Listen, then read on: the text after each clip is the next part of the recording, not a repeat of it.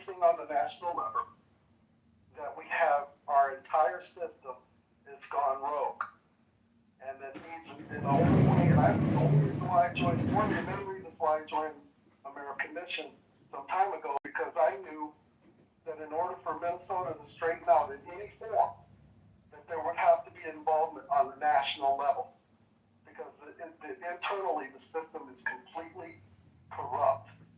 So I think understanding all over now how bad it is here in Minnesota, and the fact that if we don't get some indictments on the governor, from the governor down, then none of it's going to matter anyway. So anyway, the point I wanted to make is the fact that you can elaborate on that. Well, the fact that we have our entire government and our judicial system and our law enforcement is corrupt.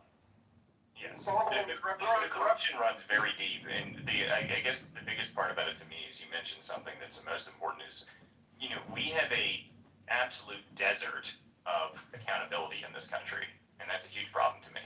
We don't have accountability for the lawlessness. We don't have accountability for the complete disrespect that has happened to the judicial system, to the Americans' constitutional rights. All of these things are huge problems to me, and they're actually the most important problems, really. But we have no accountability for the lawless actions of rogue administrations and rogue bureaucrats and federal agencies with three letters. Well, it's gone on for far too long. So a couple hours ago, the House Judiciary Committee said that they're going to be holding Hillary and Bill in contempt this Wednesday.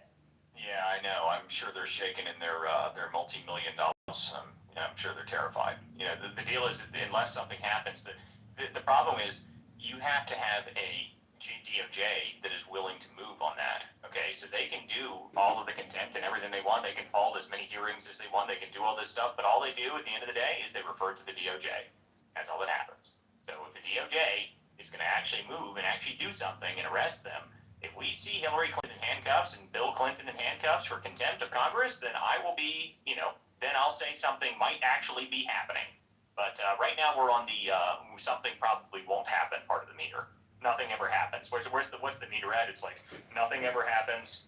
Something might happen. Something is probably going to happen. That's the meter. So we're on something that nothing ever happens is where we're at still on the meter. I'm not going to hold my breath to see Hillary Clinton in handcuffs.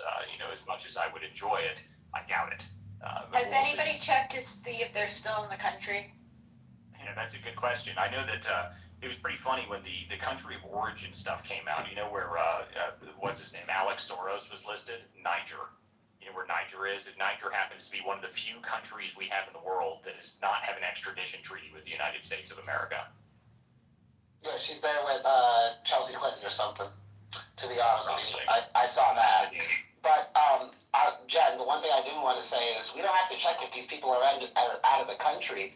It's a former Secretary of State, and it's also a former president, right? So Secret Service is literally with them. We know exactly where they are at all times. It's not like we don't. That's the thing. When they're getting held in contempt of court, it's not us saying, oh, we don't know where they are, we can't believe it. No, all Trump has to do is only pick up the phone and say, where's Bill? And they're going to say, oh, I'm with him right now at the ranch. What do you need from him? Really at?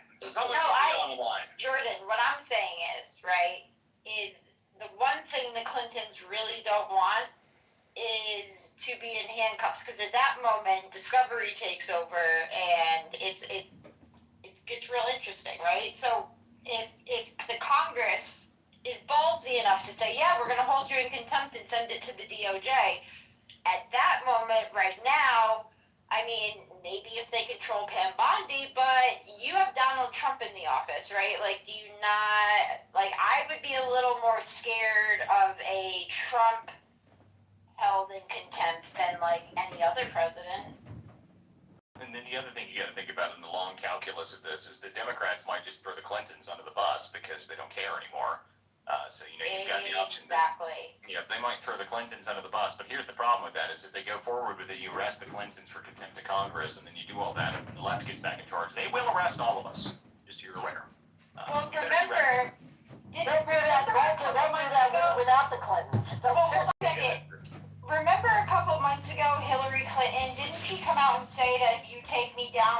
taking everybody with me. Oh God, yeah, I remember that. That was beautiful. Yep. That was beautiful. Yeah, I hope that happens. You know, we'll see. I mean, the line around the Clintons is very astronomical, so everyone needs to be a little bit aware of that. So I assume that that should be pretty interesting when that happens, if it happens. What were you saying, Porter? I was just gonna give up this mic and say thanks for letting me be here. So Hey, it's good to hear from you, man. It's been a minute. I'm good to hear from you. Always want to hear from you. More than welcome to come back anytime. Appreciate I don't know if you guys are aware, for those who don't know, the Political Theater is a weeknight show that runs on X every night, weeknights at 9 p.m. So you guys can always come in here. The show is on every day of the week, pretty much. Even if we're traveling, there's a live video version of it. You can always go to WCDispatch.com, and that's where the live video version of the show goes. We do the weekend editions where it's just audio, but there is a live video aspect to the show that is during the week. We have both the space and the live video that runs during the week, so you guys can always tune in here on X, or you can go to WCDispatch.com and check it out there. And this is the best way you can support the show is subscribe on WCDispatch.com, or you can support me by subscribing directly here on X, and you get behind the scenes of the investigation stuff that I'm working on, the Somali fraud investigation. I've actually got a pretty interesting line on some of the stuff, so if you're interested in that and you want to support my work, you can always do that there. Okay, let's see here. one more thing, Walt. Critical fail is what has to happen here. We don't need to jump off like Jim keeps saying. Trump is allowing, I should say the administration and the DOJ is allowing this thing to just fail on its own so that they don't get blamed for all the crap that's getting ready to go down. So thanks again. Man, good to hear from you, buddy. Okay, John Clover, what's up, buddy? Yeah, I recently went to a Democrat congressional debate in the 9th District here in Chicago and Illinois for Jan Shinkowski's seat. And Danny Bliss and Kat Abu, a radical feminist Muslim, these people are claiming that they're going to arrest Secretary Noem, Secretary Hegseth, they're going to arrest everybody, Kennedy, everybody. And they are so deranged and so dangerous, in my opinion. Now, just indulge me. If Trump is squeaky clean, clean as a whistle, hasn't been compromised, is not a fraudulent individual, which hypothetically could be true, if that's the truth, why can't he do a nuclear, Hail Mary pass for the American people, invoke the Insurrection Act, suspend habeas corpus, and claim there's a national security threat and a serious conspiracy at the global level? I mean, Bill Gates, Dr. Fauci, the COVID-19 Zavs, the 9/11, everything. If he could make that claim to the American people and say, we've been betrayed, there is a global conspiracy, and we're putting an end to it, and we're taking America back, the top U.S. military bases would become the outposts. The U.S. military, and he's already preparing on deploying the infantry from the 17th Division, I can't remember who, but the point is, I'm just saying, if you are a believer that the deep state, from JFK to 9/11 to COVID-19, is all interconnected, and that we have traitors in our midst, and it's obviously Bill and Hillary are two extremely corrupt, demonic psychopaths, and the fact that there is this underground pedophile network, and again, I would only hypothetically propose this if Trump is squeaky clean. If he's been compromised, then this type of activity will never happen because he is covering it up. He's not trying to expose it. So let me just give you one piece counter to you here is the problem you're suggesting is you want the absolute radical reaction to actually fixing all the problems. So some sweeping major reform that's going to take out the entire government, and you think they're going to arrest all of these upper level echelon people. These things aren't going to happen, but it's not for the reason that you're saying. It's not because someone's corrupt at the top. It's because the concept of arresting all of these people is you have to be able to do something where you prove the crime. And if you just go suspend habeas corpus and going after these people, you're not going to be able to sell that to the majority of the American people, dude. It's not going to work. Okay? You may believe it, and a large percentage of the right may believe it. You may get 20, 30% of the right that believes that, but you're not going to get the rest of them. And you can't do that and think that you're going to get away with it in the 70% of the country. It'll play directly into the Democrats' hands. They will 100% be in favor of that because they will say, oh, perfect, you did it. Now we're going to do it the moment we get back in power. And if they they'll use that for the midterms. They'll take that into the midterms. They'll flip the House. They'll flip the Senate. They'll impeach Trump. They'll get rid of Vance. And they'll try and move as much as they can so that they can get to the point that they take back control. And then they will prosecute all of us under the exact same thing. So that is a huge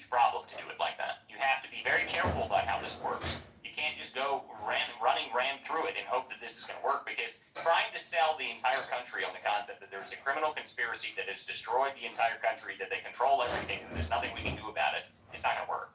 Okay, like, unfortunately for most people don't believe that the entire country is completely destroyed and it's captured by everything and that there's nothing we can do about it. That's not what most people think. Most people don't even think about the stuff that we're talking about in here, okay? Most people don't even have, like, my guess is that a significant portion of the country doesn't even know that there's riots happening in Minnesota right now, okay?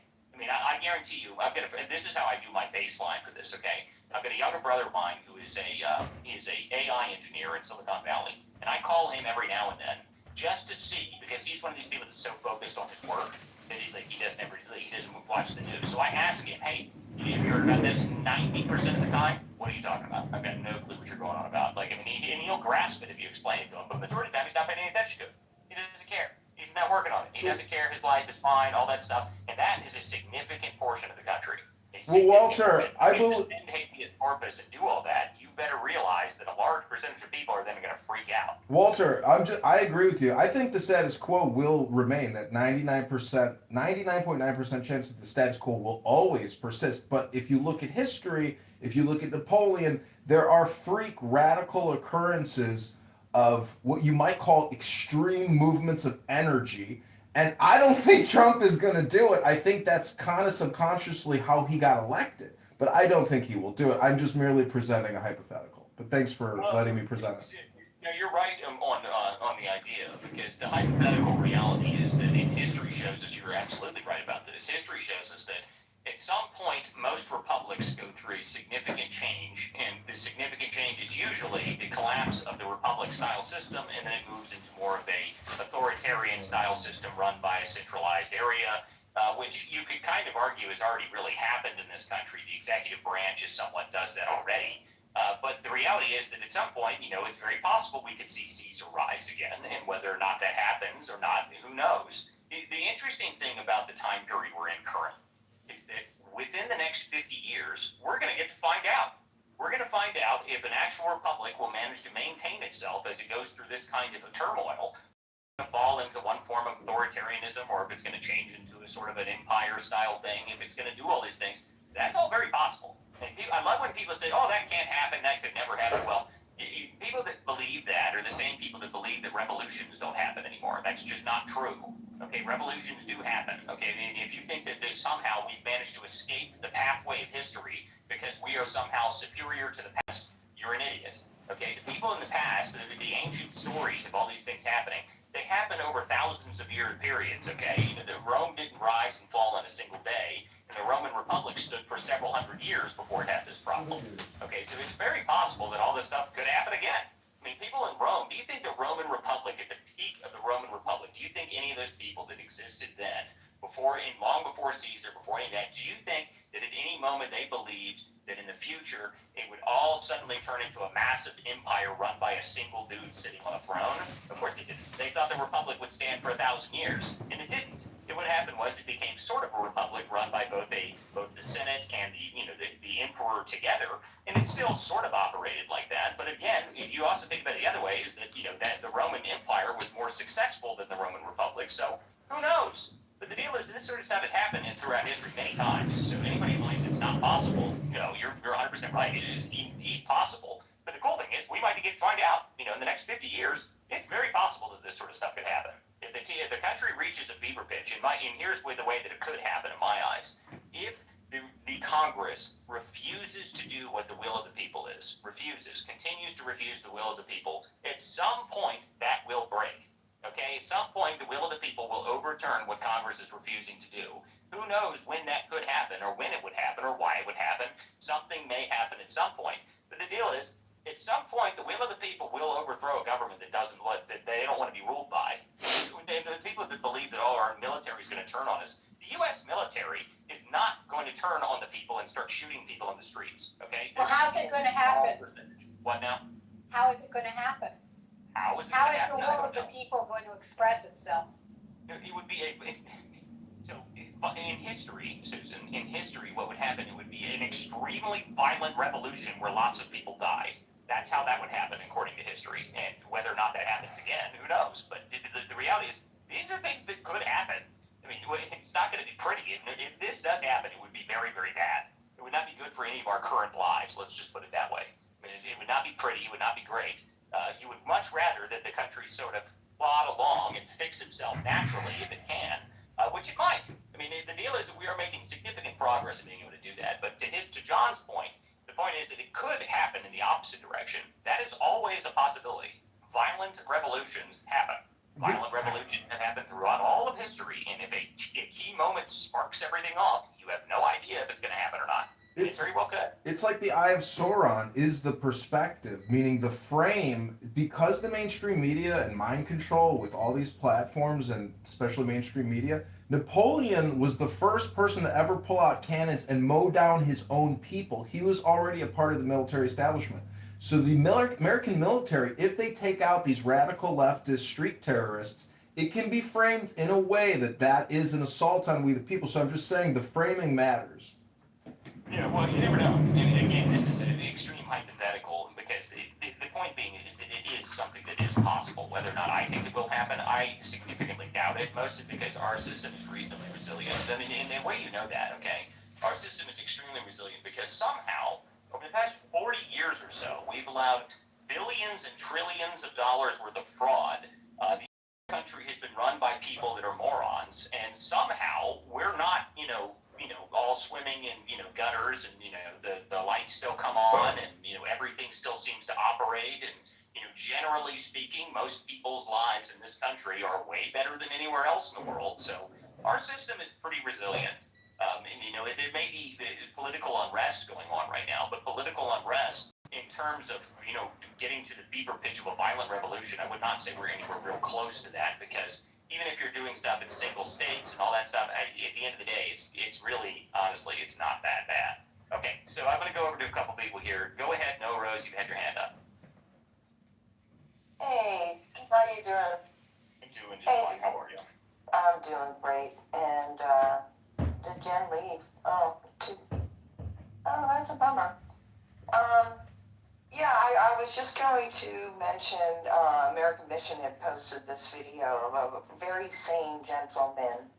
I had reposted it, talking about protesting and how that word has been misconstrued, right? And it goes back to, for me, Walter, the moment the governor and the mayor of Minnesota said what they said, that should have been it. They should have been under investigation and charged with not upholding the law. Period. I mean, they're not upholding the laws in their state and in this country. And that is happening across the board in many states. But I think you're right, Walter. The accountability problem and the blatant disregard for law and order is really, when you see the repeat releases of these criminals by these judges, the failure to prosecute, them not arresting, misidentifying or misnaming what these people are doing is not, they are protesting, but illegally protesting, and it needs to be called out, because the Constitution does not cover what they're doing in Minnesota right now. It does not. That is not assembling to let, your legislators or, know that you do not agree with XYZ. What they're doing is lawlessness. And the governor and the mayor and the police are responsible for keeping law and order. And they're egging it on. And Jordan made this point yesterday, No Rose, that, I don't think we've ever seen a governor come out and directly say, we are at war with the federal government. I've never seen that before. Has anybody else seen? I don't remember that ever being said before. So to me, yes, I agree with you that this is a fever pitch of a different kind, specifically in Minnesota. But again, to me, I think the real reason Walz is doing all this is because, Walz is in the process of, he's now not even running for governor again. He's in the middle of a huge fraud. Thanks to him, he kind of doesn't have anything to lose. Well, he has to. Well, hold on, Rose. He also has to testify to Congress as well. And my assumption is that they also want the Insurrection Act, so he's forced to stay in Minnesota while all of this is going on, because either way, it's not going to be a clean transition of power while that's going on, right? So if they do invoke that, then he's kind of power. Oh, I don't have to show up for Congress. Look, stay type deal, right? Which is probably why Trump won't do it, which is my assumption, right? I'm not saying that that's fact, but I would assume that if Trump calls an insurrection, let's say Monday, and Walz has to testify to Congress by Thursday, they're just gonna reschedule that. You know what I mean? Mm-hmm. He's not gonna call the Insurrection Act, because Walter and Jen are exactly right. That is the trap. But what they can do is go forward with Walz and with Keith Ellison and the whole gang and start going in that direction of holding them accountable, right?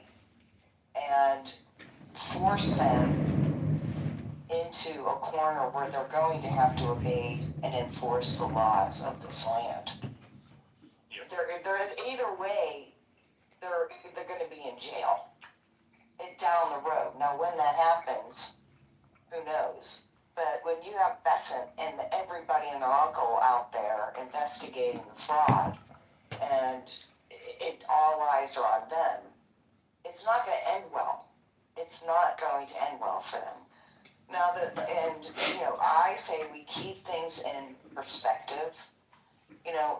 All of the No Kings protests and the recent marches, that's kind of, to me, and correct me if I'm wrong, Walter, they're showing their numbers. Like, this is how many people we can amass, right?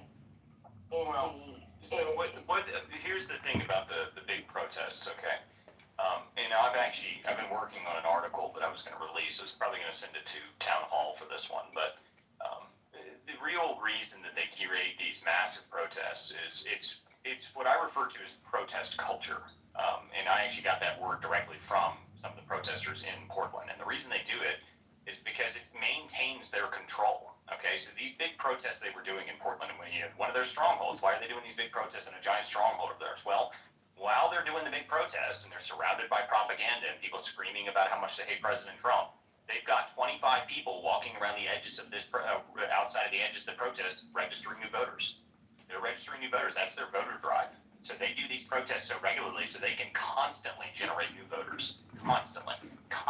That's why you have such a problem being able to fight these people once you get into these cities. How do you recapture the cities? Well, you've got to register voters and you got to get people on your side. You got to get people to talk, but they've got these big protests every single weekend, every single day. They got a new protest and they're registering new voters every single time they have that. And I've got photos of it from the last one I was at. There was, there must have been at least 24 people wandering around the edges. I got asked like 4 times if I wanted to register to vote. I thought about doing it just to see if they'd send me a mail-in ballot, but I decided, it wasn't probably a wise idea, especially since it was only about 24 hours of me being there and Anti-Fed already labeled me as, a target. So, it was interesting to see though, because it was very clear that they, that's the reason they do it. The reason they have these big protests and they keep the culture going of protest is because that's the voter drive. And it works. And it works well because the radicals like it, their base likes it, they keep propaganda in the middle of the streets to get their voters out there. It's effective. It's highly effective. Why did every June they got LGBTQ parades? It's the same thing. An LGBTQ parade in June is the same thing. It's vote organizing. Yep, that's exactly right.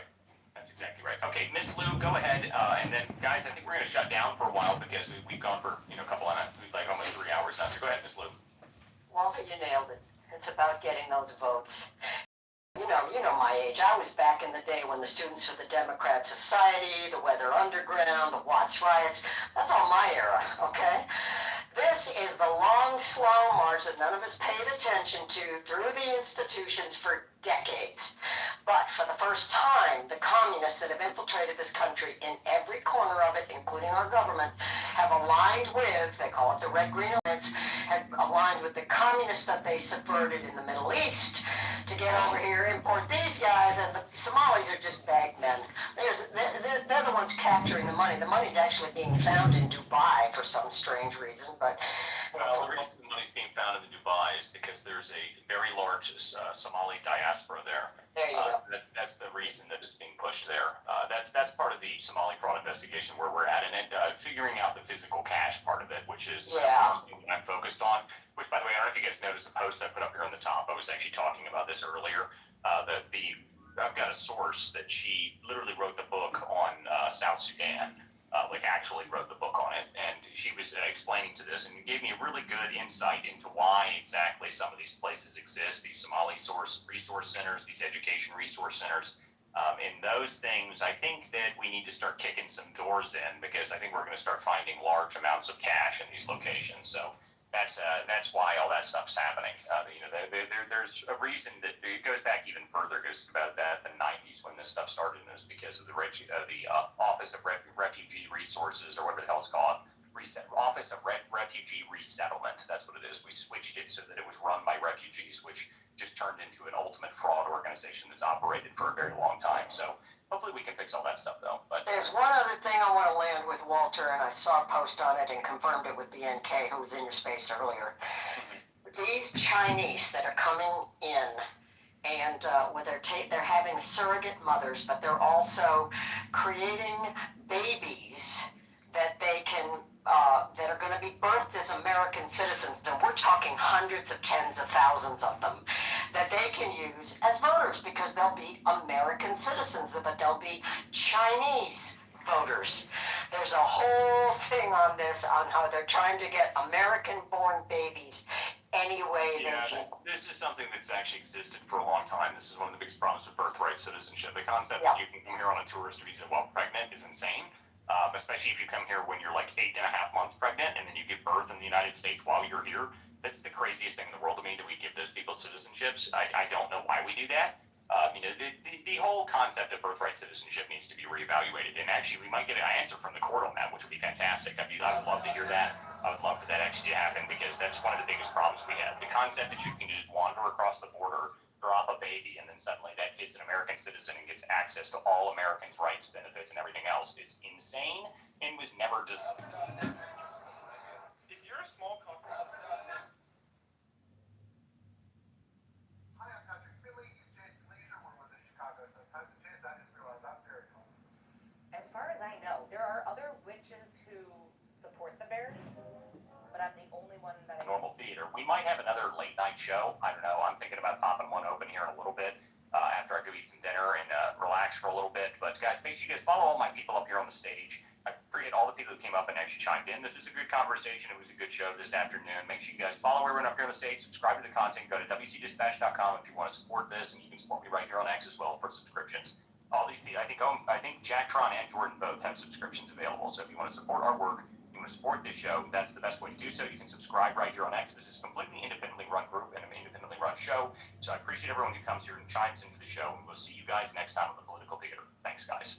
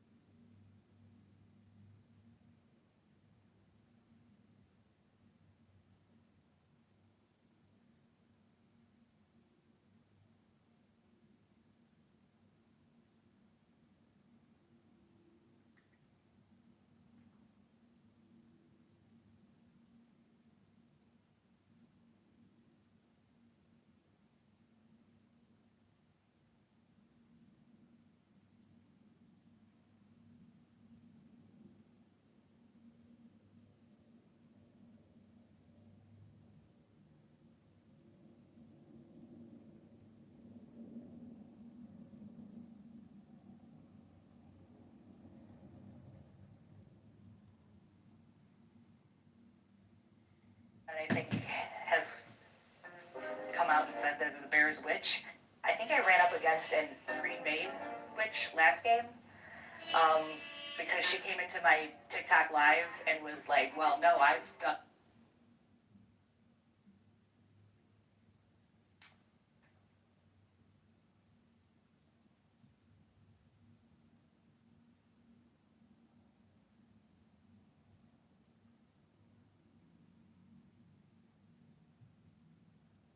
Right? Yeah, I'm putting John Kitover. John Kitover.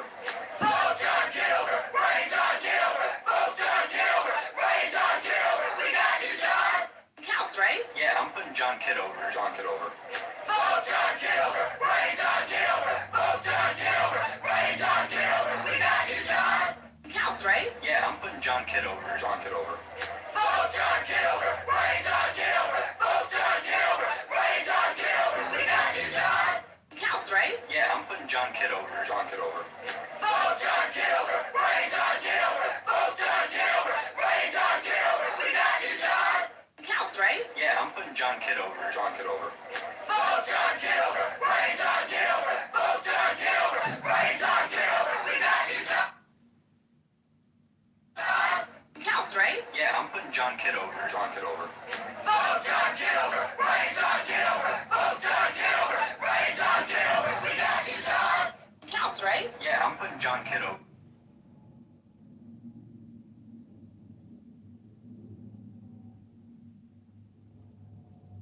John Kitover. Vote John.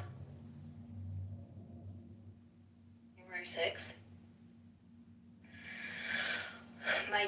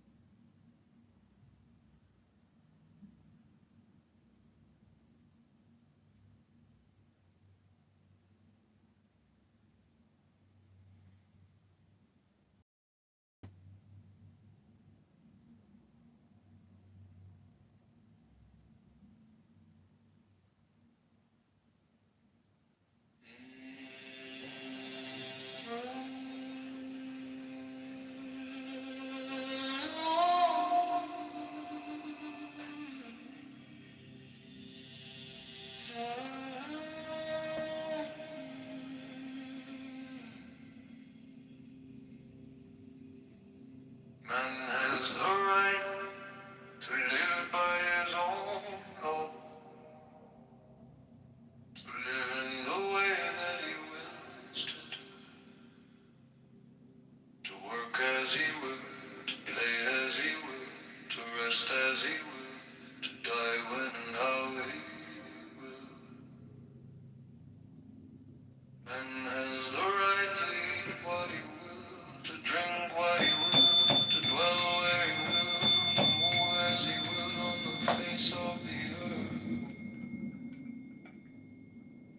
Man has the right to think what he will, to speak what he will, to write what he will, to draw, paint, carve, etch a mold, build as he will, to dress as he will.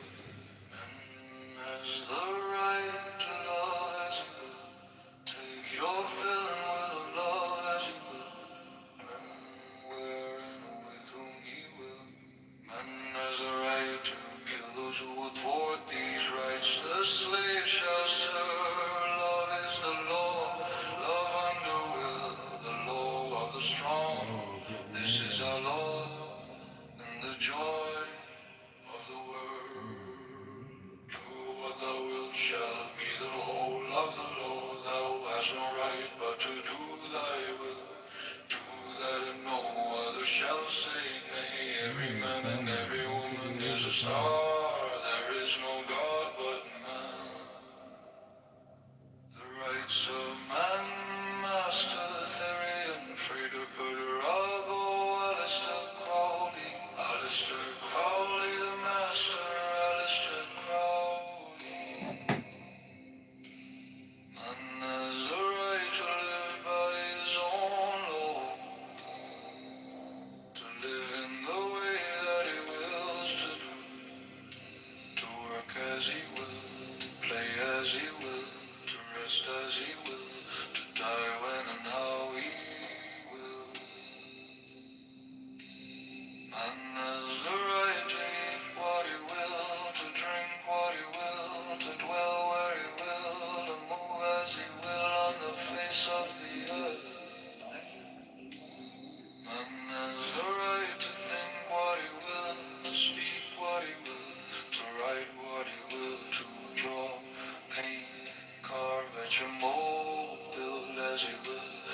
dress as he will, and has the right to love as he will.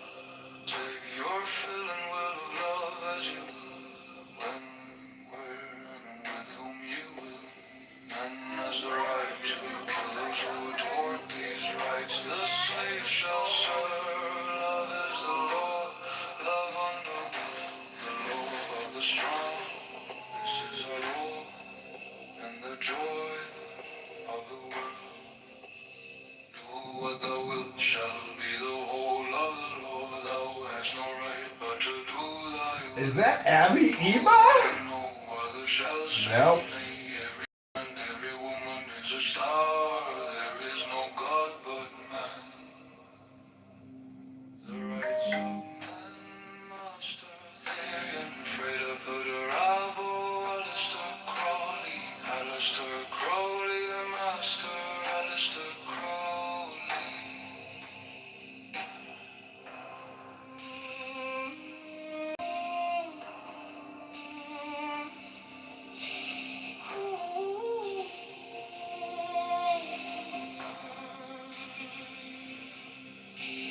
Man has the right to live by his own law,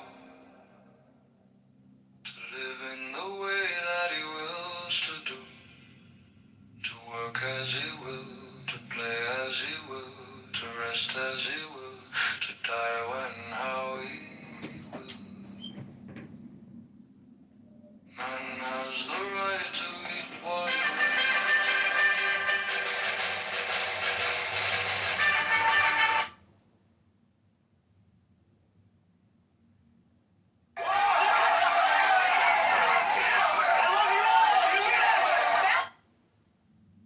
Kitover, and I'm running as a write-in for Congress here in Illinois' 16th District. This district deserves a representative who listens and fights for everyday families.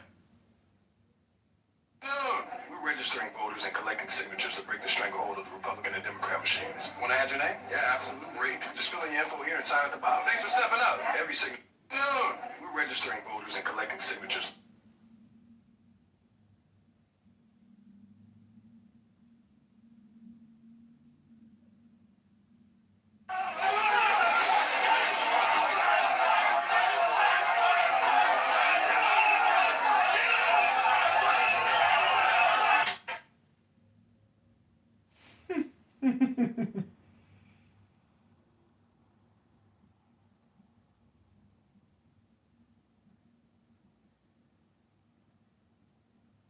To dwell where he will, to move as he will on the face of the earth. Man has the right to think what he will, to speak what he will, to write what he will, to draw, paint, carve, etch and mold, build as he will, to dress as he will. Man has the right to love as he will. Take your fill and will of love as you will, when, where, and with whom you will. Man has the right to kill those who would thwart these rights. The slave shall serve. Love is the law. Love under will, the law of the strong. This is our Lord, and the joy of the world. Do what thou wilt shall be the whole of the law. Thou hast no right but to do thy will. Do that and no other shall say nay. Every man and every woman is a star. There is no God but man. The rights of man, master theory and Freda Puderabo, Alistair Crowley, Alistair Crowley, the master, Alistair Crowley.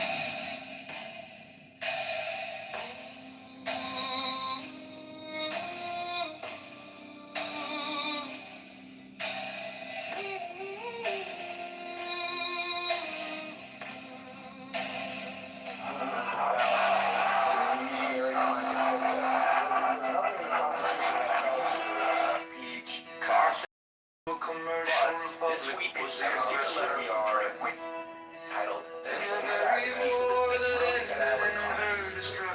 the first step of the issue. Hannibal had carried her arms into the heart of Italy. gates of Rome before Scipio returned. Gave him an overthrow in the territories of Carthage and made a conquest of the Commonwealth. Venice in later times figured more than once in wars of ambition, till becoming an object to the other Italian states. Pope Julius II found means to accomplish that formidable lead, which gave a deadly blow to the power and pride of this haughty republic. The provinces of Holland, till they were overwhelmed in debts and taxes, took a leading and conspicuous part in the wars of Europe. They had furious contest with England for the dominion of the sea, and were among the most persevering and most implacable of the opponents of Louis XIV.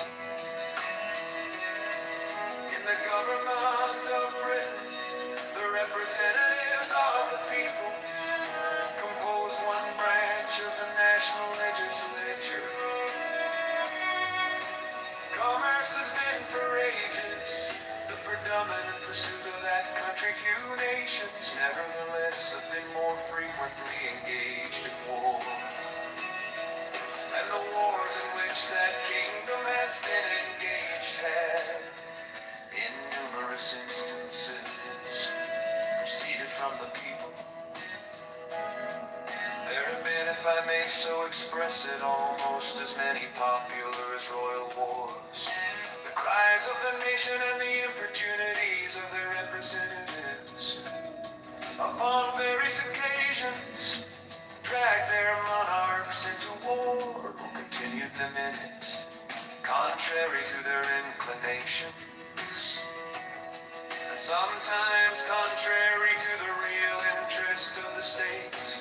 In that memorable struggle for superiority between the rival houses of Austria and Barbie, which so long kept Europe in a flame, it is well known that the antipathies of the English against the French, seconding the ambition, or rather the avarice, of a favorite leader, then protracted the war beyond the limits marked out by sound policy, and for considerable time in opposition to the views of the court. The wars of these two last-mentioned nations have in a great measure grown out of commercial considerations, the desire of supplanting and the fear of being supplanted, either in particular branches of traffic or in the general advantages of trade and navigation.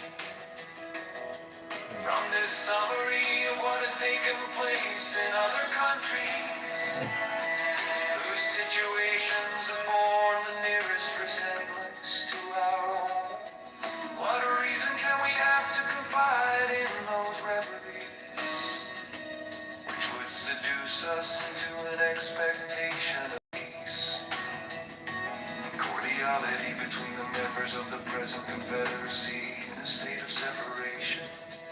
Have we not already seen enough of the fallacy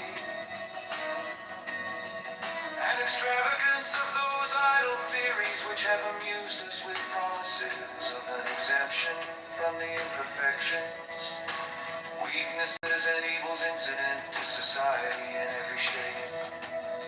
Is it not time to awake from the deceitful dream of a golden age and to adopt as a practical maxim for the direction of our political conduct that we, as well as the other inhabitants of the globe, are yet remote from the happy empire of perfect wisdom, perfect virtue? Let the point of extreme depression to which our national dignity and credit have sunk, let the inconveniences felt everywhere from a lax and ill administration of government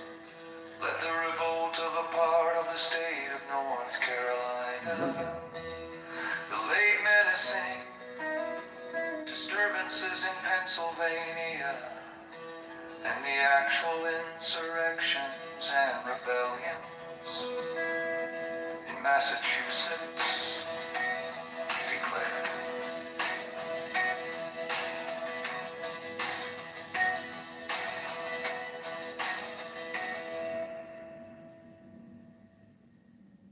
I need to be free of those telling me what to do in order to attain my real fulfillment. Rebel Shalom! Followers and follower of the Rebbe. Follower of the Rebbe.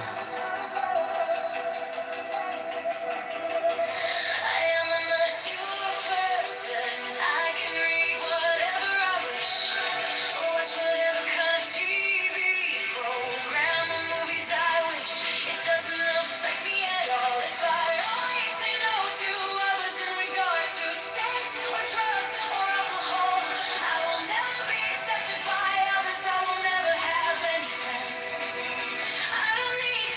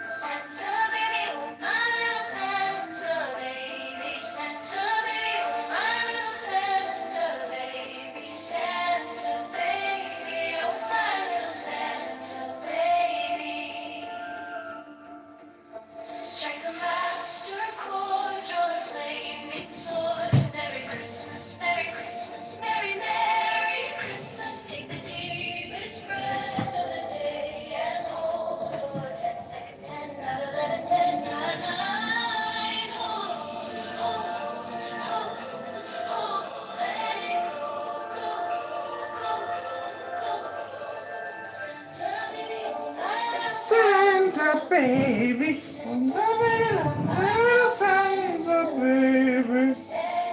Baby, oh my little Santa baby. Strike the master chord, draw the flaming sword. Merry Christmas, Merry Christmas, Merry, Merry Christmas. Take the deepest breath of the day and hold for 10 seconds, 10, not 11, 10, not 9. Hold, hold, hold, hold, let it go, go, go, go, go, go, go.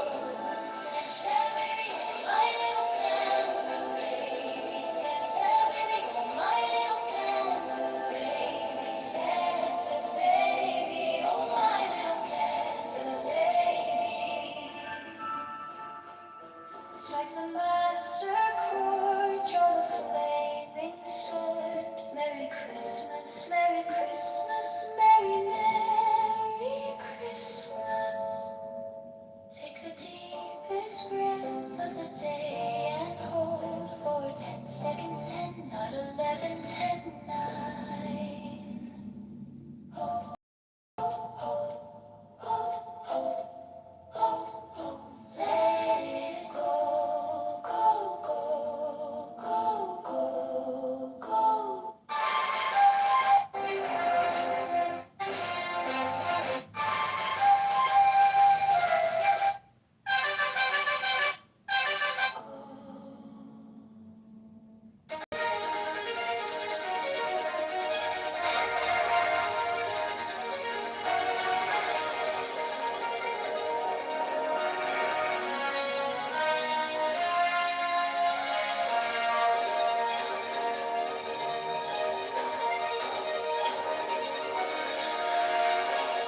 People of the state of New York, a firm union will be of the utmost moment to the peace and liberty of the state as a barrier against domestic faction and insurrection.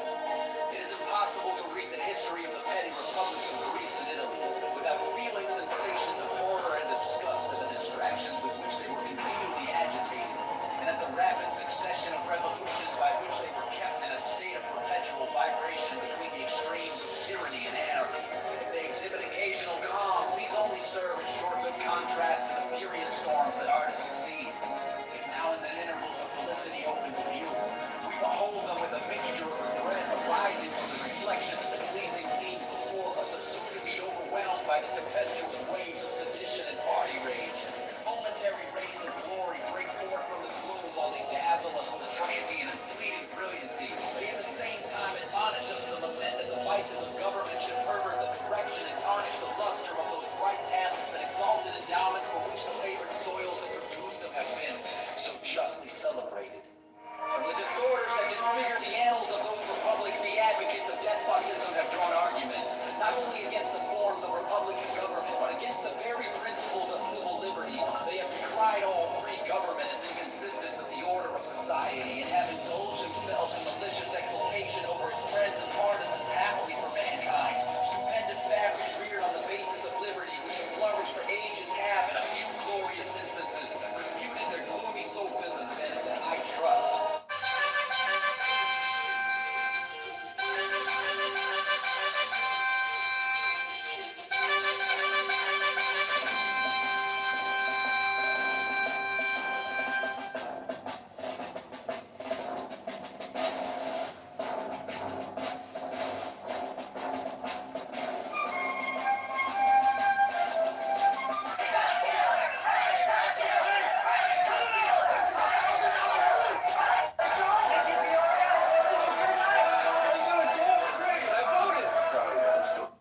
Afternoon. We're registering voters and collecting some.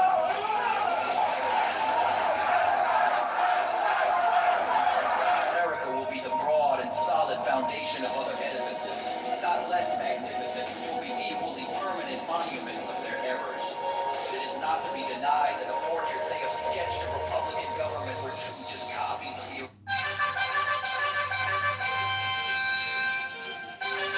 originals from which they were taken. If it had been found impractical to have devised models of a more perfect structure,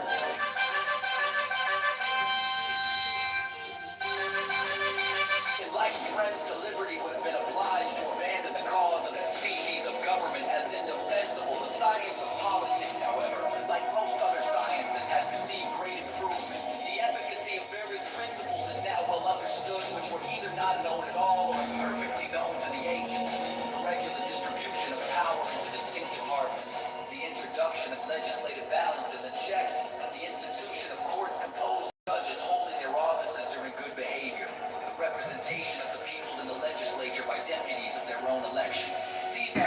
new discoveries, or made their principal progress towards perfection in modern times. They are means, and powerful means, by which the excellences of Republican government may be retained in its imperfections lessened or avoided. For this catalog of circumstances that tend to the amelioration of popular systems of civil government, I shall venture, however novel it may appear to some, to add one more on a principle which has been made the foundation of an objection to the new Constitution.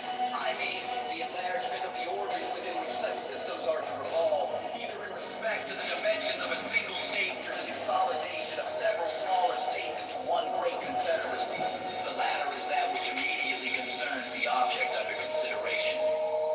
It will, however, be of use to examine the principle in its application to a single state, which shall be attended to in another place.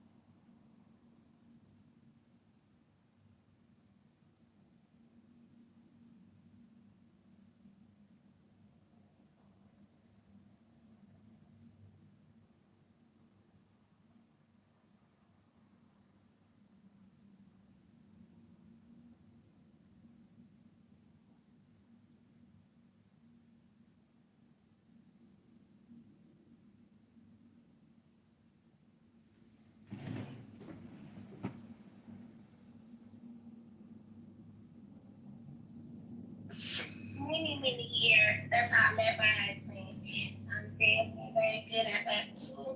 But what I will say is like, first of all, I'm not really into women and so, but like I said, when I'm bi curious, that means I might try some shit here and you know what I'm saying. But that's not really the thing. See, but that's where that's my fault, Archie. But that's where everybody keep crashing that with you.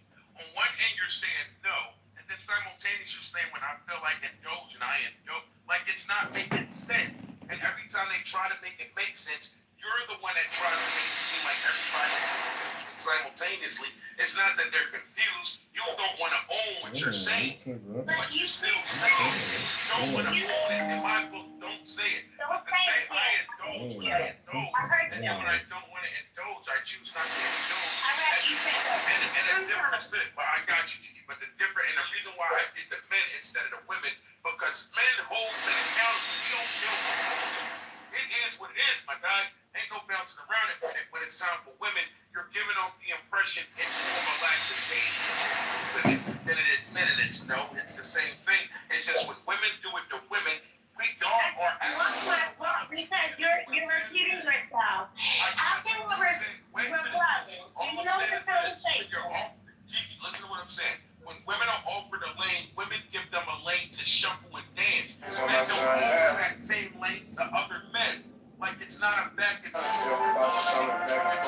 We gonna go. I'm not a man. All right, so listen. Let me say what I gotta say. You can't tell me what I'm saying because you're a man. If you want to speak to me or speak for me, I don't think you want that. I don't know how you want to speak for women. Come on here for a second. Repeat yourself 3 times and 5 different ways. Over and over. As I was saying, you can't speak for me though. I would never allow that. Everybody know who I am, baby. I got my opinions. I ain't never switched. I ain't never changed. It ain't going nowhere.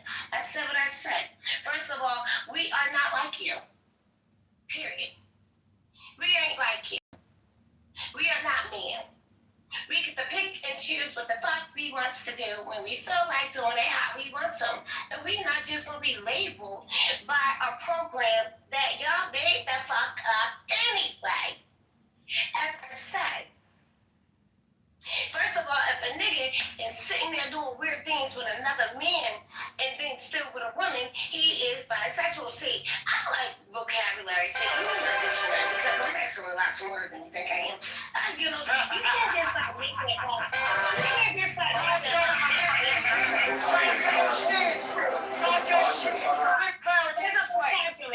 Pick up a dictionary and find out the meanings of these names. Now, if you a man that's just with a man, only been with a man, only dealing with men, then you're gay. How the hell, when I say I'm not gay, y'all get offended and literally go I can't be gay because I'm a woman. I'm not a lesbian because I have a husband and I like Make you not gay. If I might want to be curious and do something, Superman. I'm not going lesbian because I don't just be sleeping around with women and things like that. No. Like I said, there's also a thing called curious. And I'm not going to switch that up. That's just what I said. I'm not judging you or anybody else. That's just what it is. And I don't even, don't be mad at me. Well, Gigi, I didn't cut you off. I'll let you speak. Could I say this without you cutting me off? Of course. Go on me. Go ahead. I'm at this conversation with Archie. I feel as though Archie's an intelligent brother. Archie, let me ask you a question. What's your question, brother Claire? You say things like that. If you're curious about selling drugs, wait a minute. Gigi, you just said you could have a conversation when you was getting up. Yeah, but do not insult me, though. Wait a minute, you just insulted everybody just now with the whole. No, I never insulted anybody. You said you don't understand what you're saying. Yeah, because the definition that y'all put on my name, it doesn't matter. I gave you, you said you were done. I just All right, Archie intelligent. I'll take it because you're going to take it too. Okay, I don't know. If you decide to sell drugs, if you're curious about selling drugs, does that make you a drug dealer? No, it doesn't. But if I'm curious about it, I have to actually do it, and I become a drug dealer. Once you engage, you become a drug dealer, right? So Right. If you're curious about sleeping with another man, does that make you gay? No, it doesn't. But the minute you engage in sleeping with that man, you're considered gay. Yeah. Now, after you sleep with that man, until you engage in sleeping with another, are you still considered gay? So, Yes. what I'm saying is, because I carry the mindset of be considered bisexual, does bisexual really exist when engaging in the act? No, it doesn't. The act itself, bi no longer exists until you engage in the opposing. Correct. So if that's the case, one hand, there is no such bi. Right. So when we get into the technicalities of these vocabulary words, it just creates a freedom for people to move about on some goofy shit on certain levels. So if that's the case, when you offer me this conversation from the vocabulary position of choosing to approach it, then at certain degrees we're showing that words only hold the weight of the meaning to one choosing to respect it to get a pass. So if I don't want to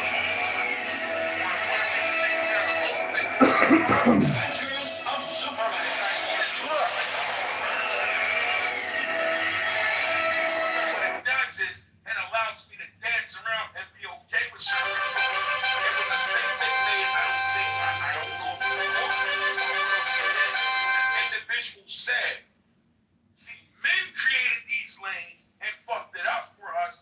So in other words, I want to be freely sexual. I want to sow my oats and do what I want to do. And it's because of these men standing on morals and pushing certain rules and laws and understanding, I can't be frivolous with my vagina.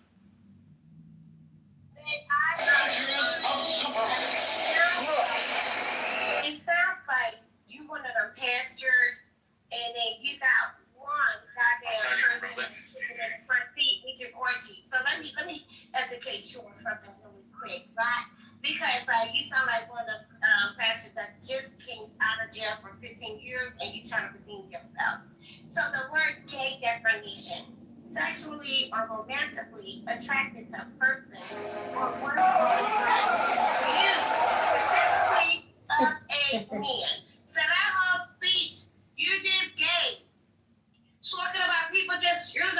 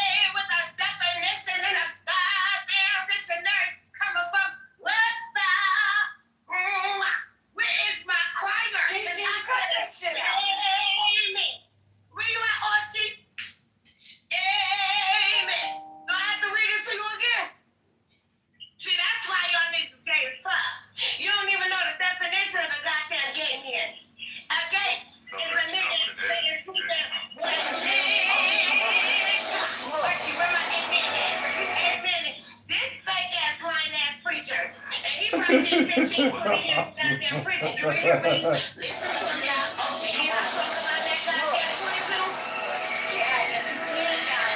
These old faggot ass motherfuckers, you know, goddamn well, the only reason why he bringing up gay shit, because he probably sat in prison for a long time and seen it. So, you gotta be mindful. You coming from a million point of view. It's like he think women the same way, because to him, an asshole is a coochie. And it's really a booty hole. So sometimes you have to call me gay because I'm a woman. I got coochie, baby. Well, Gigi, check it out. What they did was. Where my amen at? You just heard that preacher.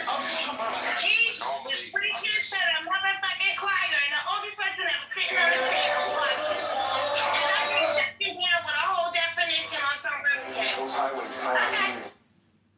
I'll read it again. Sexuality or romantically attracted to people in own sex. Used specifically of a man. That is the death of gay. So how do they call it gay? And then when I say, y'all want to work me down to I got something to read to you.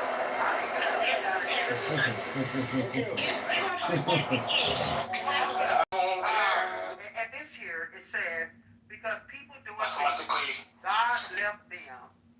God left them, let them do shameful things that they want to do.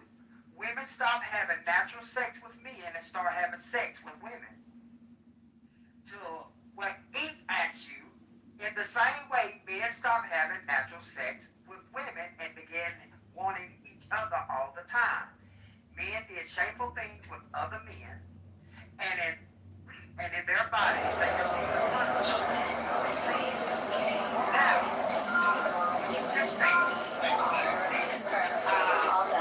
The Bible doesn't say that you bi-curious or whatever. It says when you stop at that moment in time, leaving the natural use of a woman wanting to lie with a man to lie with a woman, that's gay. Clarity tried to help you. You wanted to preach. You brought me in here because you know I know God's word. So you wanted me to amen you, but I was never going to teach you what God says. And I'm here to tell you that you want to amen. God said in his word, I might curse you out, but that is an abomination unto God. So no matter how you dress up, no matter how you want to make it sound, make the name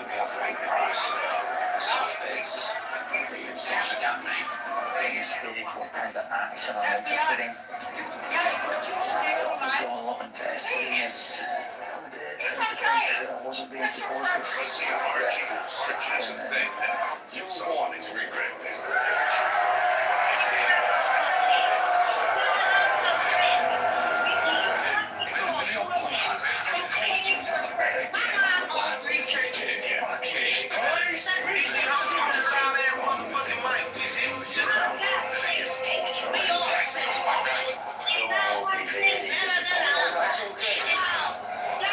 Tell you,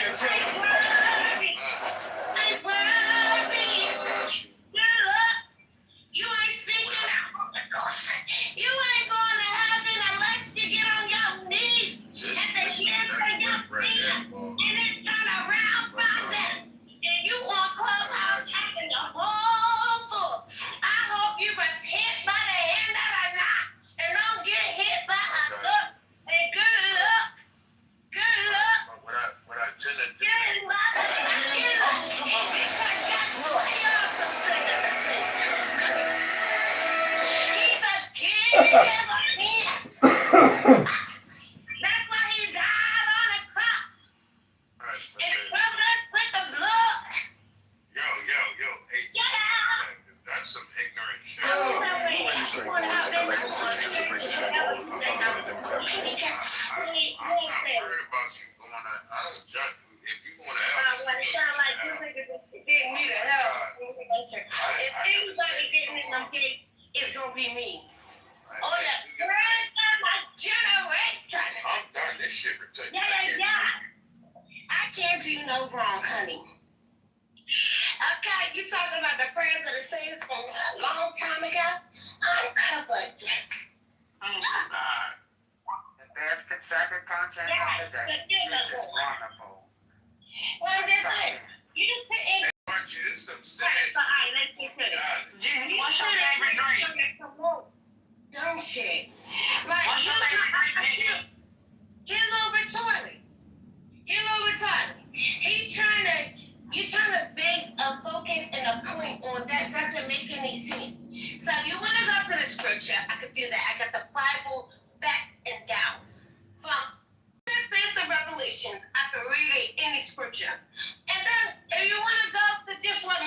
guess we could do that too. We could just make the fuck shit up like everybody else did, right? At the end of the day, if you want to go to the dictionary, we could do that too. I'm like, what's one?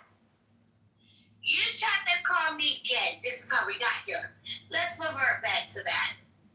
You called me gay, and I just corrected you and said, first of all, I can't be gay because I'm not a fucking man. You're arguing the fact that I can't be gay. He's a little retarded. Yeah, he's going to call a woman gay.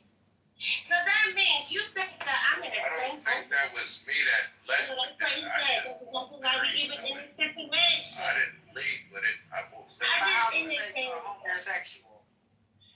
That's what the Bible But calls that's another word. You did not say that. you. You are gay. You live abundant life. And I read, you say you know the Bible, you want me to amen, and I told you what it says. It says that women stop left the natural use of laying with men to lie with women. That's the you are homosexual. That's just that you are gay. You're gay. You are gay. Why are you gay? This is why men are gay. Because black men, this is why most of gay men are black. Faggots. Dying from HIV. Because of this right now. No, you said you're gay. I rebuke you in the name of Jesus, bitch. You bring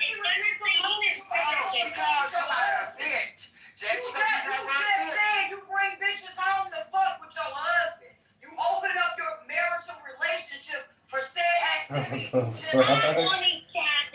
the fuck? Anybody else listening? I'm attracted. No, because she said in the beginning, you bring them home to smell their pussy. That was the original statement. That's what I heard first. The smell, first of all, we clean over here, baby. Yeah, we ain't held us.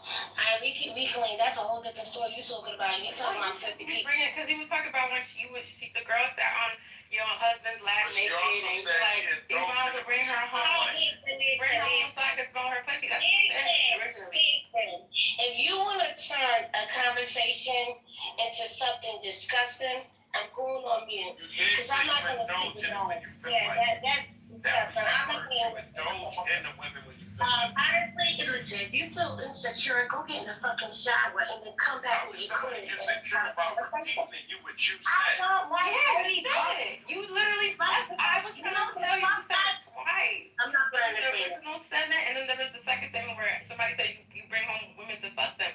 That wasn't the original statement. The original statement was you said you bring them home to smell their pussy or your husband has beef. I mean, that's what you... Alright, I'm going mute. No, you're absolutely right. Was I crazy? No, you went further. To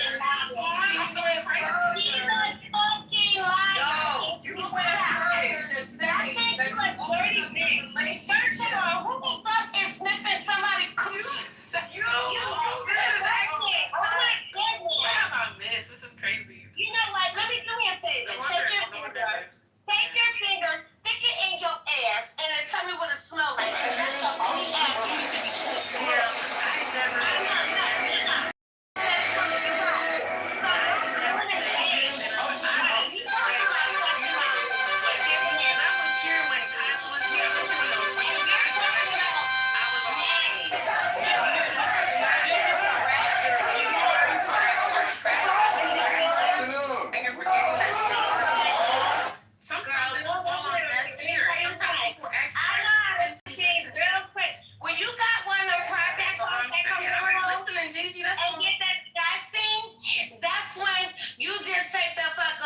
What you're not gonna do is take a good conversation when everybody's giving facts and their opinions and turn it into something disgusting. I'm not here for it. If you have anything to offer about what conversation, then do that.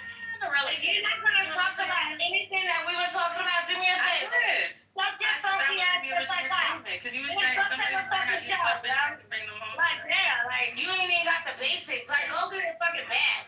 It's not like you're supposed to want to look at. Alright, but go get, bitch. Go get, and then come back when you fresh. Alright, you ain't protecting none of your See, this is what I'm saying. When you on this app and you talking to people, make sure that you say what you really mean. It don't always fall on deaf ears. Like, people are actually really intensively listening to these conversations.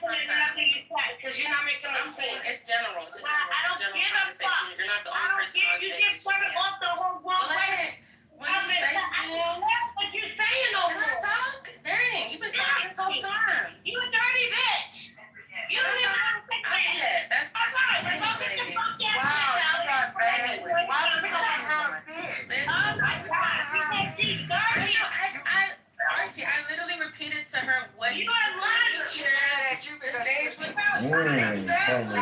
Exactly. And I'm just like, wow, here in the very beginning. First of all, let me tell you something. I was in that app.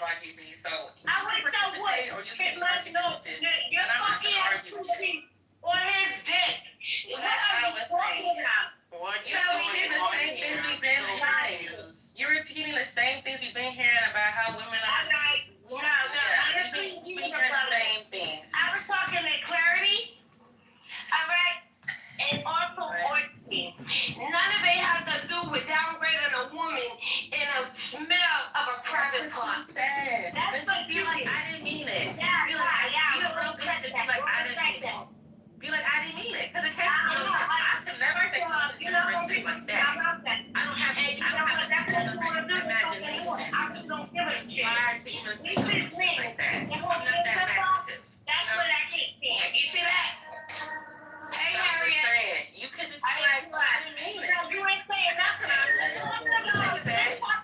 can take it back. It's an option. We won't let your hair off for it, girl. We won't take it back. It's okay. Because I was looking back about it. I should have said nothing. Call her bitch right now. She's a bitch. When I did that, that's what you want me. Everybody be bitch. I feel like everybody else. Because you call everybody be bitch. I'm sorry. You can't talk to me. But I have to say, if you're on this app, can I say my statement real quick? I don't want to argue. No. If you're on this app, be careful what you say, because some people are quiet in the background and they're really listening. Like they're really intentionally listening to what you say. To the point where somebody can repeat something you say. And they don't remember that. Which is like interesting to me, because if I say something, even if I don't know somebody like you said it, I'm accountability. I'm gonna be like, oh, I said it. I didn't mean it, man. It was a bad day. I changed my mind. I'm wrong. You can't take no accountability, clearly. You gotta attack every person with a female voice. This is strange. It's very strange. But here's the thing. Gigi, you gotta take a breath. Hey, yo, you done made like 10 people leave the room with this bullshit, right? Eat an apple. Go get a snack. Like, be fucking for real, man. Like, you know what I'm saying? Come here, bitch. This is weird. And you married too. This is weird. Allegedly married.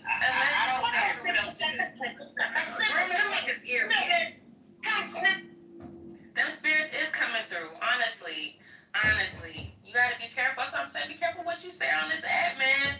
People are listening. So many times people's stories get spread on this one freaking app. People start saying things they don't remember. Right. Y'all need to be careful what you say. She came from her own two lips. I'm smelling the coochie. I said, oh, okay. And then when I asked a clarifying question, and that's when she was like, oh, I open up my marriage sometimes, and she went on about how long she been married and whoop, whoop, whoop, and ain't nothing wrong with that. Am I tripping? I was there for some of it, and I remember hearing that. I definitely remember hearing the story about the friend, and they was in the bathroom together, and trying to eat her pussy. I heard the facts, Gigi. I'm not making shit up. I was there, okay? I ain't got nothing to spread. I don't got no lies to spread. I don't get lying. It's not my forte. It's not my testimony. But anyways, God bless your soul. For real. So at this point, I don't even know what else we can talk about. Who put Gigi name in the title? That's why I came back in here, because I'm like, no way. I left because of her, honestly, and I came back because of her. So really, I can't even lie. But I was like, we gotta take her name out the title. I don't. We need a new topic.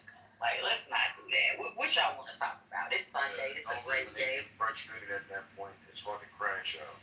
And normally, when you try to hold people feet to the fire in positions of things they said that they now realize was fucked up, that they refuse to take accountability, they shift the dynamic to give it off. They start to deflect and make it seem like you're crashing out. So what they do is they try to get you to crash out so it can look like the derailment of the conversation is just confusing. And it's not confusing. It's just they don't want to take ownership of what they said. But clarity, you pulled up late, sweetheart. When you pulled up, married women gone wild on Clubhouse. Yes, please. Please, Change it. yes, Change it for that's me. good. I'm in motion. I'm getting ready to go to the grocery store. But when you say one thing within the freaking room, it wasn't like I heard it another day. This was today. This was this afternoon. It's like an hour ago. Be for real. Yeah.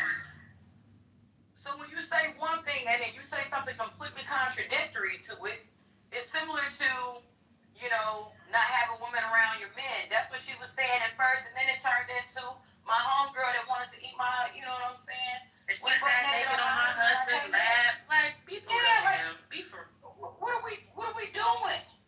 I mean, if you want to be honest, if it's two totally different stories, and one room she read it and she realized saying that would make her look a certain way. In another room she read it and she found that this was like, oh, well, I can be comfortable with saying it in here. Simultaneously, they're not under the impression another person heard them prior to, and now at this point they start to see what they look like. So what it turns into is what I like, what we call word semantics. You understand what I'm saying?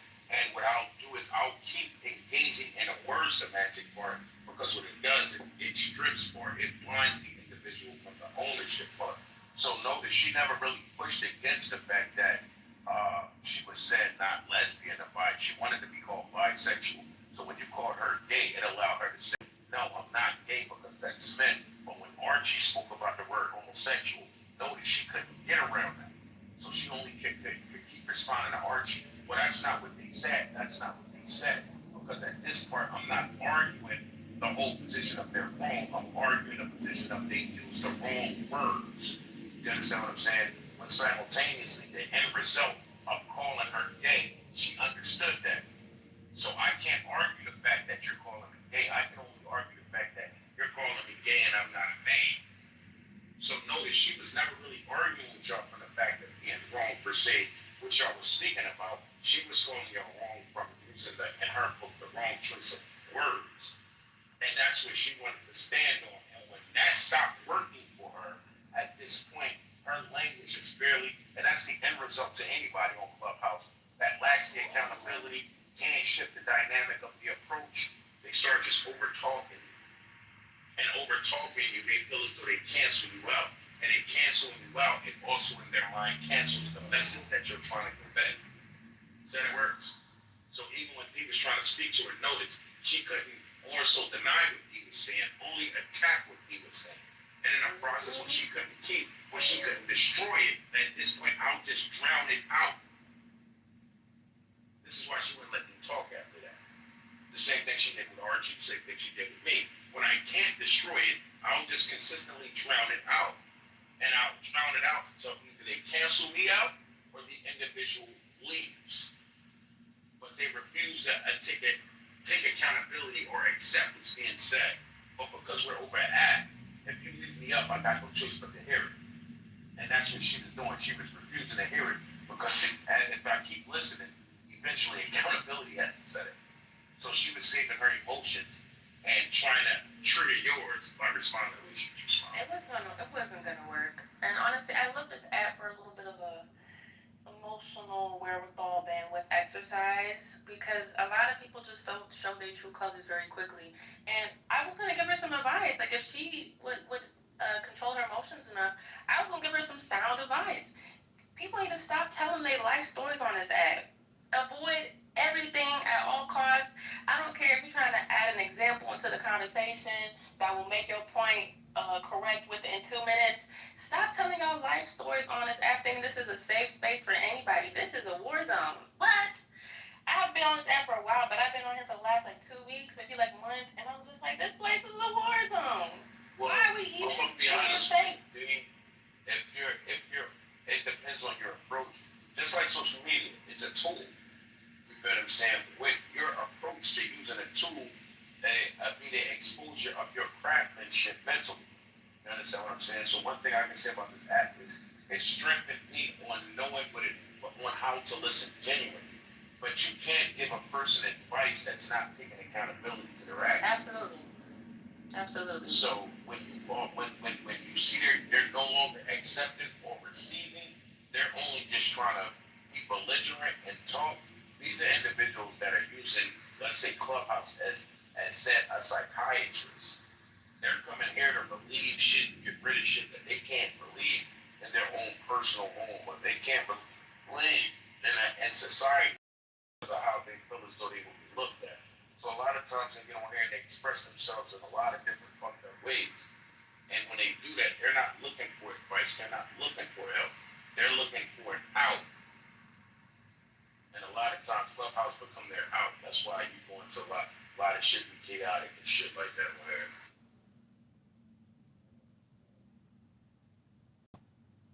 in other words, they're looking for a place to dump their garbage at. And what better place to do it on Clubhouse where you get to talk shit to people that you normally wouldn't talk shit to at first. And while under the influence, so you can say, I don't remember that. When your ass up the next day and you hear about shit. Oh, I can't believe I see it there. Oh, yeah, you can believe it. Well, Archie, not only that, some people like to be the center of attention. That's true. So, you know, a lot of times when they say something, when they know it's some foul, fucked up shit, and they bring it to the stage so all focus can be on them. Notice, even when you talk around these type of individuals and try to change the subject, everything you say, they'll revert back to them. Wait a minute, you're talking about me. And it's like, no, I'm not talking about you. I'm talking about in general. No, you're talking about me. It's one of them things where they want to be, I like to call it the mascot of the conversation. And you get a lot of mascots in this motherfucker. Yeah, it happens a lot. A lot of people, like you said, speaking in general, men and women be speaking about general, and you know it exists, and people internalize it, and they be like, oh shit, they must be talking about me. What the fuck have they heard about me? No, motherfucker, you just been moving foul in your own life. Say the truth will set you free. You say hit dogs holler, huh? Shit, yeah, but that dog got hit.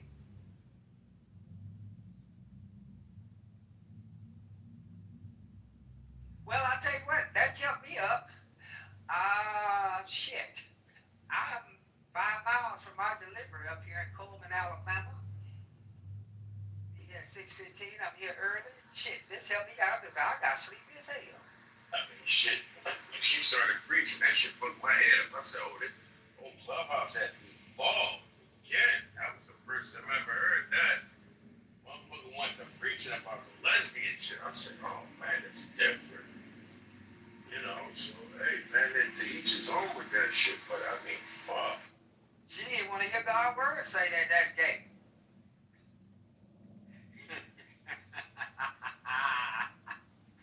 Well, what she did was like I said before, Archie, you put her in a bind because our fight was to say that people didn't know how to use the vocabulary word in this and the third. So when Swan said she's gay, her fight was I'm not gay because a man can be gay. I'm lesbian. You motherfuckers don't know what you're talking about. But when you switch the word to homosexuality holds both genders accountable at that point. Facts. And that's why she couldn't really attack more so to say, well, they didn't say that. It was like, why do we have to get so technical when everybody has a clear understanding of what's being said?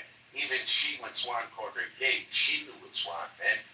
But because she wanted to get into the semantics of the situation, it's when you get into the semantics is where now we got to be technical on the vocabulary side of things, which means we got to use all power words when we talk. And normally power words is the overview of it. It covers all. So instead of me saying gay or lesbian, when I say homosexuality, that would be considered the power word for the concept. That's right. You understand what I'm saying? So now when you're dealing with a person that gets, you got to use power words to keep them from dancing around. They put them in a box. My mentor always taught me, when you get in a debate and a person is dancing, don't argue with them. Choose words that put them in a box that they can't escape. Especially when there's words gender neutral.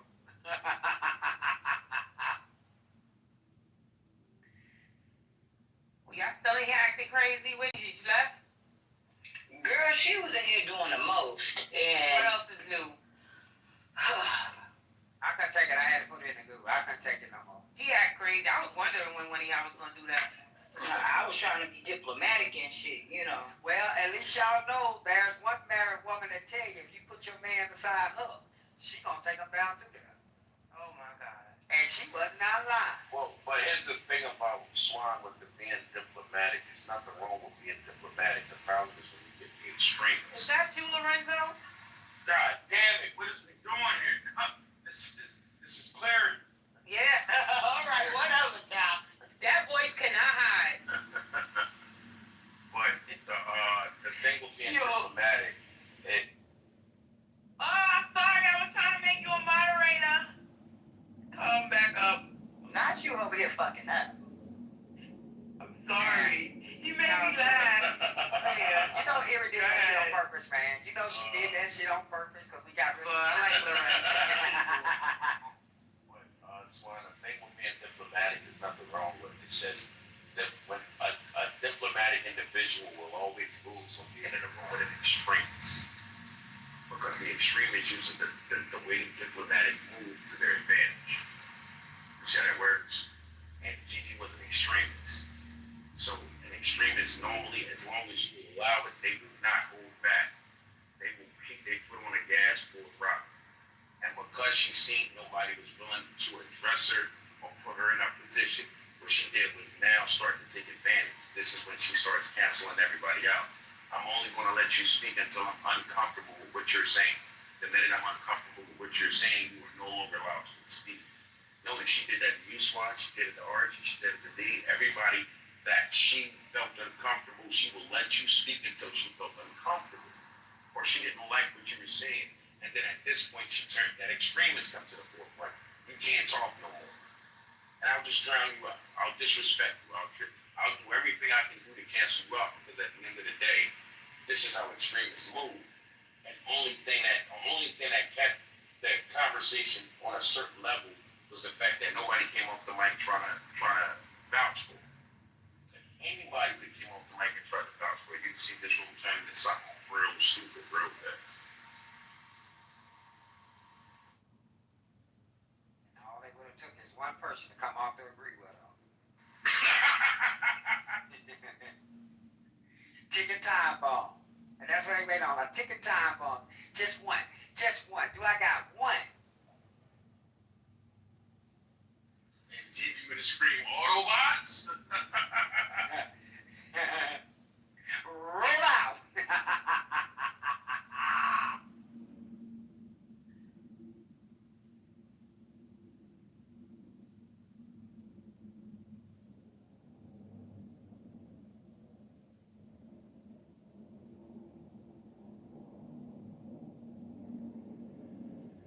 Inside, married women really going wild on Clubhouse, or have they been wild and just converted to Clubhouse? Ooh. That's a great point. So she single-handedly drove half the people out the room with that bullshit. And honestly, I feel bad, but I'm moving around, I'm washing clothes, I'm cleaning out drawers. I'm on my way to the grocery store right now. So I'm just like, you know, the mods failed us, goddammit, because and I didn't want to put her down because some of it was entertaining, but she went on a tangent with Ink about him. You was here for that. And then it went into where she was like, yeah, I'll fuck your husband. Like, bitch, you married. You was just shaming Nisha for not being married. And you've been married 18 years. And, like, I don't know. Like, the girl is crazy. And how her marriage is this, that, and the third. I'm like, ain't you the same one that was on stage in your back room of your house on the second floor somehow jumping out the window because this nigga was whooping your ass? Like, that was you, what? And she's like, yeah, that was me. Like, what the fuck are we talking about? Like, these replays would be crazy, Erie. Well, I wouldn't see why she would fuck your husband. I mean, she better have a female fuck Yeah, her. the replays is on, Lord. I wonder, I'm curious if she allowed her husband to bring me in home and they doing them together. Because that's what it sounds like, too. It sounds like they swingers. That's what I said. I said they were swingers. Because she said they get together every weekend or every 2 weeks and all of this. And let me come downstairs and see my homegirl butt ass naked sitting on my husband's lap. Because why the fuck are you so comfortable to get butt ass naked in my house, for one? For two, sit on my husband's lap. Three, what the fuck are you doing letting this bitch sit on your lap? Four, what? She said, well, I just went and sat beside them. Well, Swan, you're missing a part in that same conversation when she said that same female was bisexual and she knew it. No, I ain't missed that part. That's the same one. That was a setup there. That's the same one she said went in the bathroom with her trying to eat her pussy every time she went to go piss. And I'm like, who the fuck goes to the bathroom with their homegirl at their house? Now, we at a club. That's one thing. But I'm at home. Why are you in the bathroom with me while I'm using the bathroom? It's all But if I already know you're bisexual, you're trying to go to the bathroom with me. We both know what you're trying to go to the bathroom for. Right. And in the process, if I don't stop you, then to a certain degree, that would be called leading you on, wouldn't it? Child, people act strange when they're on drugs. I'ma just leave that there. Okay, it sounded like it was dope. I was wondering what type of dope niggas on. Because I don't do drugs. You know what I'm saying? I drink my tequila or whatever. But I don't do drugs. Get your ass out the street, white woman. And we know that wasn't me. You know, and I'm not even drunk right now. I'm driving my car. If y'all know anything about me, I don't drink and drive. But that shit was, I don't know, like this recap, this. I don't know if you're gonna recap it, Erie. I implore you to, because this has been an interesting conversation. YG, you late. Thanks for showing up, but you're late, fucker. When we end the room, I'm gonna go back and listen to it, because I wasn't here for half of it. Remember, I had to leave to take a couple of important. See? There you go. And everybody let bullshit go. I be feeling bad sometimes, but I can't help myself. I'm addicted to the toxicity. But I called her out a couple of times, and other people did too. It was crazy. It was crazy. And she, listen, I don't. I'm gonna go on mute because I'm going in this laundromat. Who the fuck at the laundromat? I'm Walmart. God. YG, where you been? I was catching up on people that I ignore all week. Oh, okay. Well, I'm about to take my ass down to Star's room. I'm gonna close up the room so we get these replays, and we gonna go back over these shit after I go back. Okay, I'm gonna. Can you link so we can all go? I can. Hold on, let me get it for y'all. Thank you. Oh, here come a motherfucker speeding in a raggedy ass Honda. But yeah, YG, I got some juice. Did she leave? God damn it.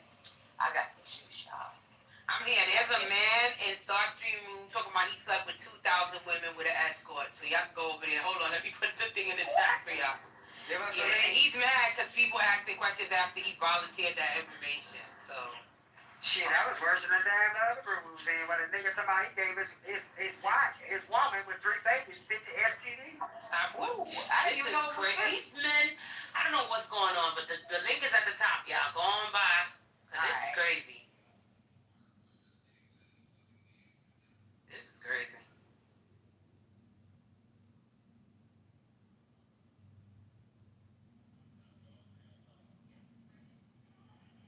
Go ahead, goo people.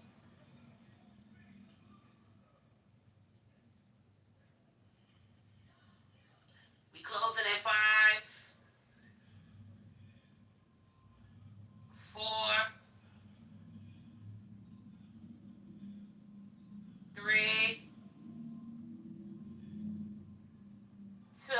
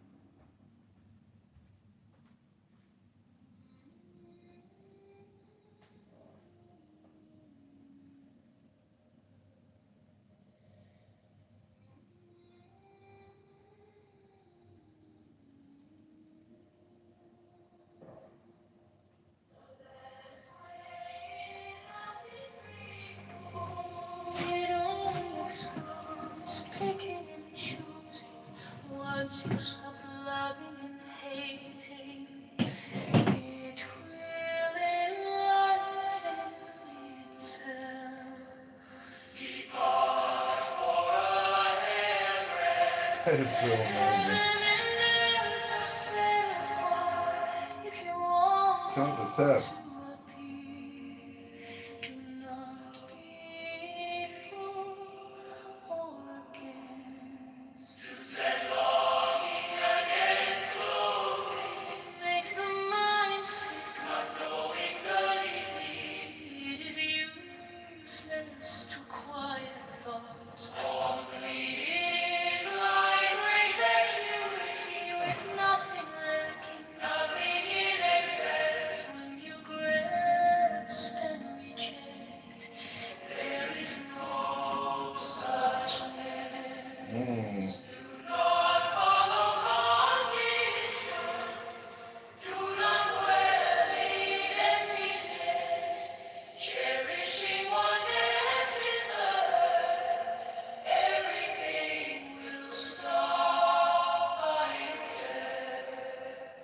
Just took a long out bath.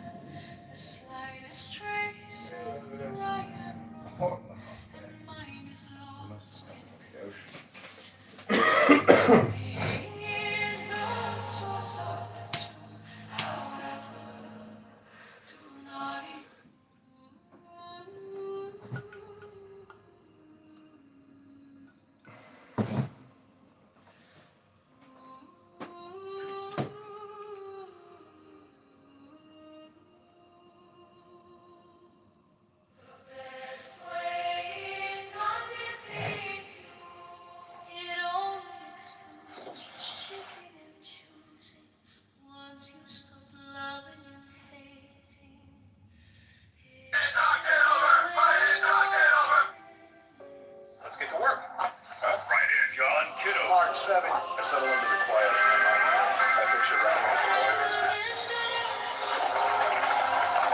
Blake, you're under arrest for corruption. Hands behind your back. I can't do this. I'm gonna let you. Defense, line up! Defense, line up! This is what we do with politics that protects the people. Time to plant something on it.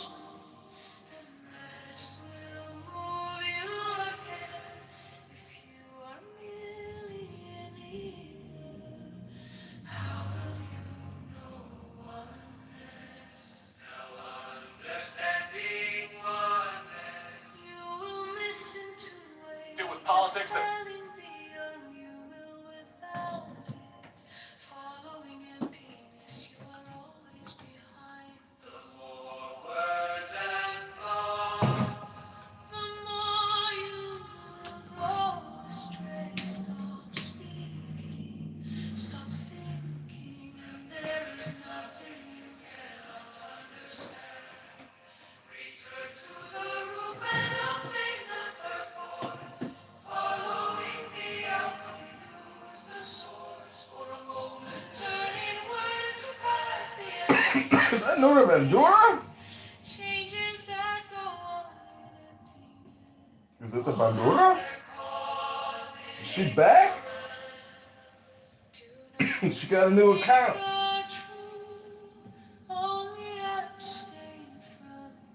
Do with politics that protects the people. Time to plan something honest. Right is on Kitover, candidate for Congress, Illinois 16.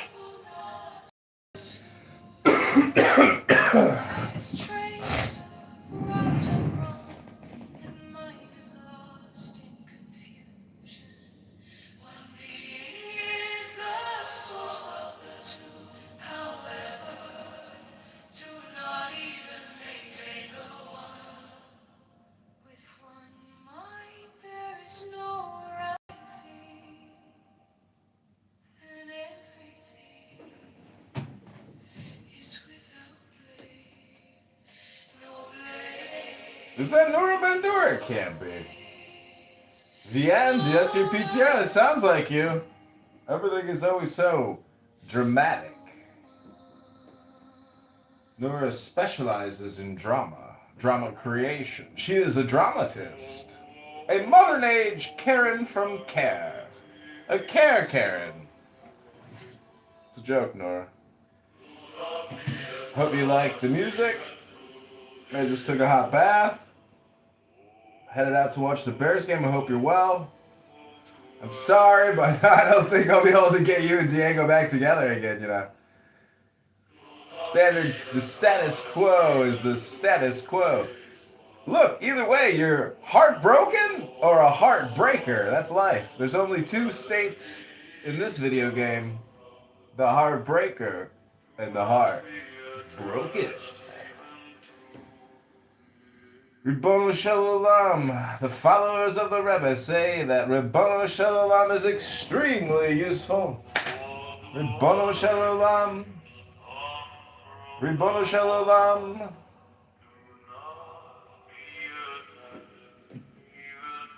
Do not be attached, Nora. That's the whole thing. You're too attached. You're clinging. You're clinging. You're holding. You gotta let go. Be free. Flow. You can't cling. You can't have opinions. You can't be selective or discerning. I mean, you can, but the secret is not to be. What we do with politics that protects the people. Time to plan something honest. Right is on Kitover.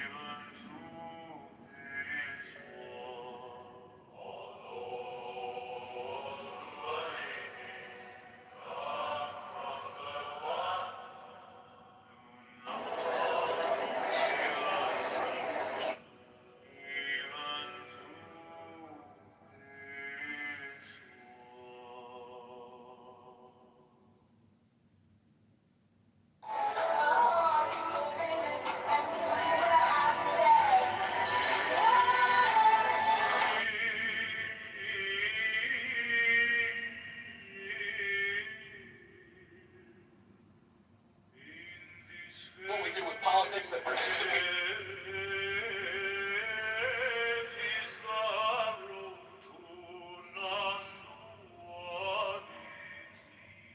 What we do with politics that protects the people.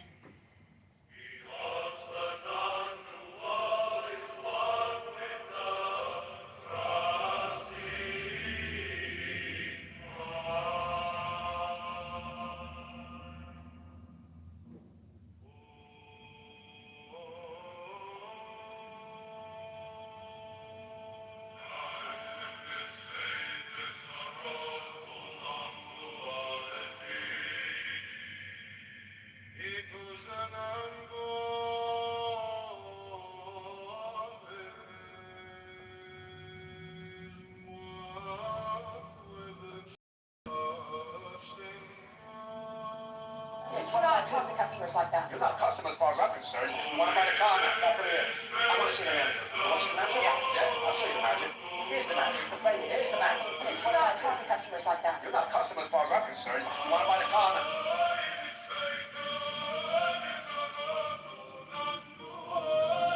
What we do with politics that protects the people. Time to plan something honest. Right is on Kitover, candidate for Congress, Illinois 16. Right is on Kitover, candidate for Congress. You're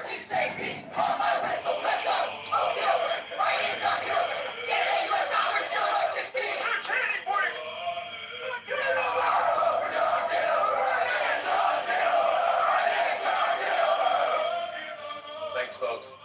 Let's do it. Like you're under arrest for corruption. Hands behind your back. I can't do this. I'm an elected official. Drop the briefcase. Same charge. Hey, I'm an attorney. Not anymore. Don't breathe it. Oh, come on. I demand. Doors closing.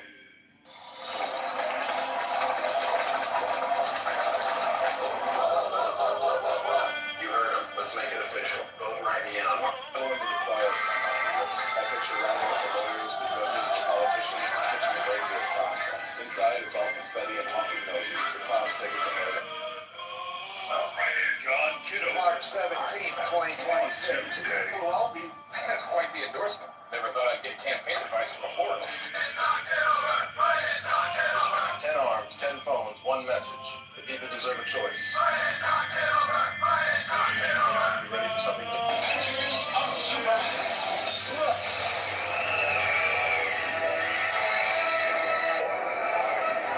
Those highways tie our communities together. From the farms at Sunrise to the factories that keep America running. These are the representative who shows up for all of us. I'm John Kitover. It is a belief that comes from first-hand experience.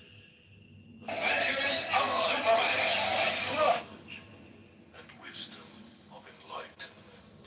What we do with politics that brings the people. It's time to plan something honest. Brian John Kitover, candidate for Congress, Illinois 16. Brian John Kitover, candidate for Congress. Which is our true Your team safety. On my whistle, let's go. Oh, Kitover. Brian John Kitover, candidate for Congress, Illinois 16. the Buddha mind.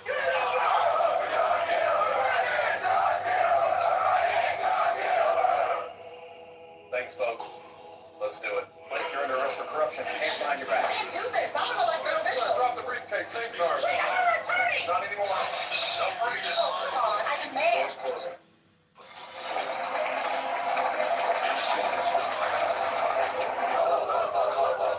You heard him. Let's make it official. Go and write me in on it. I want to be quiet. I picture inside, it's all confetti and honking noses. The clowns. John Kitover. March 17th, 2026. Well, that's quite the endorsement. Never thought I'd get campaign advice from a foreigner. 10 arms, 10 phones, one message. The people deserve a choice. Consists of 140 fix unrhymed. 4 carried 1 verse 6-2.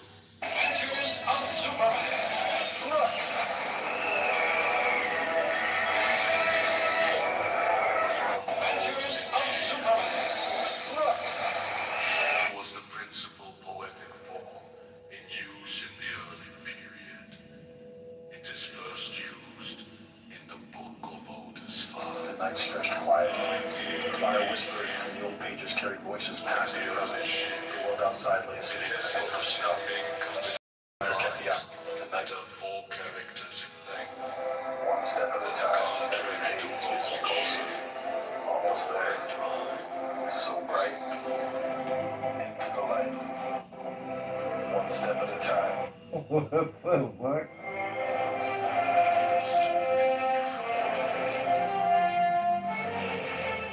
This is not the faith of the ordinary. It is a belief that comes from That's it.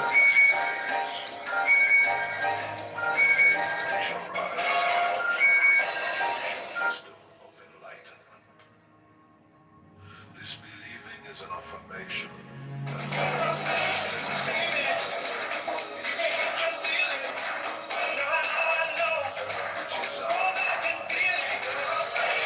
Hasten is the conviction He's fucked. that at the bottom of all phenomena lies the one mind, which is one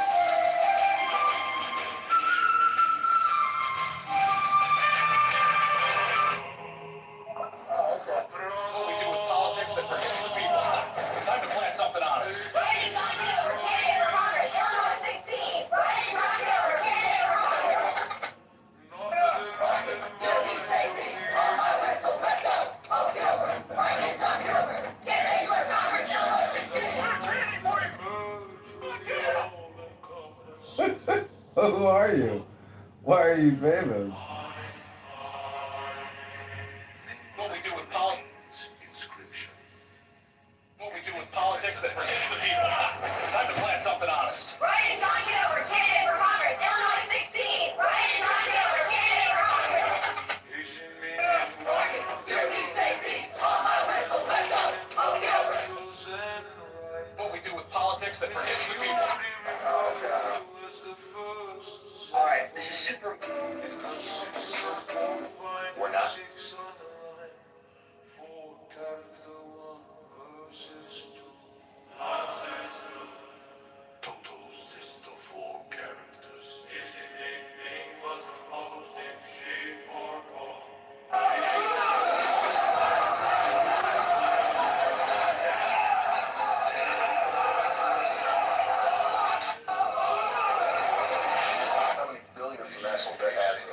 Stacks up like plates of sun. Fellas, the number that's got me shaking my head is 34 trillion. That's where the national debt sits right now. It's a wall of zeros.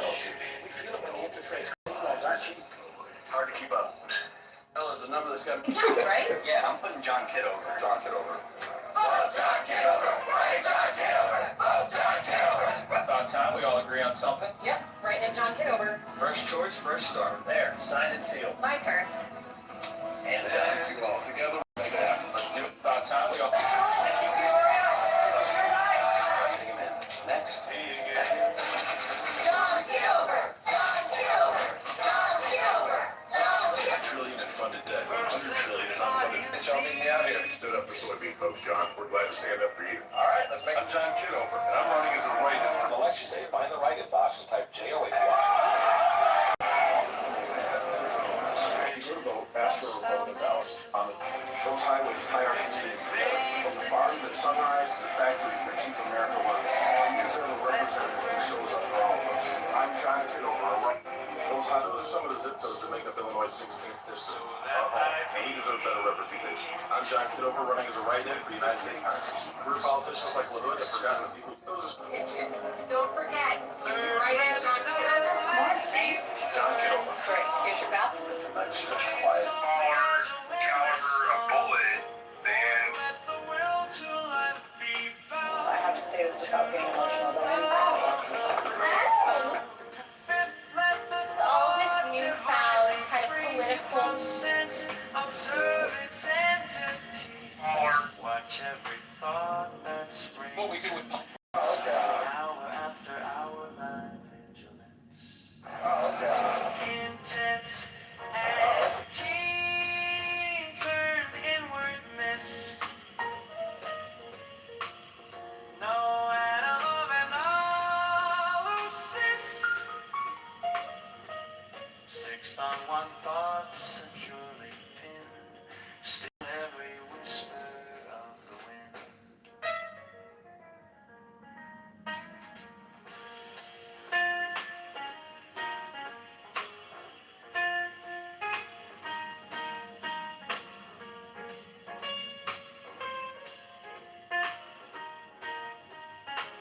So like a flame straight and unstirred, burn up by being in one word.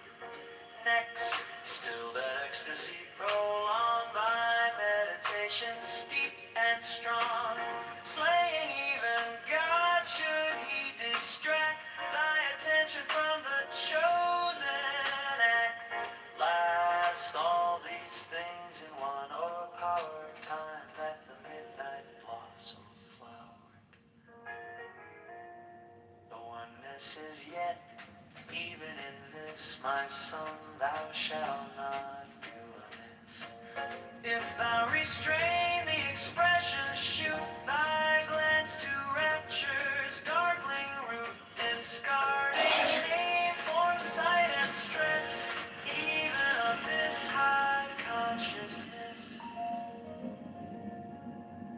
Pierce to the heart, I leave thee here. Thou art the master I revere. Thy radiance that rolls afar.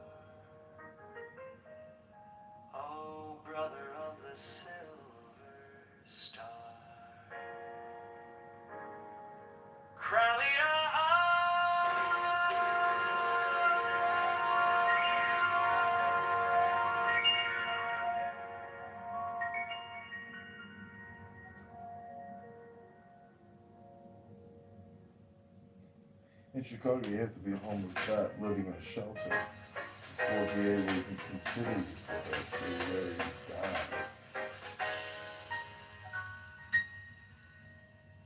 Our 7 keys to the great gate, being 8 in 1 and 1 in 8. First, let the body of thee be still.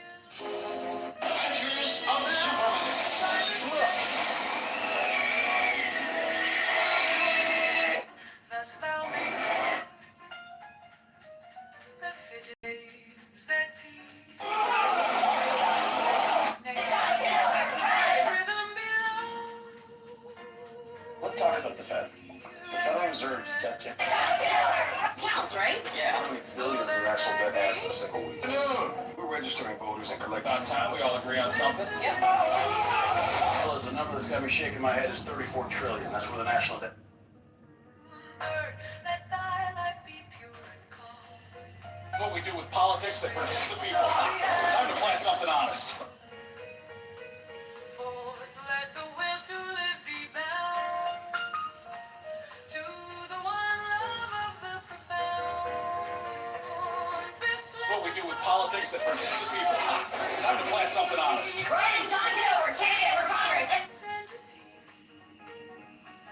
What we do with politics that protects the people. Hour after hour, thy vigilance, intense and keen, turned inward pace. What we do with politics that protects the people. Time to plant something honest. Six on one thought securely pinned, still every whisper of the wind, so like a flame straight and unstirred, burn up thy being. What we do with politics that protects the people.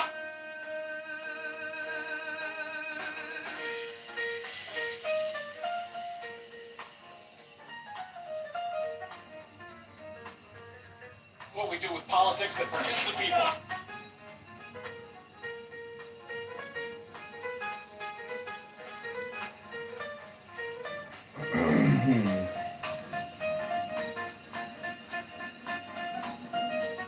What we do with politics that protects the people.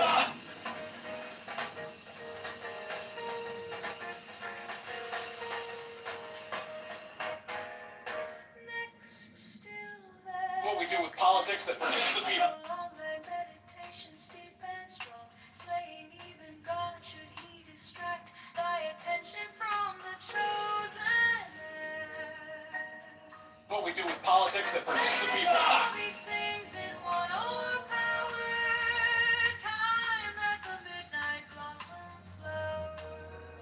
The oneness is yet even in this.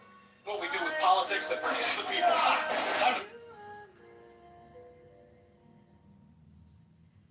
If thou restrain the expression, shoot thy glance to. what we do with politics that protects the people. Time to plant something honest. Right, John Kitover, candidate for Congress. Illinois 16. Right, John Kitover, candidate for Congress. Your team safety. On my whistle, let's go. John Kitover. Right, John Kitover, candidate U.S. Congress. Illinois 16. Kennedy, boy!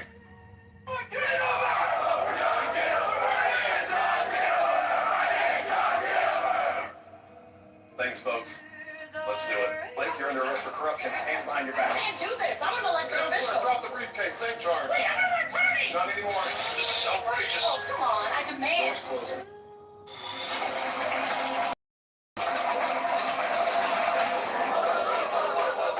You heard him. Let's make it official. Vote right me in on Mark. I wanted to quiet my mind. I picture around with the lawyers, the judges, the politicians, and pitching a great deal of common sense. Inside, it's all confetti and honking noses. The clowns take it from there.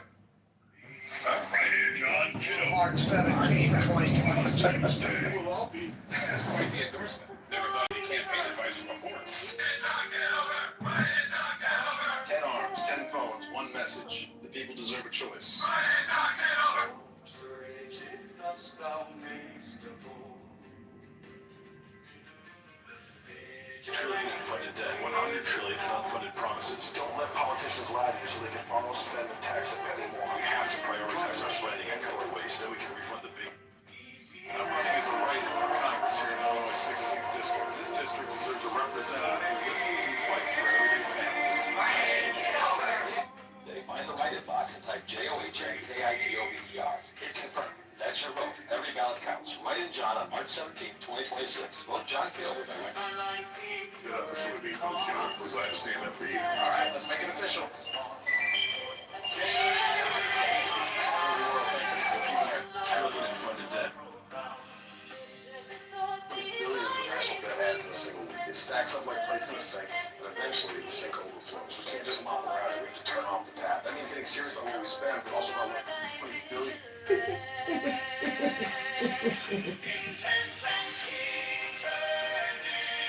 What we do with politics that protects the people.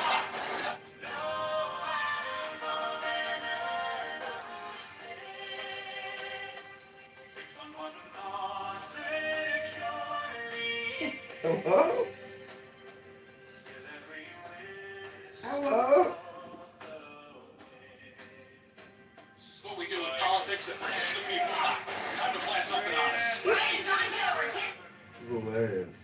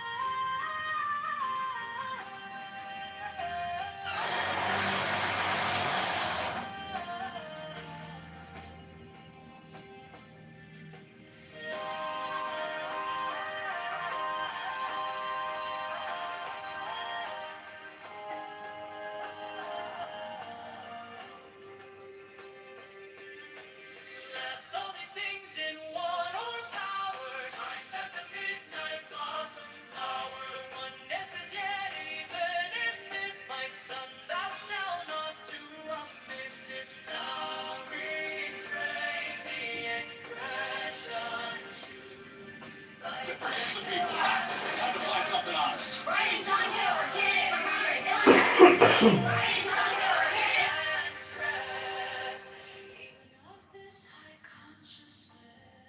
About time we all agree on something. Yep, right in time to get over.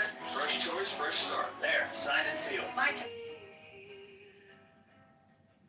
Those are some of the zip codes that make up Illinois 16th District, our home. And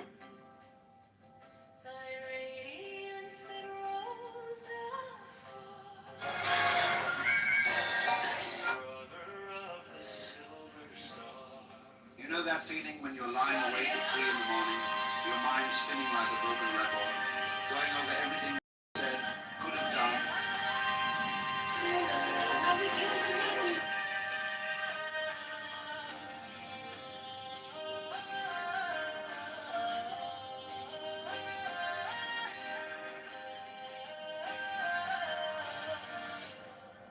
What we do with politics that protects the people. those are some of the zip codes that make up Illinois 16th District, our home. And we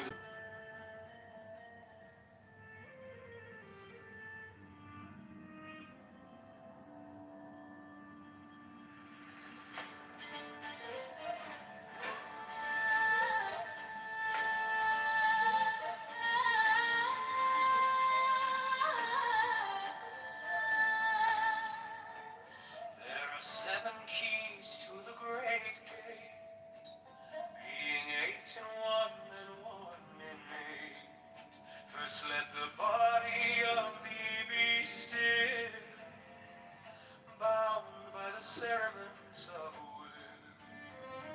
Corpse rigid, thus thou mayst support the frigid babes that tease the thought.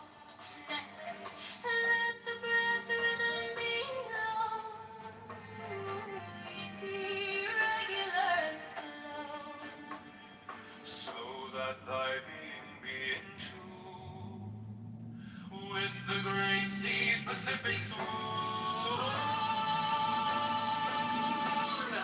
Third, let thy life be pure and calm,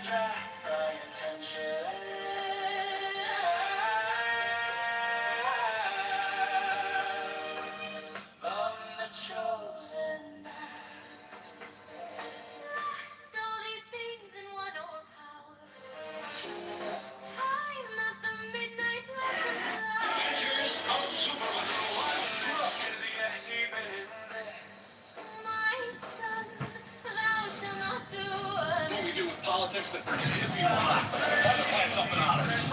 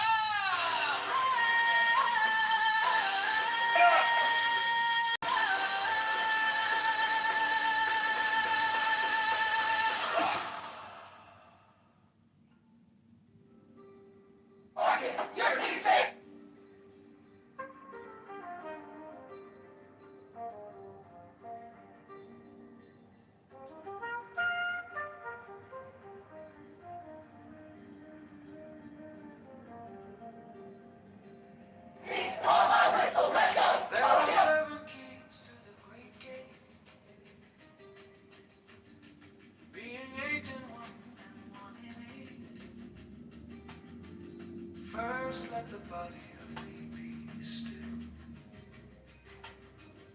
bound by the cerements of will. Corpse rigid, thus thou mayst abort. A fidget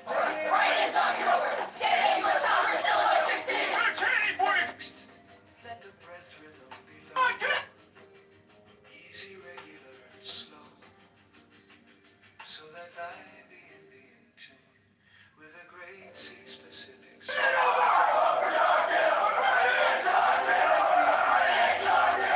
Swayed softly as a windless palm, forth let the will to Thanks, folks. Let's do it. Blake, you're under arrest for corruption. Hands behind your back. let the I'm gonna let the official drop the briefcase. observe its entity. Watch every thought that springs in hands. Hour after hour, thy vigilance intense and key turned inwardness. Nowhere to move analysis. 6 on one thought securely pinned. Still every whisper of the wind. So like a flame straight and unstirred, burn up thy being in one word. Next, still that ecstasy prolonged, thy meditations deep and strong, slaying even God should he distract thy attention from the chosen act. Last, all these things in one overpower. Time that the midnight blossom flower. The oneness is yet even in this.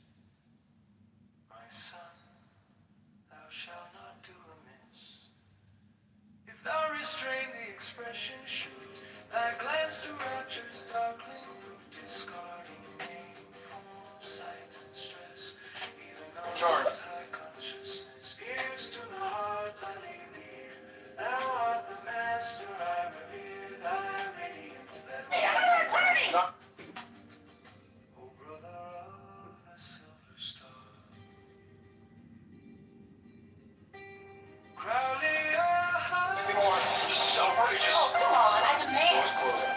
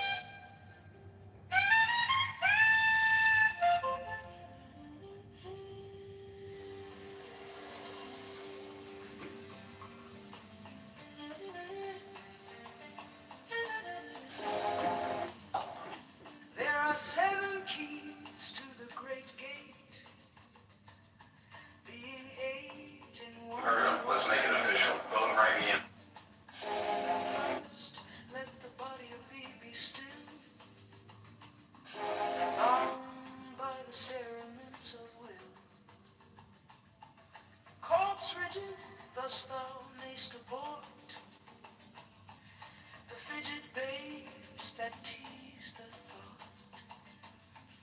Next, let the breath rhythm be low,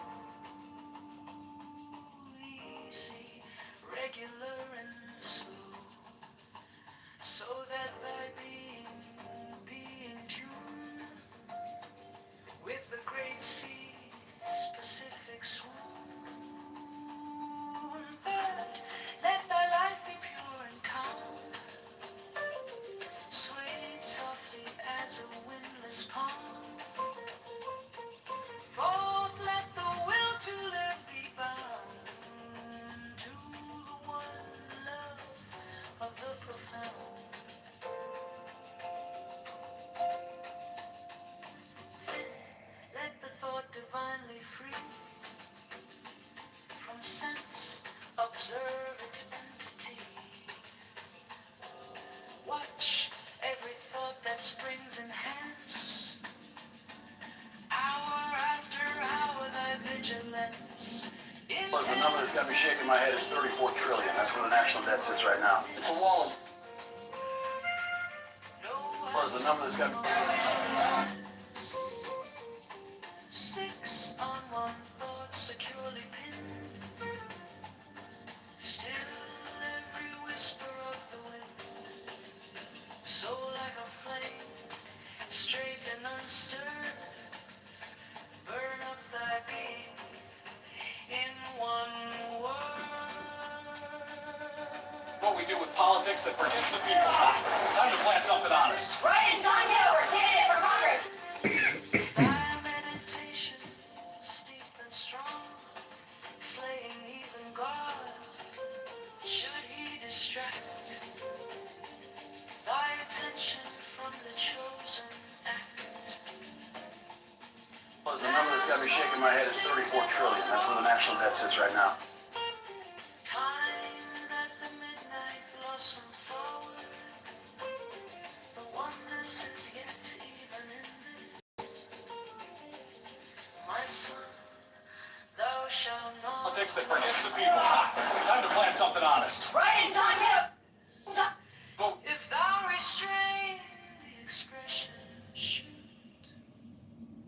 thy glance to rapture's darkling root, discarding name, form, sight, and stress, even of this high consciousness.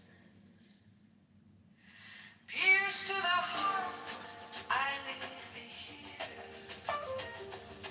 Thou art the master I revere. Thy radiance that rolls afar, O brother of the silver star.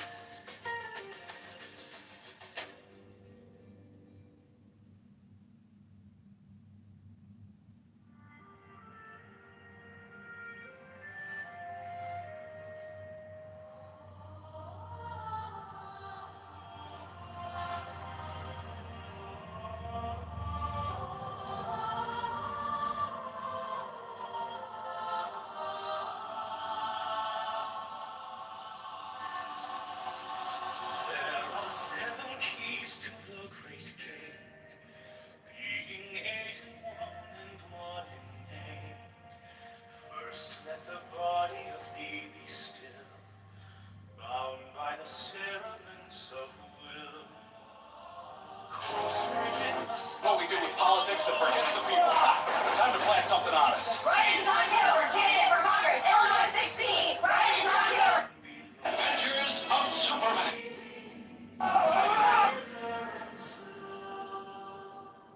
So that thy being be in tune with the great sea's Pacific swoon. Let thy life be pure and calm, sway softly as a windless palm. Fourth, let the will to live be bound to the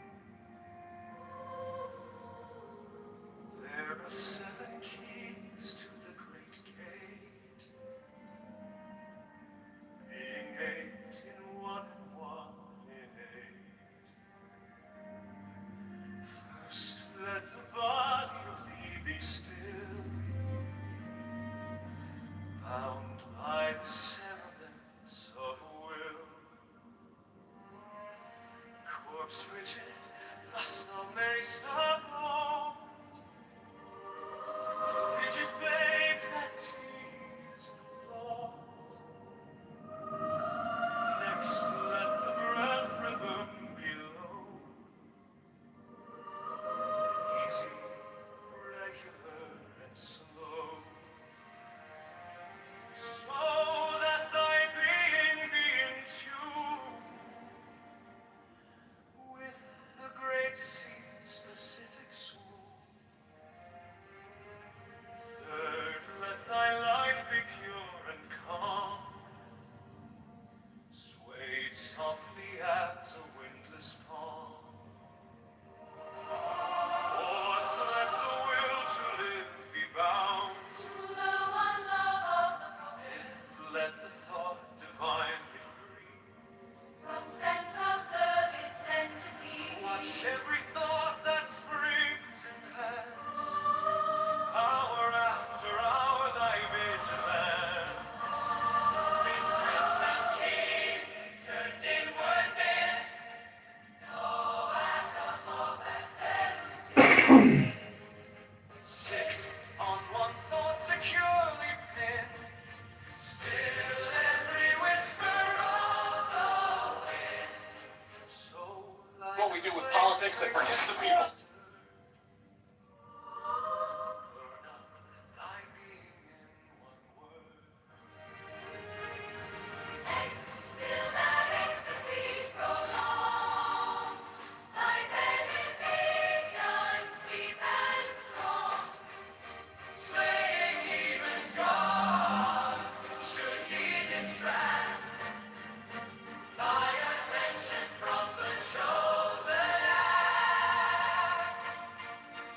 Last all these things in one power. Time that the midnight blossom flowered. Oneness is yet even in this. My son, thou shalt not do amiss. If thou restrain the expression, thy glance to rapture's darkling, discarding name, form,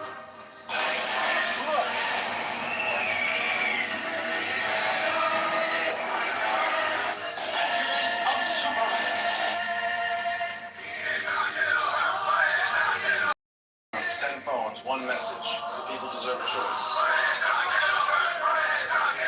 you ready for something different? Blake, you're under arrest for corruption. Hands behind your back. I can't do this. I'm an elected official. Drop the briefcase. Same charge. Wait, I don't have time. Not anymore. Let's get to work. John Kitover. March 17th, 2026. We'll all be. That's quite the endorsement. Never thought I'd get a campaign advice from a foreigner. Let's get to work.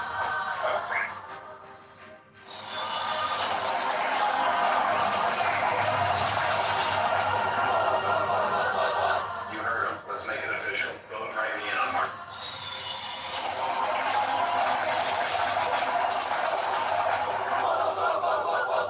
You heard him. Those are some of the zip codes that make up Illinois' 16th district, our home, and we deserve better representation. I'm John Kitover, running as a write-in for the United States Congress. Career politician. This is what we do with politics that forgets the people. Time to plant something honest. Write in John Kitover, candidate for Congress, Illinois 16. Write in John Kitover, candidate.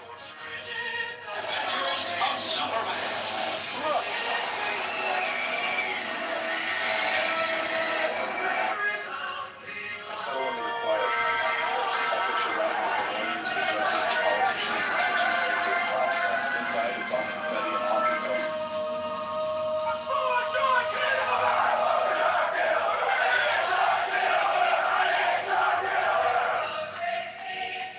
What we do with politics that forgets the people. Time to plant something honest. Write in John Kitover, candidate. Plus, the number that's got me shaking my head is 34 trillion. That's where the national debt sits right now. It's a wall of zeros. Defense, line up!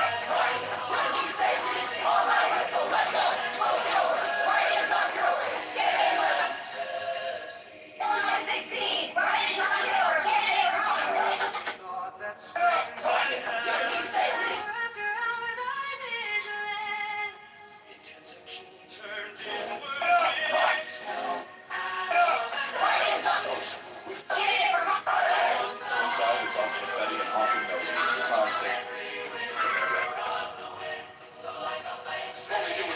that protects the people. Time to plan something honest. Those highways.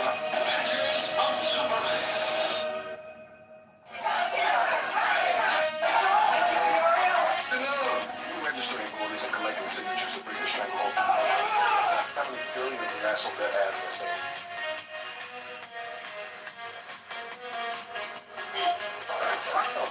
Settle into the quiet.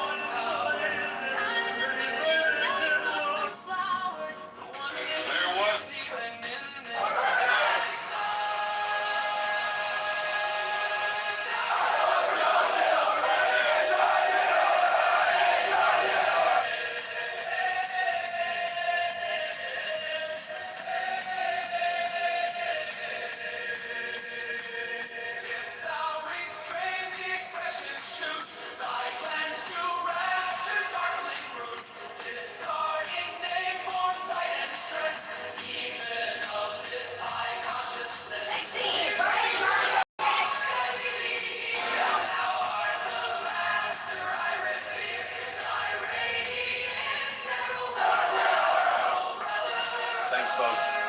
Let's do it. Wait, you're under arrest for corruption. Hands behind your back. I can't do this. I'm an elected official.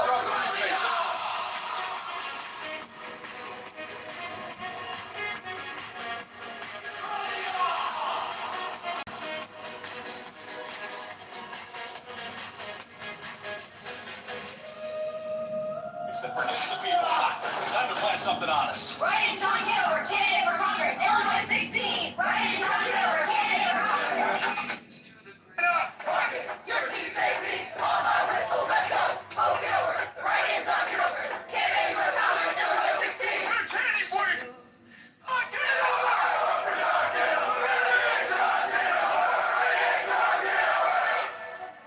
Thanks, folks. Let's do it. Blake, you're under arrest for corruption. Hands behind your back. I can't do this. I'm an elected official. Drop the briefcase. Same charge. Not anymore. This is outrageous. Oh, come on. I demand. Doors closing.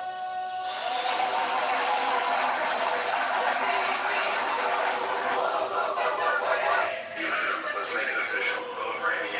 Settle into the quiet. I picture running with the lawyers, the judges, the politicians, pitching in regular common sense. Inside, it's all confetti and honking noses. The clowns taking the moment. March 17th, 2026. We'll all be there. That's quite the endorsement. Never thought I'd get campaign advice from a fool. 10 arms, 10 phones, one message. The people deserve a choice. You ready for something different?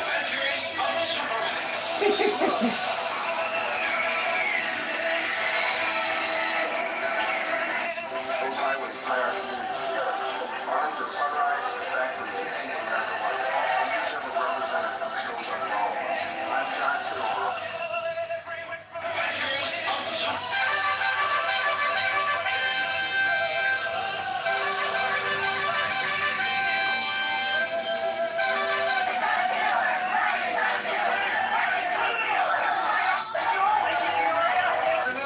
We're registering voters and collecting signatures. Having billions in national debt. Fellas, the number's got me shaking my head. Sounds right. Yeah, John caught time. We all agree on something. Yep.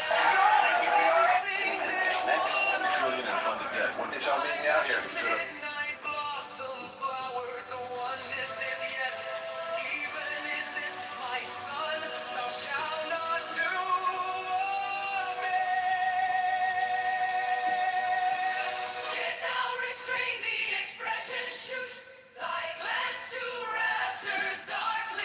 Discarding name, form, size, and stress.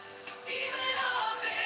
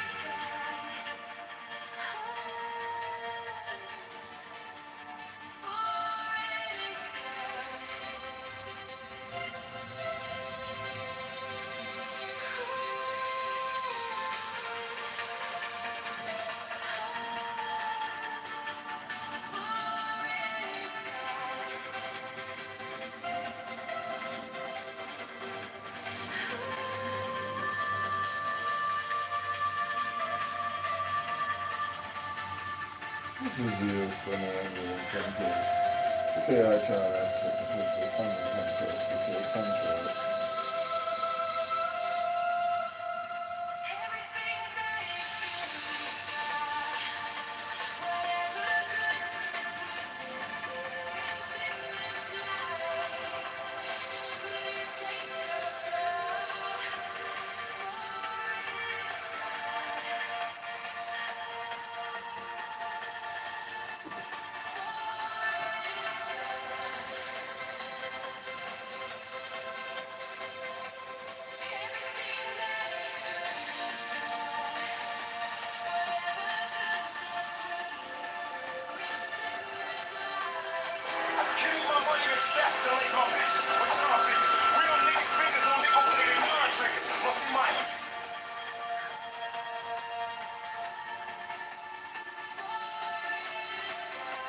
What we do with politics that forgets the people.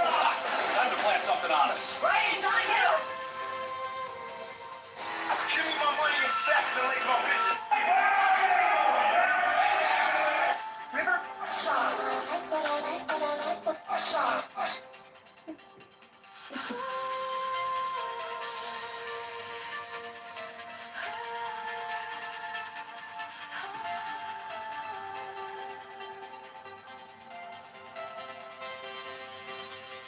Everything that is good is God.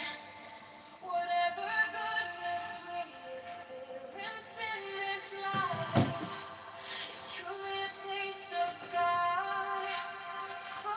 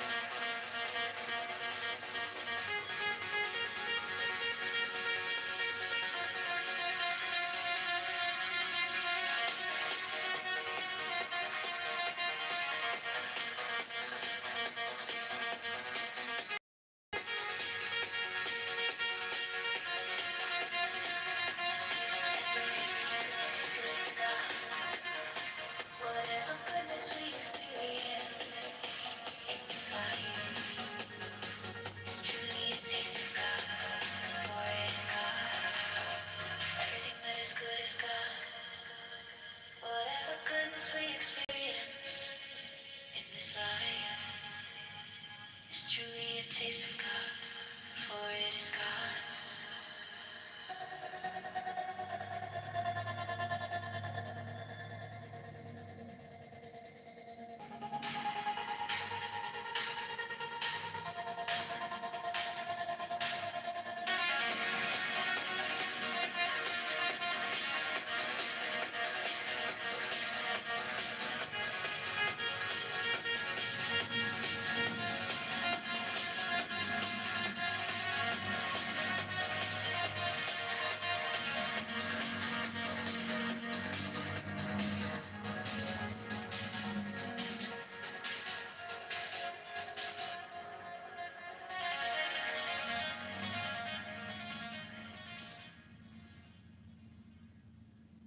He died not for man, but for each man.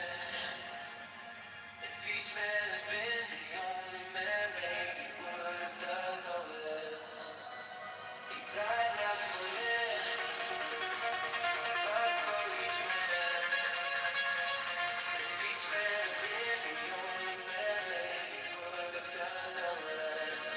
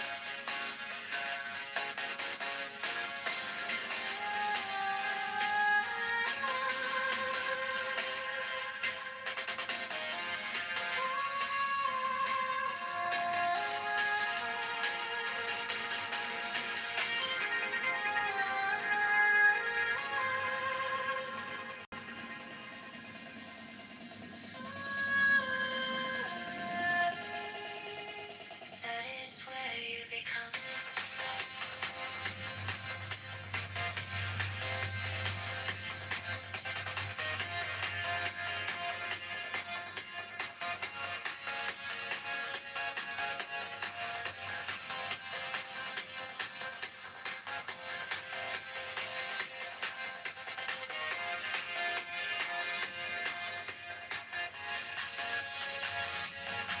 a light bearer, you are not afraid of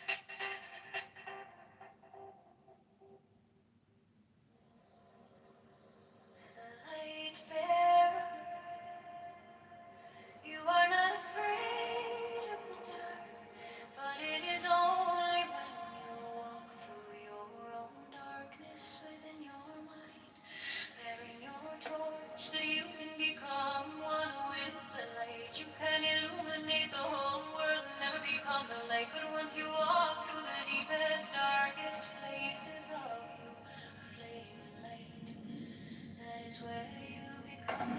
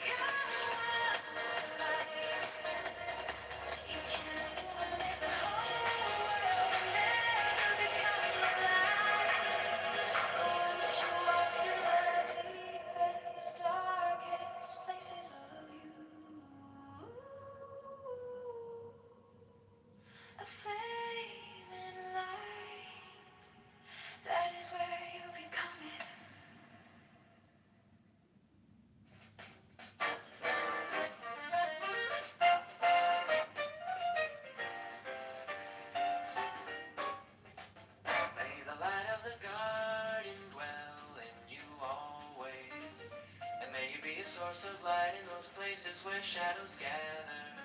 May the light of the guardian dwell in you always. And may you be a source of light in those places where shadows gather.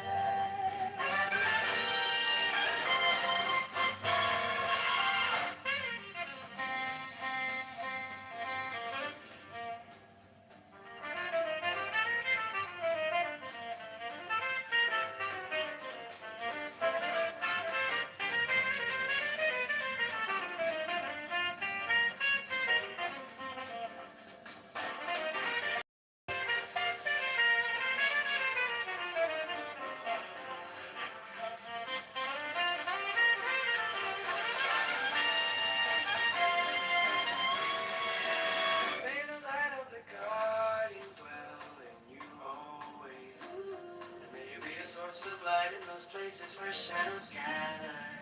May the light of the guardian dwell in you always. And may you be a source of light in those places where shadows gather.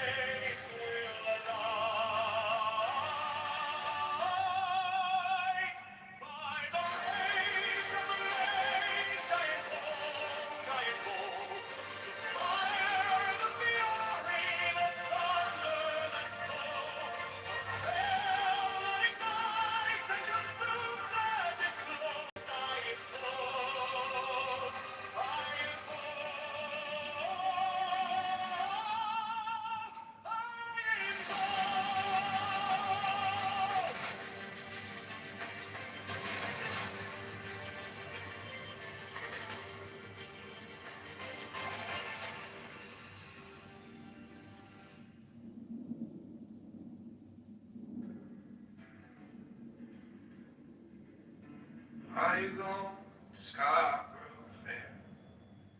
Parsley, sage, rosemary, and thyme. Remember me to one who lives there. She once was a true love of mine. On the side of a hill in the deep forest green, tracing spare. Yeah, it's fun to play because it's like right there. And then you start like doing patterns. Did you see my Instagram yet? You have to see my videos. I'm gonna pin the link.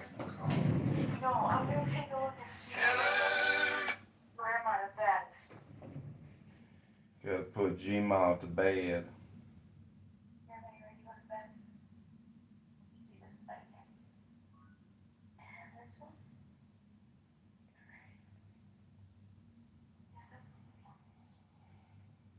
Fellas, the number that's got me shaking my head is 34 trillion. That's what.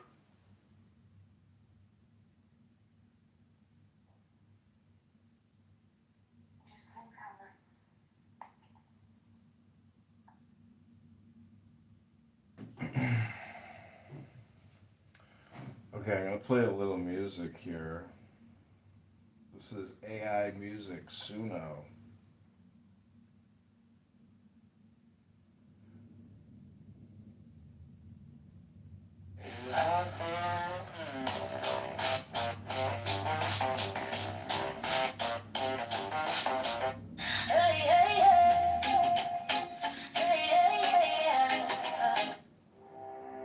Knowing this body's frail like a jar. Establishing the mind like a fortress. Fight my with the weapon of wisdom.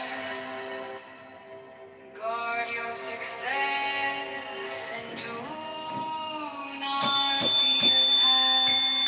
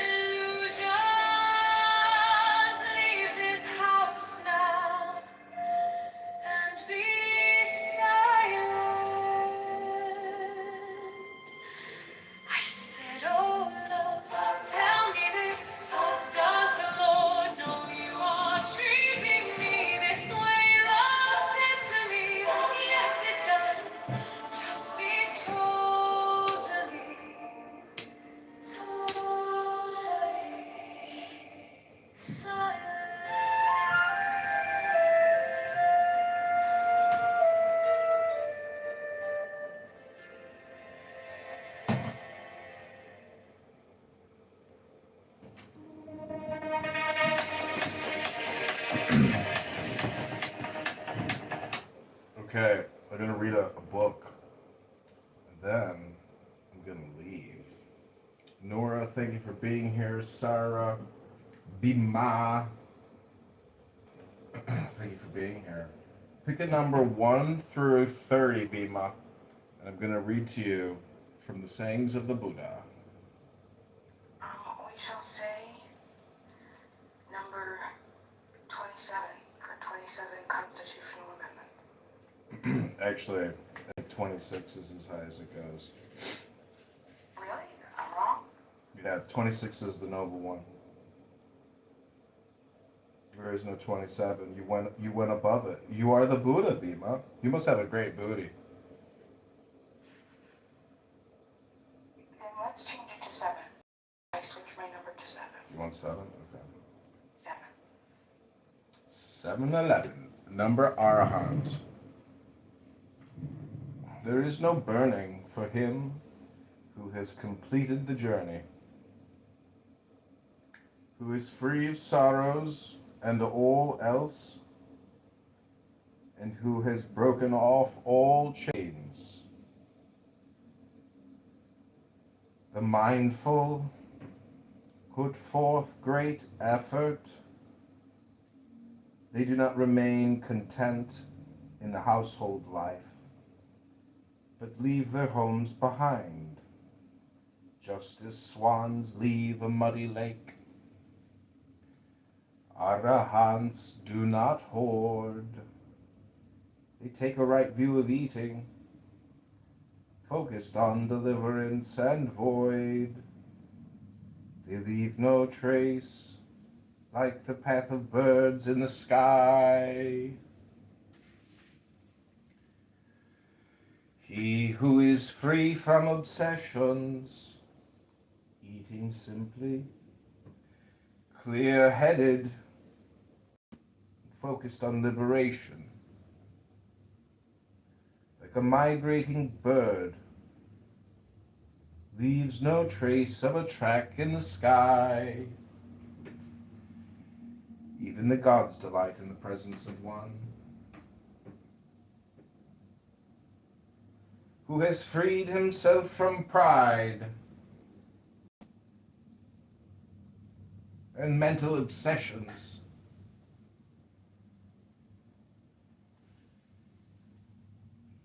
Who has his senses under his control.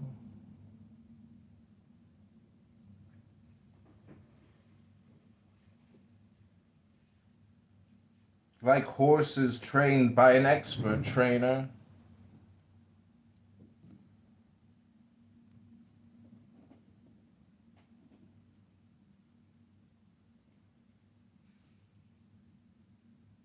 Done with the round of rebirths.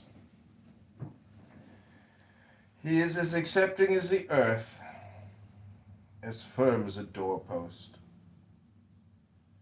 placid as a pond free of mud, and dutiful. Whoever has reached a state of freedom through perfect wisdom, peaceful and unshakable, is nonviolent in his mind, his speech, his action. Whoever is in touch with the infinite, free of attachment, desireless, is the highest among men. Delightful is the place where the saints dwell, be it village or forest, cavern or open field. Delightful are forests, where more worldly men find no joy, being free of the pull of desire. Saints who seek no worldly pleasures find delight in such places.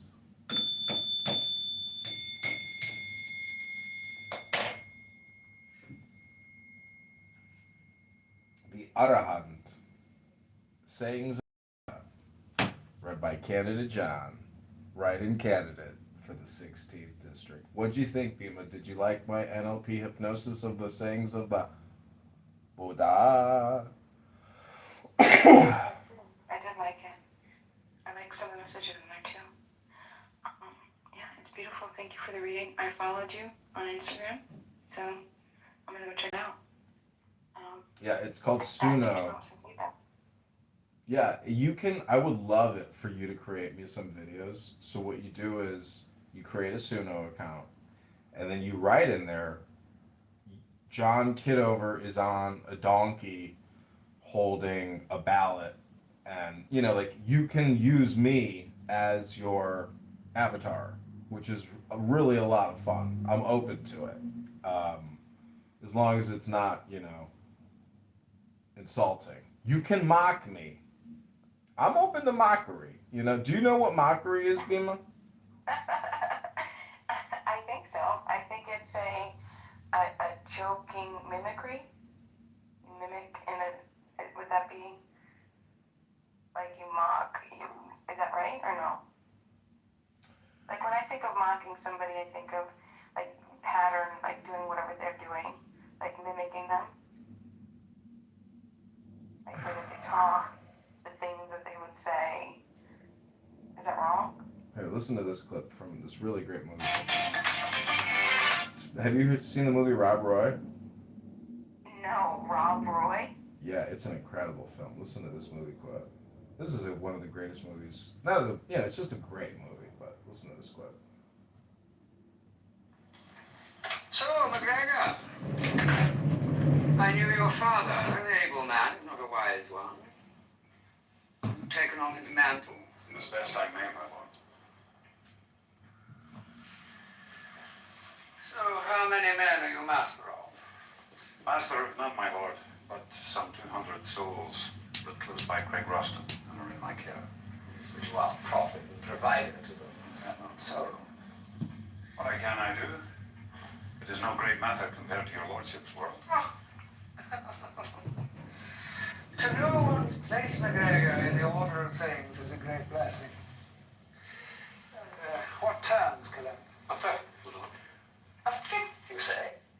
What, is this man kin that you offer such kindly terms? Am I not accustomed to a quarter on unsecured loans? McGregor has 300 acres at Craig Roston, lord. A man of property intent on growing richer. Well, we have more in common than I would have suspected, McGregor. £1,000 for 3 months, you say, and these acres of yours as security.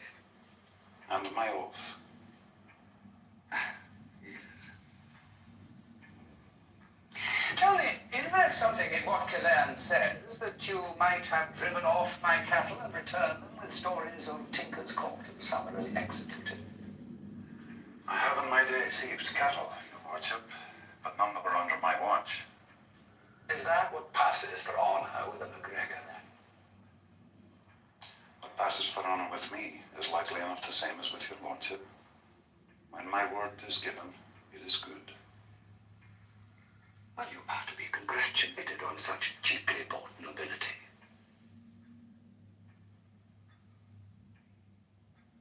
Killarn will draw papers. And I will expect the terms to be met. My thanks to your lordship. That's not the quote I wanted, but he's screaming at his nephew, are you mocking me? You're mocking me. And people on this app will not be mocked. There are certain people with their green bean perches and their houses and their topics and their patterns that they will not be mocked. And I come here, you know me well enough now that I do come here to mock people because I just read to you the sayings of the Buddha. And to me, it's very smart. It's so intelligent. And people on this app, I guess I could be more like a Buddha or a nicer person and go into some of these perch rooms of mockery, of what I consider people worthy of mockery, and say, hey, can I get 60 seconds of your time to read? So, Bima, Take it easy. I know I'm an asshole, but I like information, and I don't like wasting my time. And I don't know, intelligence is intelligence. If you read to me some type of wisdom, or you tell me a secret or a gossip, those are of value. To me, the wisdom is more valuable than the gossip. So I'm telling you, Bima, everybody is playing the role of a politician, a spy, and a philosopher all at the same time. What do you think about that statement? Yeah, I like it. Politician, spy, philosopher. Yeah, sounds good to me. My sister said to me once, she's like, every philosopher wants to be a politician, every politician wants to be a philosopher. I was like, wow, that's pretty smart. And fucking, where did you hear that? I couldn't believe she said that. I was like, she must have heard it somewhere. I definitely want to be a philosopher. I definitely do not ever See, want to be a politician. But I did want to be a politician once, so maybe every politician wants to be, maybe it goes one way. I was surprised when you said that you started studying philosophy and then you became an atheist. I had the exact opposite occurrence because I read Marcus Aurelius and it's very spiritual. It's all about God. And then I was like, wow, these atheists or people who talk about philosophy, if you go to ancient, Roman Greek, it's all about God. I was like, so what are they talking about when they say philosophy is like not God, but it's atheistic? I'm like, no, it's so spiritual. And so that's why the Roman government outlawed it because it's super spiritual. It's not the atheism that maybe you came out of from like Nietzsche, something like that. I don't know. How did you find atheism in your philosophy? Yeah, sure, great. So I'll try to be quick. I'll do a 2-minute quick story. So I became friends with my philosophy professor in college, and we would, because we would walk, I found out after the end of the class, we would walk the same path, which is almost like a 10-minute path. He would walk to his car. I would walk to my car, he would walk home. And I would always have to park like going down that area. So we would have extra time to discuss. Well, this is the craziest thing. He was a very interesting. Do you know what he did the very first day of class? The very first day of class, it was packed. 30 students at least. Okay, I mean every desk was taken. It was a big room. Okay. He passed out a piece of paper. He says, "I want you to answer these questions." There's 3 questions on them. I don't remember what they were. He goes, "I want you to answer." And we're all like freaking out, like, "Oh my gosh, were we supposed to study? Did we have so he goes, "I want you to answer these 3 questions, and then I want you to put the piece of paper on the desk and just leave, and I'll see you next class." So we answer the questions and we leave. The next class, he passes out the pieces of paper, and before he does, he says, "I've rated you on pass or fail. If your paper says pass, you can remain seated. If it says fail, I have a drop form that I put at the door on a desk. I want you to take the drop form and I want you to leave." He's like, "There's no discussion." And so right then we lost half the class. Okay, so half the class, boom. And we didn't even know what the criteria was, a pass or fail. Like we're trying to, it was just the particular question. He was looking for, it was really deep, And so then he continued to do this. To the very end of the class, there was only 3 of us left. The very last week of class, three people were left. Me, a guy who has passed away now, and another kid. Well, anyway, we had a lot of time, and because he had this method of really dedicating his time, like you, he really valued his time, and he wanted to put his time and his work because he understood how scarce philosophy had become in the school he was fighting, to maintain the only philosophy course in the entire college, right? And so he wanted to basically give the people who really were really truly genuinely interested in philosophy all of his time and efforts, and that's what he did. But this is like the craziest thing. So towards the end, and it was just through his questions, through the free will, the determinism. We went through that. We did everything, and he was very interactive. He was very he was a great professor. He was so great that by the end of the class, I gave up religion. I was just like, there was so much uncertainty, so much that I don't know, so much that when we came down to the questions, and he would ask you, so he wasn't indoctrinating you. He was making you come to the conclusions yourself.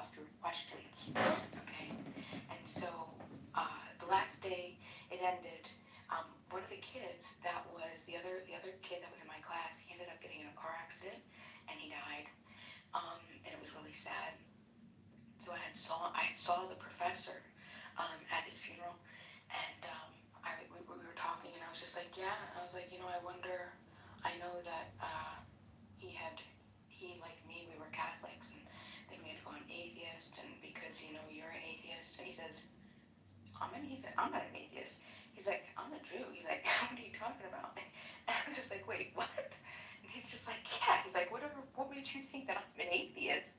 And I'm just like, well, like, hold on, wait a second. We all thought you were atheist. And it was, in fact, he was really just leading us to come to our own conclusions. Isn't that fascinating? So yeah, he was a Jew the whole time. But, I mean, there you go. That's the end of my story. Oh, and just because this is an extra little bit of detail, I felt so bad for these parents. Do you know that they had lost 3 of their kids? They had lost one to a speeding accident, the brother, 2 years before, the daughter to cancer, and then the one kid that I had had the class with. It was just a rainy day, and he was going around a corner, and a truck was coming out his way. But the pain in those parents' eyes, there was almost like a numbness. Like, you ever see like shells of people, and there wasn't something like deep inside, but it was almost like they were just. But yeah, it was incredible. So, I don't know, but that's the story. So philosophy, yeah, interesting. Okay, have you ever heard the hymn to Cleanthes?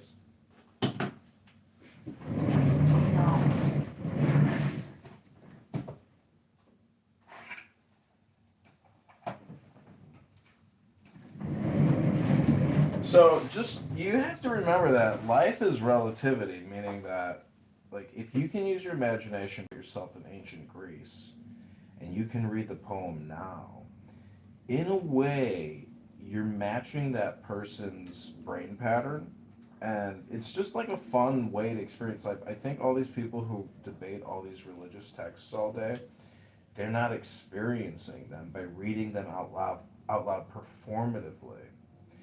I don't know if you know this about me, but I was an actor in the 7th grade. I played Franklin Delano Roosevelt in Annie on Broadway. In the 7th grade, I played the president. I sat in a wheelchair. I'm just kidding. It wasn't Broadway, but it was our high school music or a junior high musical. Anyways, let me read to you the hymn Cleanthes. I was on our local newspaper cover for the month with Annie. I played FDR.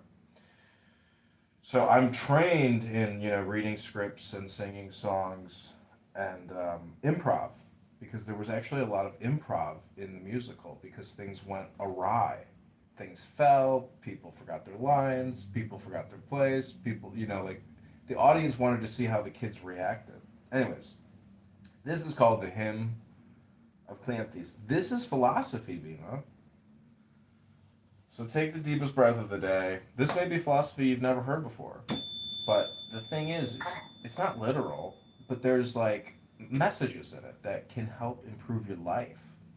That's the point of studying this stuff. Personal development, not debate. Take it with you. Because people come into the gymnasium and they leave with what they brought in, but I'm giving you what I brought in. So this is called the Hymn of Cleanthes. This is from a book. This is the Harvard Press. This is an old book, Bima. This is like 120 years old. Cheap, but this poem is thousands of years old. That to me is what's super cool. So it's called the Hymn of Cleanthes. Clean thus. It's kind of interesting. Chiefest glory of deathless gods, almighty forever, sovereign of nature, that rulest by law, what name shall we give thee?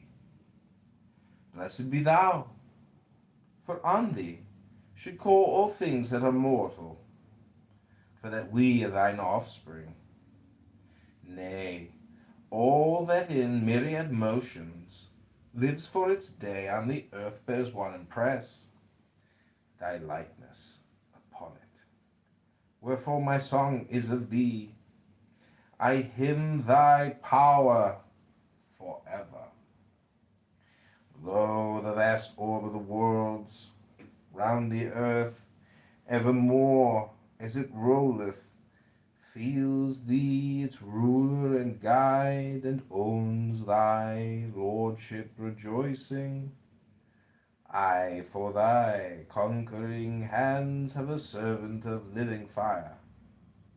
Sharp is the bolt, where it falls, nature shrinks at the shock and doth shudder. Thus thou directest the word universal that pulses through all things, mingling its life with lights that are great and lights that are lesser.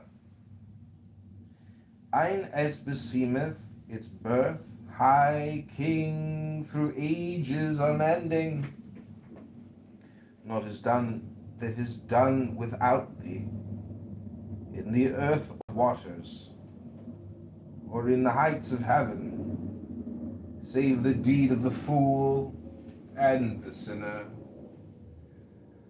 Thou canst make rough things smooth at thy voice.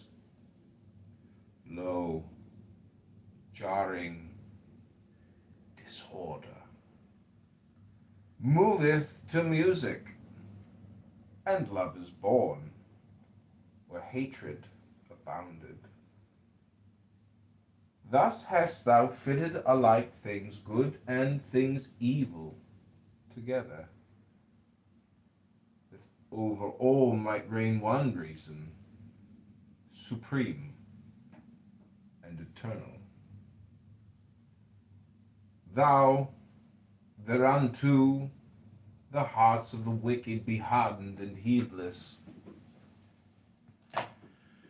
Woe unto them, for while ever their hands are grasping at good things, blind are their eyes, yea, stopped are their ears to God's law universal, calling through wise obedience to live the life that is noble. This they mark not, but heedless of right, turn each to his own way. Here, a heart fired with ambition, in strife and straining unhallowed.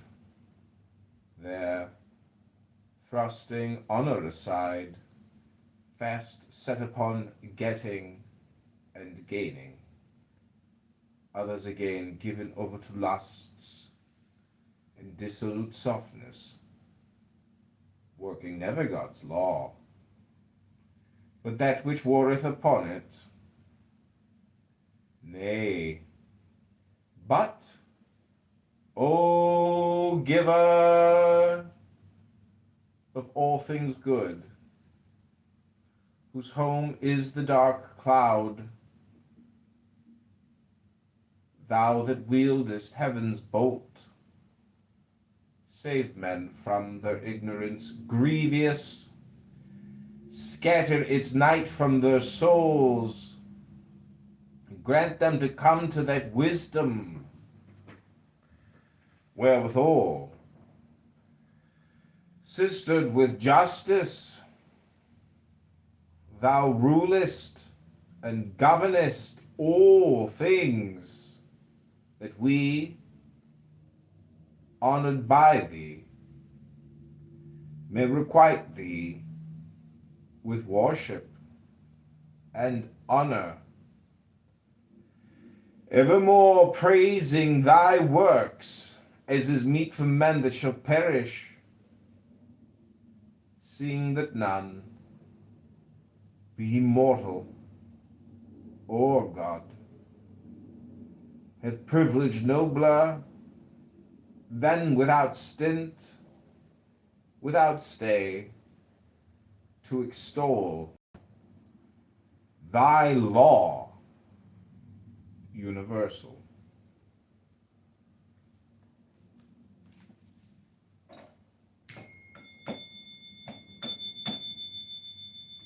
So there's like a theme in these words that I see, by all these books. They're all manipulating the law and the will. And, but it's a meditation, Bima. That's the whole point, that's the point that people aren't getting. It's what I just did was basically hypnosis. But it's a large language model, a universal large language model. So it's very smart. People aren't communicating this way. They're not transmitting this information on this app. This app is a entertainment. It's a profane, vulgar hypnosis. I just gave to you a very intelligent hypnosis. Would you agree? Did you enjoy it? That was called The Hymn to Cleanthes. I think it's the hymn to clean your mind. What do you think? I appreciate it. I'd like to read it. I was trying to find it to read along with you, but I couldn't find that translation. Yeah, I got this book. It's Plato, Epictetus, and Marcus Aurelius, the Harvard Classics. And that is a short little poem in between Epictetus and Marcus Aurelius. And this, to me, is like a very valuable philosophy book. And it's so smart, Bima. I don't think women will ever read this stuff. Therefore, I don't put a lot of trust in women unless they're in my book club. That may sound ridiculous, but there are women that claim, I heard this literally by Cora, Cora on this app, who just had breast surgery for... I do know Cora. Why are you exposing her details like that? Because I was asking her, are you gonna get angry today? And she's like, can you just take it easy on me? I'm sitting here relaxing. I was like, oh yeah, sure, my bad. Okay.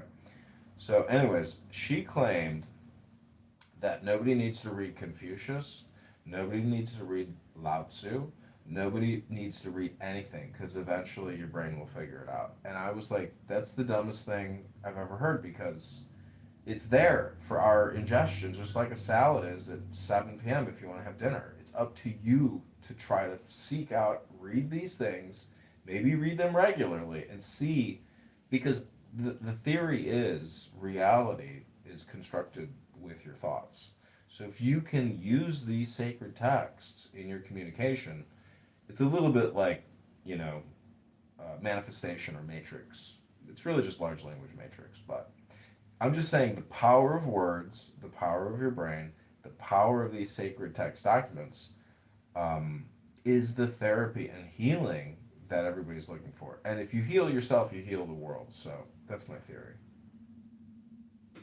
I like the theory. I am curious though, because I found a similar experience that women don't like, not only to not read philosophy, but most aren't deeply involved in politics, economics, history, these types of things. And my question is, do you think that this could have been because there was, the typical, this is the feminist answer, which is there was this great epistemic injustice. The places that spoke and talked and discussed was all tied to things that didn't include women, right? So you'd have these conversations, these debates, these discussions at universities and back in the cowboy days, the salons, politics, and they excluded women. Do you think that if men led us women to value philosophy more, that then there would be a shift in that? Or do you think that women inherently just don't like philosophy and politics and history? Yeah, most women are in the now, so philosophy would take them out of the now, and therefore they don't want to engage in it because they would rather, fulfill their routine or their pattern. Philosophy is de-patterning, and that's why the Roman government outlawed it, because it was dangerous to the pattern of the government. It's the same thing today. Anybody who essentially says we've already achieved, total abundance and fulfillment, they will rapidly be told, no, get back to work. You see what I'm saying? So it's like, we have a philosophy problem as much as we have like an economic problem, because economics really is philosophy. And that's why I was asking, what's your economic philosophy? Because if you're a libertarian, Mises Institute, or you understand big government, big problems, small government, small problems, it's just a question of power sharing, distribution, because we already have infinite abundance, because we have infinite dollars, technically. It's just a question of will, and then fraud and fairness. And so it's like you want to apply the solution to what will give us the best yield. Like if you look at a large spreadsheet with, you know, thousands and thousands of categories, and you're trying to like adjust to try to optimize, it always essentially always becomes a normal distribution curve. And then there's like certain outliers and opportunities for optimization, but the bell-shaped curve is the status quo. But philosophy is like the X factor that allows you to manipulate the bell-shaped curve. So you could call it a black swan event. If there are black swan events, there are black swan people. It's the same thing. See, no, hold on, wait a second, because you said, you know, women are in the now, and you also mentioned manipulation. These are two very interesting things, because I think the complete opposite. Mm-hmm. Women are never in the now. Didn't you see that study where they took men? I think you might have even been on and told me this. They took men and they took women and they put them in rooms and they asked them what they thought about for, you know, the time. And the women were replaying all these conversations from the past, and men, they weren't thinking about anything. They were thinking about like something fun or a car or some new thing or something like that. And so I don't think women are in the now at all. I think that's the problem with relationships, because women are so deep and they get into their thoughts and they cycle. I think it's a complete opposite. And also the manipulation. Have you heard that because of the evolutionary strength, the physical strength and the capacity that men have evolved to be, right, to have faster, stronger, larger, whatever, and then you have had to combat it through psychological manipulation. To manipulate, not manipulation in a bad way, but to help manipulate the man into either, I don't know, probably always doing something with security in the home, because this is what us women always fight for. We just want you guys to support us, to secure us. We want to feel safe. Some women, they want more. They want to be pampered, and I don't think that type of thing. I'm not talking about that type of woman. I'm talking about a woman that loves communication, loves you as a man, and respects you, and wants to be able to sort of Ayn Rand style, you know, I hate to, a woman president, it's one of my favorite essays. I'm sorry, but to admire the masculine. We like that. Us feminine women love a masculine man to feel safe and secure. And then we do all the back work, you know, we raise the kids and have to do all the deep stuff while you guys are doing the immediate stuff. We're the ones constantly thinking, replaying, and trying to figure out the dynamics, blah, blah, blah, blah. I think ultimately women would love philosophy if our leading men would guide us more to have it as an interest. That's my opinion. What just happened?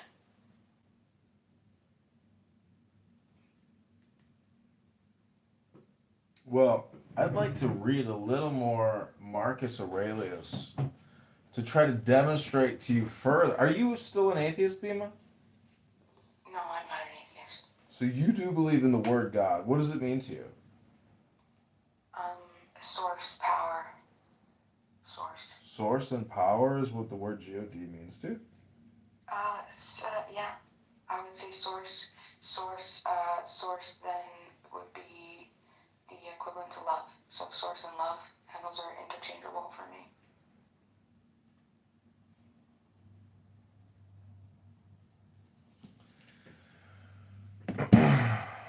Okay, so I'm probably not gonna read Marcus Aurelius right now. I'm like on a kind of a time crunch. I have a hard out. And do you know what the opposite of a hard out is? Hear more. I'm gonna say a soft one.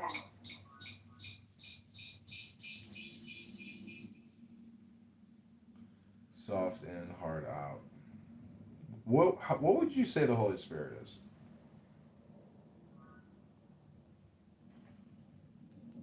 I'm not sure I understand it in the same way that different sects of Christianity understand it, but I would just say I probably get how I've developed my understanding of what the source is, what energy is, how energy transmute, how source connects, how we're connected, how it touches us, what love is, soul. It would just be the presence of love that that is an all-seer being, because it is all of what is around us. Even if we can't see it, it sees us.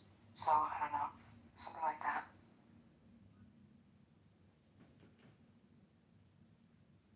You know, the Chinese have a philosophy of retreat under battle.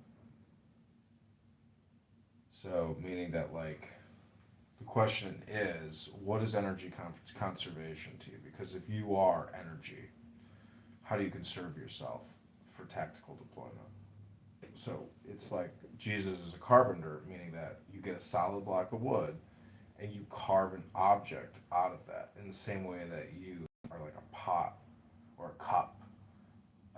You are what you put in it. So it's a question of self molding, really, which is just personal development, or trying to, and certain esoteric books, they call it the genius effect. People are trying to achieve genius with their brain in some field. So how would you consider your brain achieving? What are you trying to achieve in your field? Like I heard Jerry Seinfeld say, whatever you're doing, try to do it better. That's your job, is to try to do what you're doing better. And I'm like, yeah, that's like a very simplistic way of like framing it for you. So what are you trying to do better, Beam? My ultimate goal is to master a form of communication that enhances people's life. So whenever I talk to somebody, whatever I can offer them, through anything I can offer them, maybe it not be a specific suggestion, recommendation, but just a way to communicate that improves and leaves us more whole and more feeling loved.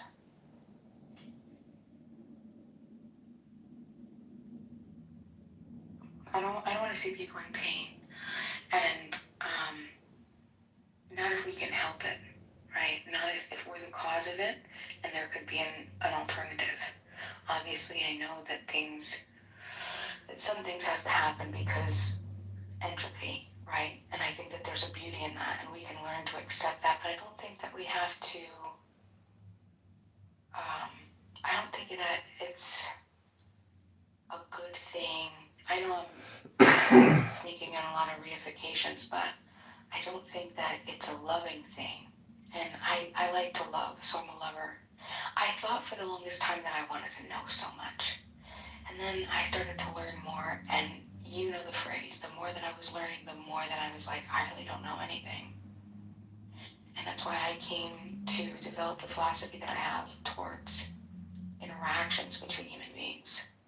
And I wanted to create like a universality, I guess, to apply it to anybody. Because I understand I'm an American, I was born in here. There was such a small percent. I'm not in control of any of this. Nobody is. So how can I extend what I've been gifted to the world? And that's just communication. You already said it. So I want to be able to communicate masterfully. Masterful communication. And that's really difficult because you have to meet different people at different levels. Psychologically, you have to be able to tell like where they are and what they need to hear in order to break through barriers, to give them different perspectives, to hold multiple perspectives of multiple things, just so they can soften, they could soften their heart out.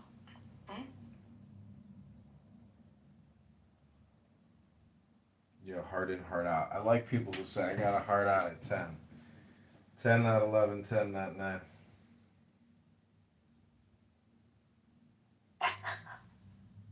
Do you know, there was this one, it was a news article, I want to say it was in the Financial Times.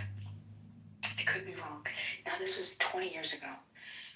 It was one of my favorite articles that I've ever read, and I wish I could find it again. I've tried to look. If anybody is listening to this, please, if you know what this is, this article that I'm talking about, let me know. Way to let Bima know, okay, or John Kitover, and John Kitover will get me the message. But this is basically what happened. There was a professional violinist, or maybe he was a cellist. He played in an orchestra, and he was just brilliant at what he did. And he had said that he was playing like this song, and it was a song that he's played hundreds and hundreds of times, and it was something that everybody's heard, right? And people would ask him, like, don't you get bored, like, playing the same thing over and over and over? And he said, no. He said, because in my mind, every time and every attempt that I play, it's almost a game in my head that I play to master the playing of that piece. Like, there is so much, even if it sounds like the best that you've ever heard somebody play, in his mind, there's still more to be done and more that he can improve. And I thought that was so beautiful. Like, he's at peace and content with doing something that is just, would be so, like, I don't know if the word would be monotonous or boring to everybody else, doing something over and over and over. And that's what I want to do with communication. Because you think, like, oh, you learn to communicate, and then there's it. No, there's just so much. There's so many different ways to talk to somebody. There's so many different things that you need to know about what people are thinking in order to create a communication that there can actually be an exchange. Like a true exchange. A true communication. A transaction of communication. Yeah? Instead of just like this. Like me, I'm just talking. I doubt that you're receiving anything. You're probably doing something else. No, I hear you. So there's what you're saying is already true. However, there are treacherous people about. There are traitors, there are betrayers, there are backstabbers, there are liars, there are charlatans, there are thieves, there are murderers. So that always throws a pickle in the bone. But lucky for you, I've already been to the deli, and I got a great pickle. I hope it's half sour. That's the only thing I'll eat. So you know Zach Ruda on this app? No. Him and I have a theory that you can, like, within 10 minutes, you can get, like, 100 song titles just by listening to what people say on Clubhouse. So when he talks, sometimes I'll just be like, okay, I'm going to create a song based on what you just said. And I came up with a song called I Just Went to the Deli, and I got a great pickle. Can we hear it? Possibly.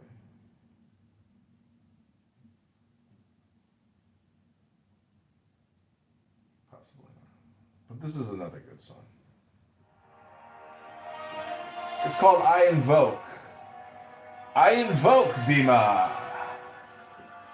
Okay, this is Hypnosis ASMR with Bima, your ASMR hostess for the night.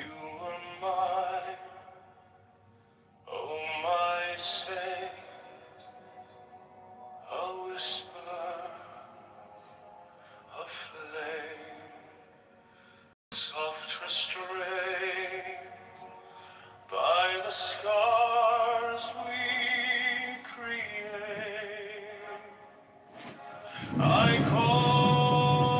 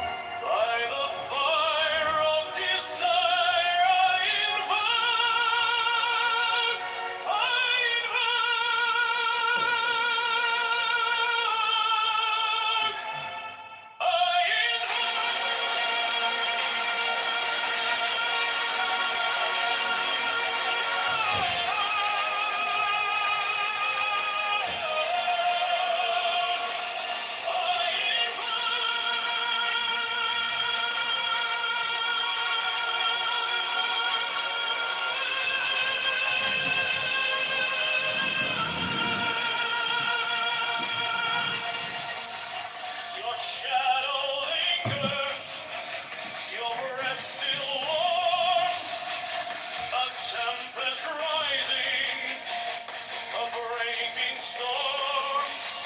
By the light, by the night, by the valley swore, I reach, I beseech for you once more. Though I fall, though I faint, though I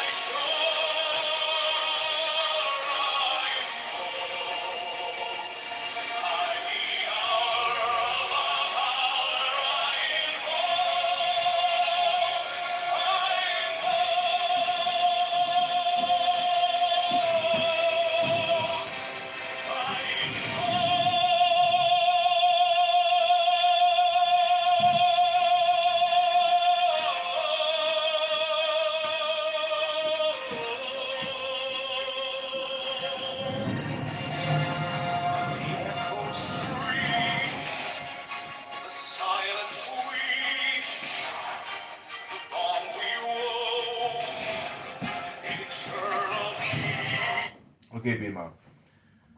I'm gonna hard out soon, but not right now. What is your number? Pick a number 1 through 200.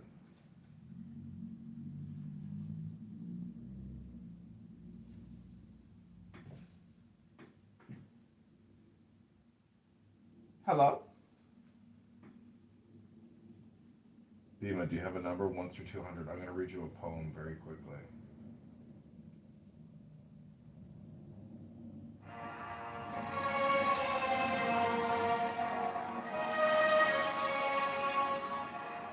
What up, McZed? McZed just came in for a second. Okay, Bima, let me know when you're ready for your poem, 1 through 200. This song is called The Secret Communion.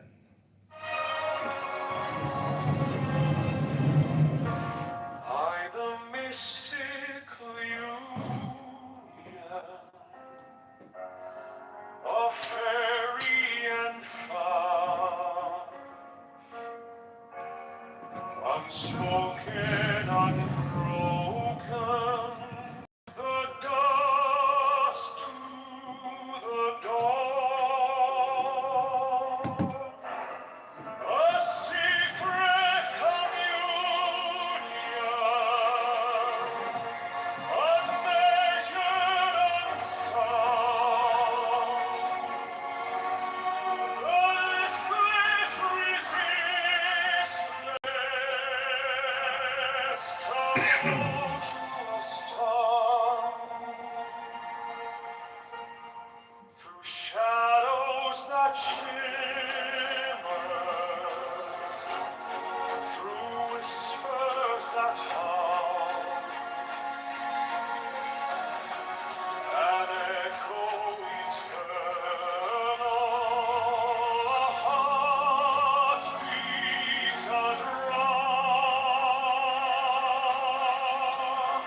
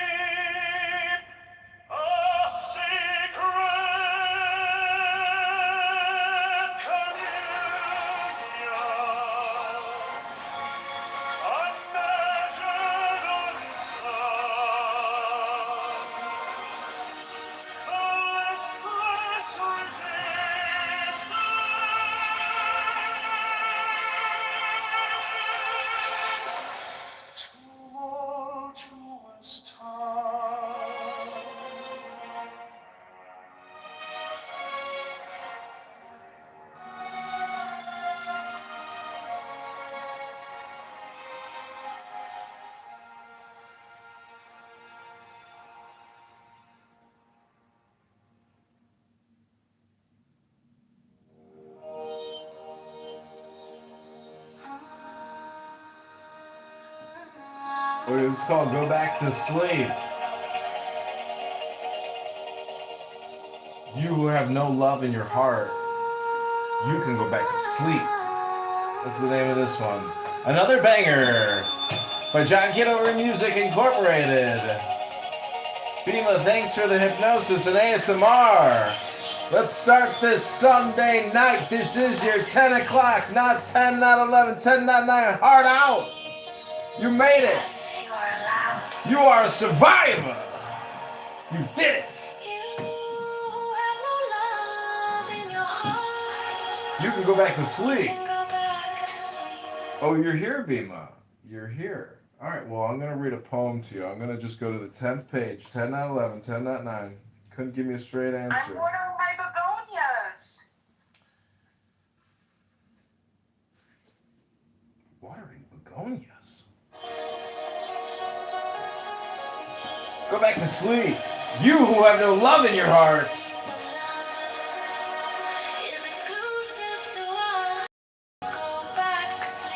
Go back to sleep, baby. You got no love in your heart.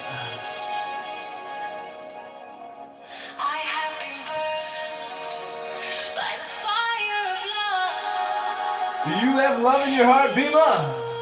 Do you have love in your heart? You can go back to sleep, Bima. Go back to sleep, Bima. Get in bed. Get back to sleep. You got no love in your heart.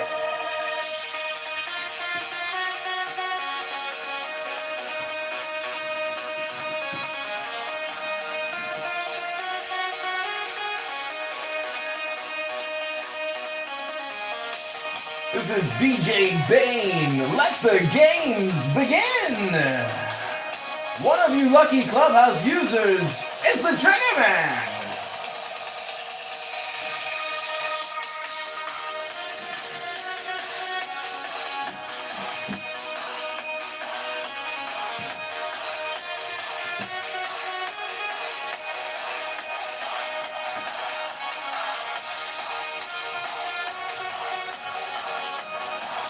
Go back to sleep, Bima. You got no love in your heart. Bima, can you prove that you have love in your heart?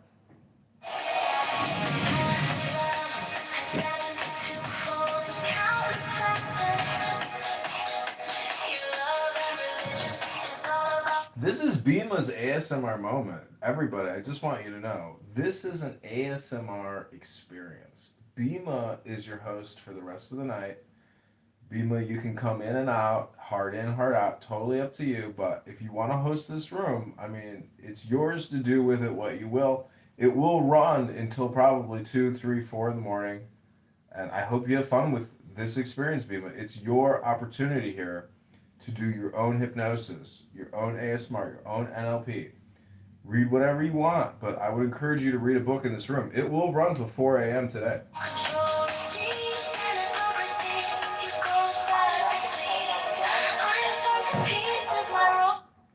What was that? I will read a book in this room. Okay, fantastic. Invite people to it as well, but don't change the title. Title's perfect. It's your hypnosis. It's the ASMR Bima experience. Make it, this is a commercial opportunity here. People make money with ASMR. It's very hard because it's so competitive. It has to be something special. And I think what you pick matters. Just in the same way with who you choose to associate with matters. Pick the best, Bima. The Buddha says pick the best. And I love the best booty.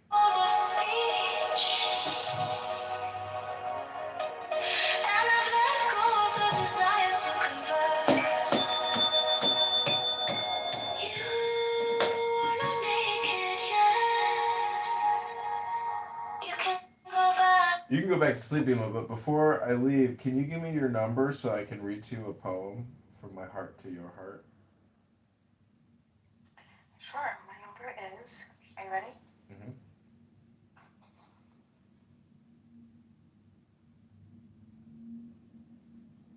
Do you remember those old numbers that you would give to somebody back in the day and then there was like a recording and it'd be like, this isn't really my number. 1 through 99. What's your number, Bima? Let's do, Begoniaceae. How many? You can go up to actually 196. Alright, I'm just gonna read you one page. Hurry up. Give me your number, Bima. It's your poem. This is gonna rock your world. 97? No, 77. 77? Alright, good pick. Okay, here it is. Ooh, oh, what the F? This is what I wanted to read you, which is strange. Okay, so take the deepest breath of the day. This is a journey, Bima. Are you open to going on a journey? Okay, can you record this somehow, Bima?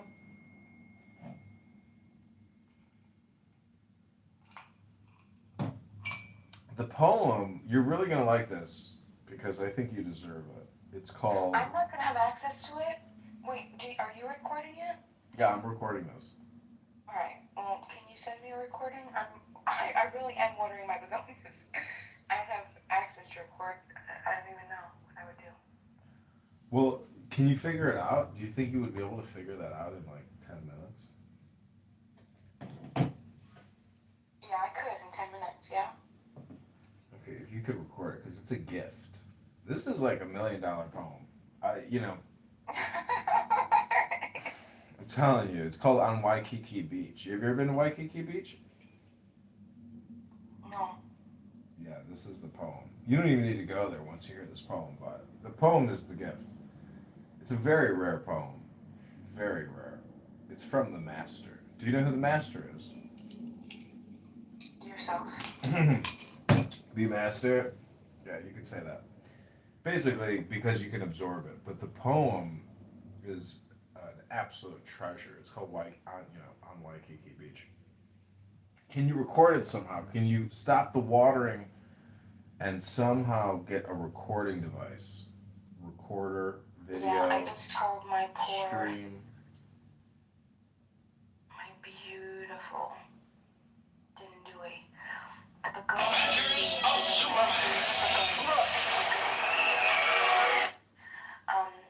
And I just pulled it. Oh my gosh, look at that leaf. If you could, I wish you could see what I see right now through my eyes. It's beautiful. Bima, can you somehow figure out a way to record this conversation? Because I want to give you a gift. I want you to listen to it, and then I want you to play it back to me, so we can listen to it. Give me 3 minutes. Okay, you got this. Because the whole goal here, Bima, is for you to play back what I'm giving you, and then the comprehension and the understanding is the real cream, the real cherry on top of this pie cake. This is a delicious, scrumptious, incredible 5-star Michelin poem of extreme delight. I've texted this room to multiple people, Bima, so they know that it's happening, and I hope they show up. But they might not show up. But time is limited because I have a heart out. And as we've discussed the difference between a soft in and a hard out, time is limited. So you have been put on the clock at 3 minutes that somehow you'll be able to record the poem so you can play it back to us right after we read it to you.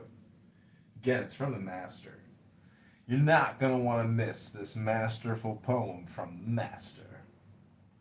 We've identified it. 77's the number on Waikiki Beach. This is the vacation you'll never get to take, even if you had $6,000 to drop on a vacation, which would be a very nice vacation. Most people in their lives will never spend $60,000 on a vacation, but this is $1 million vacation. That we can guarantee you, because it's from the master. Okay, Bima. Alright, we're ready to go. You can record now? Yeah, we're ready to go. Okay, far out. Okay, Bima, this is my gift to you. My begonia. This is page 77. It's a 2.5-page poem. It's called On Waikiki Beach. So just take the deepest breath of the day. Focus on your heart center.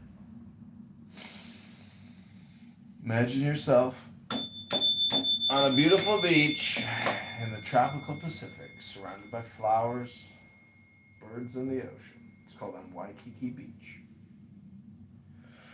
Upheaved from chaos, through the dark sea hurled, through the cleft heart of the amazed sea, sprang mid deep thunderous throats of majesty.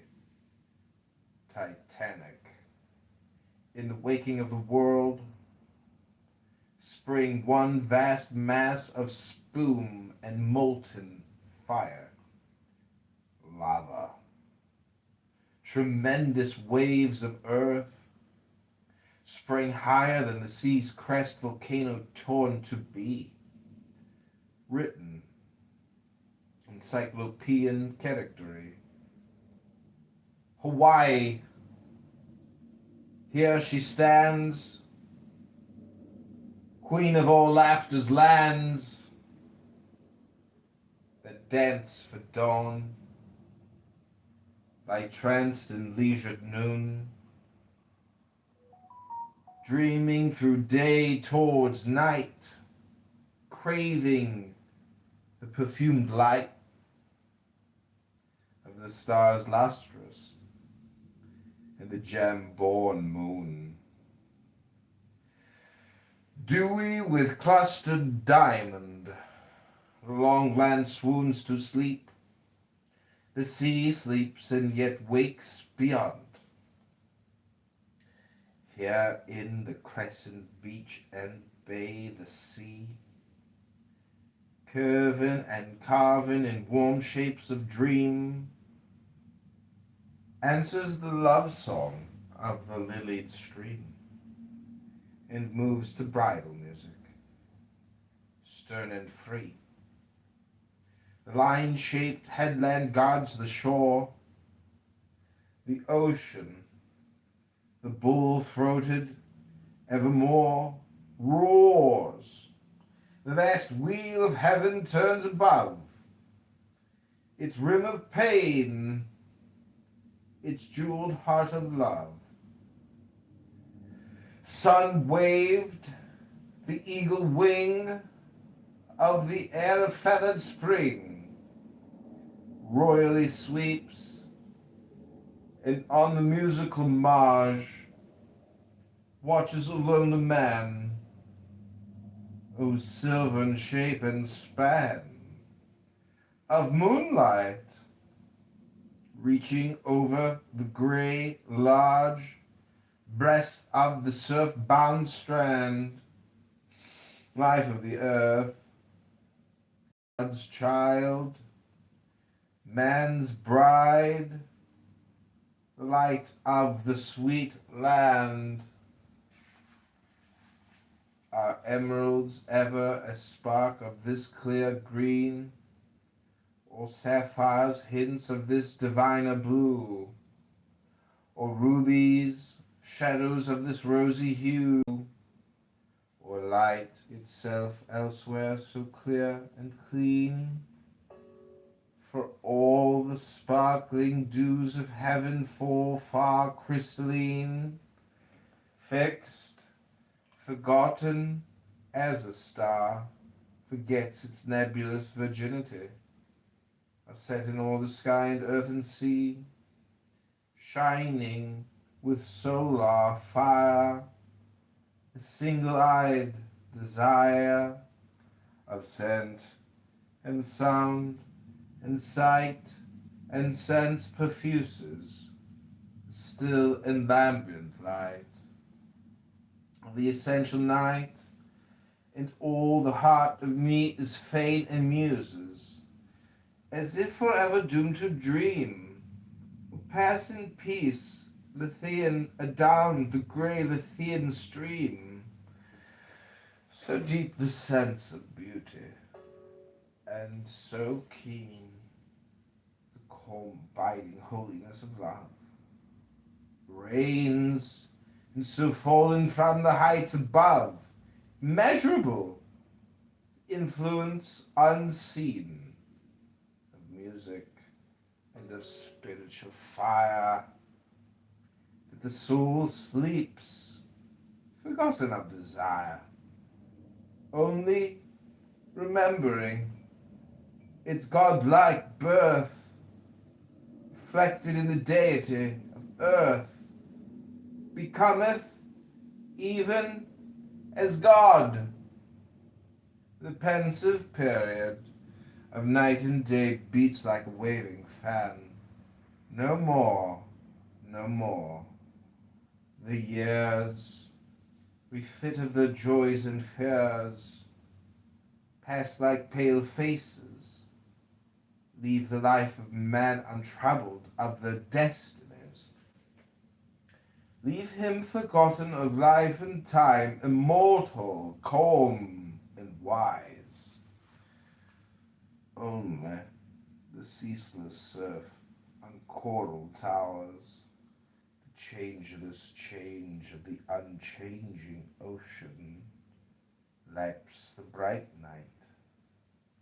With unsubstantial motion, winnowing the starlight, plumed with feathery flowers of foam and phosphor glory, the strange glow of the day's ember fallen to indigo, lit of its own depth in some subtle wise, a pavement for the footsteps from the skies of angels walking thus, not all unseen of us, nor all unknown for unintelligible.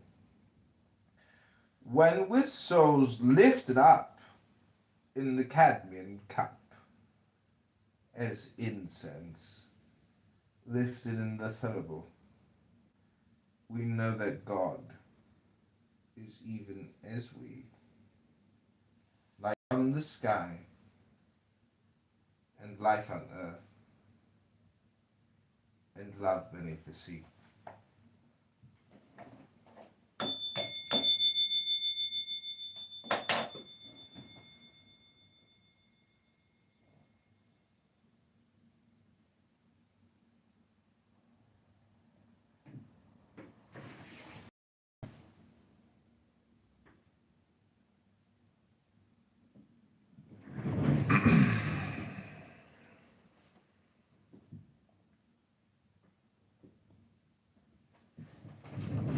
Okay, now I'm just gonna play you a little wake-up song from the deep hypnosis of Waikiki Beach. This is another begonia.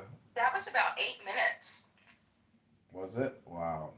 Okay, I want you to play it back to us, but to just like refresh us, take a deep breath, have a little drink, and I'm gonna play you a little flute song.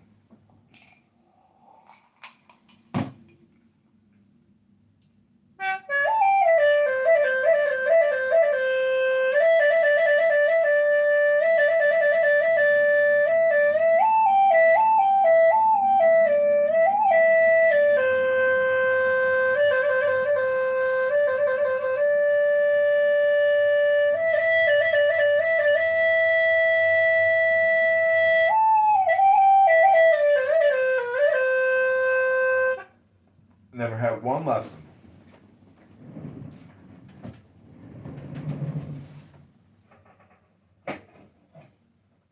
Okay, this is one more little musical instrument before my heart out. Here we go. Oh my gosh. I injured my finger playing this drum like 2 weeks ago, and it feels like I have a splinter in my finger because I was banging on it so hard. And if I hit a certain part of my finger on the nook of the joint, it's like extremely painful, but it's gotten better. I honestly thought I had like a serious problem. And then I played this drum one day and I realized that playing this drum is what hurt my finger. I couldn't believe it. I was like, oh my god, I thought I had a sliver. I thought I had a piece of metal or wood in my finger, but it was that fucking drum banging on this thing. You would, you should, you got a hand pan? You need to do the hand pan. Yeah, I got a handpan. I have a what is that thing called? I'd love to hear the handpan. What key did you get it in? I have the handpan I have is actually the top of an oil barrel. Oh, you got it from the original. Like, who did you get that from? Some music store on eBay. Oh, okay, never mind then. Yeah, the other one I have is called a space drum or a pan drum. But the space drum is like an octagon, and then the pan drum is like a concave versus a convex. Do you want to hear it?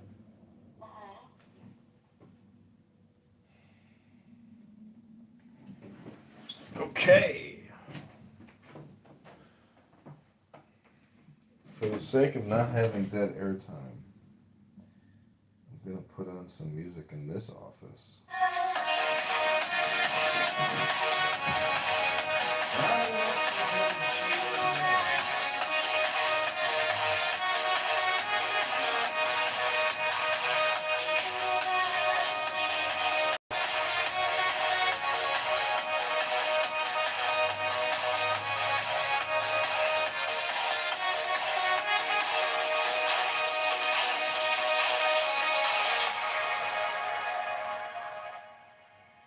Have come to take you by your hand and bring you to myself.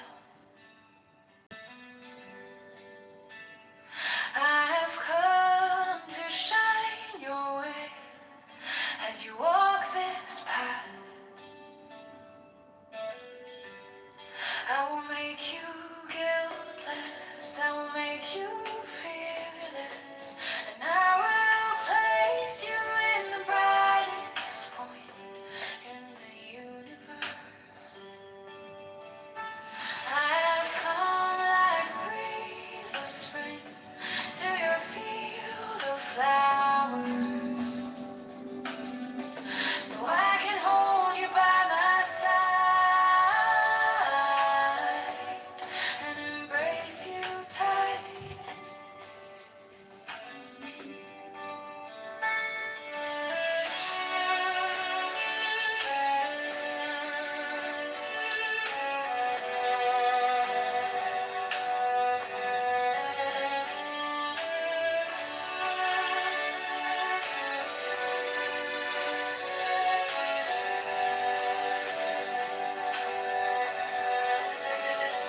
I've come to take you by your hand, bring you to myself.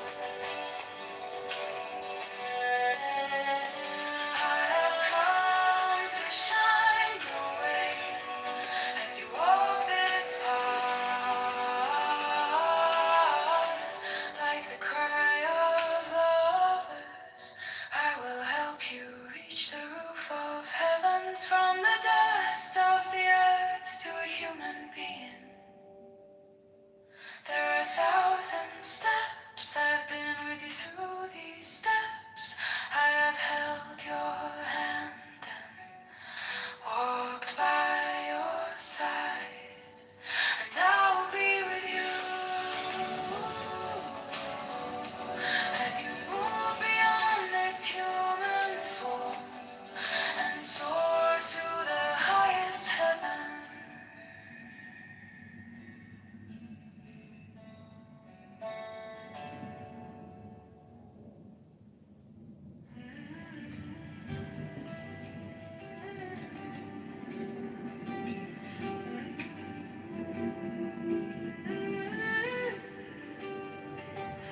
I have come to take you by your hand and bring you to myself.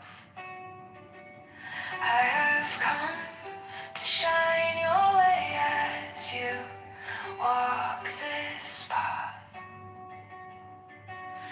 I will make you guiltless, I will make you fearless, that I will place you in the brightest point in the universe. I have come like a breeze of spring to your field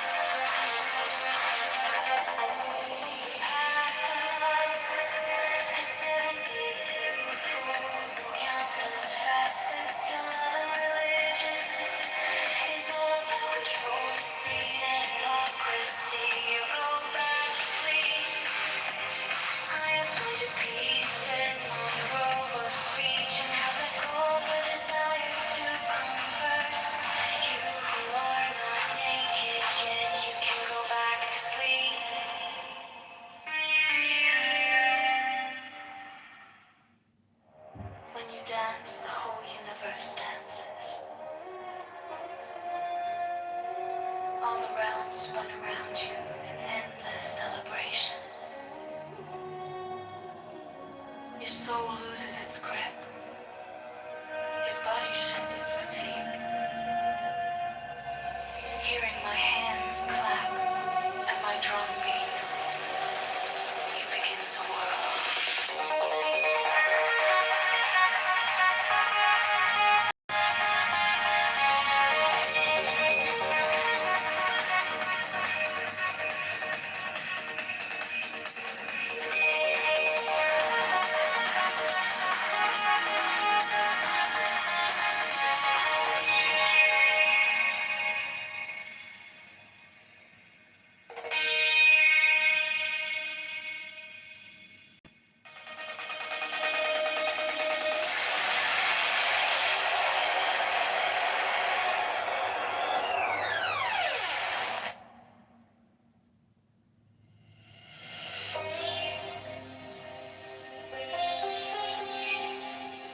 When you dance, the whole universe dances.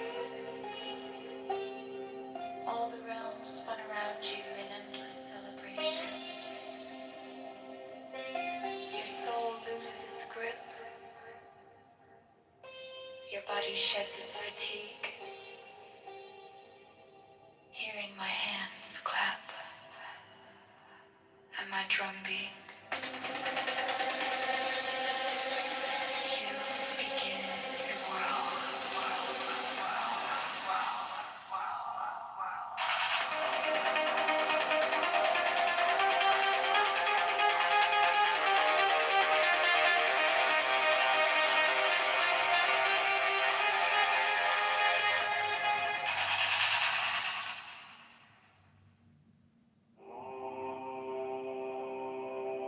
Walk the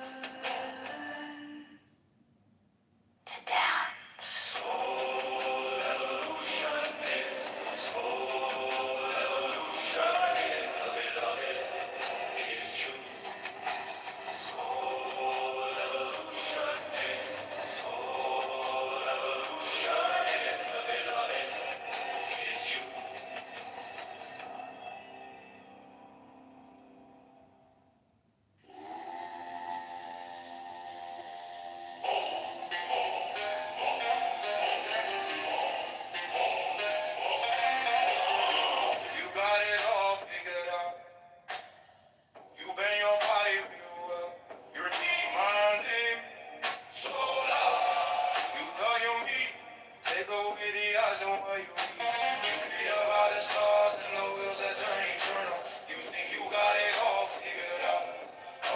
You think you got it all figured out. You are all that you'll ever want. You are all that you'll ever need. You are all that you'll ever see.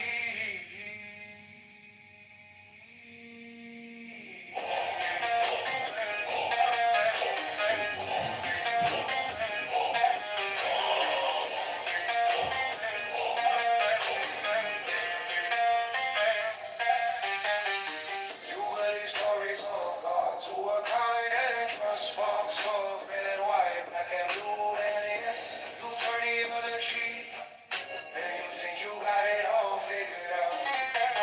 You think you got it all figured out. You swing from dogma to dogma, you switch from control to control. Oh friend, this is a vicious circle to buy your soul. This is a vicious circle to buy your soul. You think you got it all figured out. You think you got it all figured out. You are all that you'll ever want. You are all that you'll ever need. You are all that you'll ever see.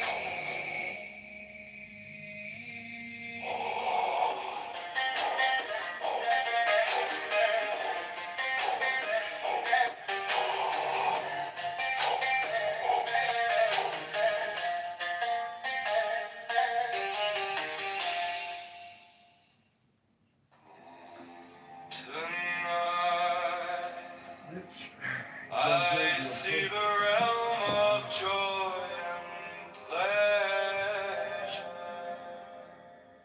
I've lost myself in it, and it has lost itself in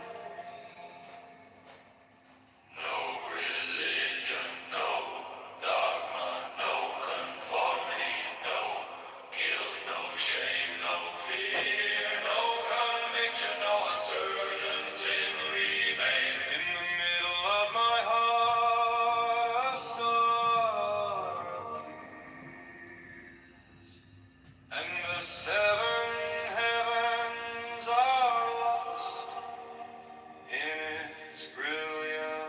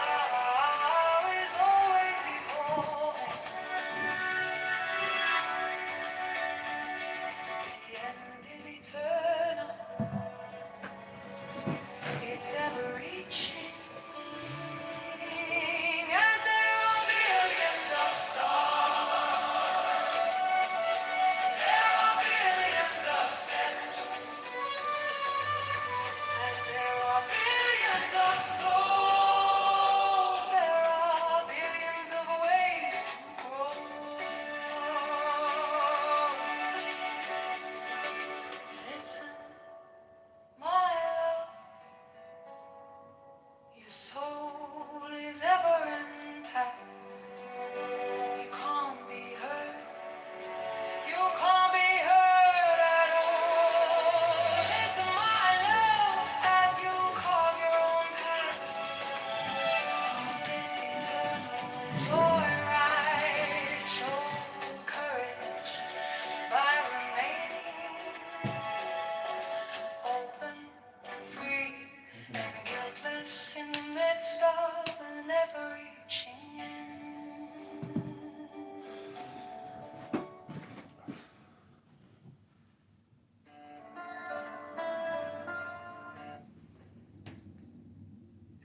And this behavior might play an important role in why we do or do not feel attracted to friendly towards Bima, a certain person. Bima, point of order, moderator. Can you play back the poem I just read to you? I'd like Beaver to hear this incredible, majestic poem that I read to you as a gift. Can you give the gift back to me now, of the gift that I just gave to you? This is horrible. My darling Bima Begonia. Okay. We're gonna just end at this last paragraph, okay? The term morals will be in the broadest Listen, my love, your soul is ever intact. Don't mind the destination, don't mind the end.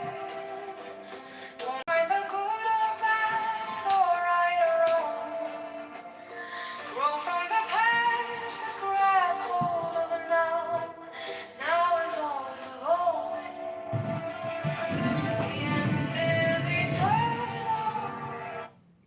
Point of order, moderator. Point of order, moderator. I want to invite Beaver up. I like you, Beaver. You know, I don't bring up drama from previous rooms. I just like you as a person. You know, you seem like a pretty cool, chill dude, whoever you are. I can't bring him up. That's okay. Can you play the gift I gave you, Bima?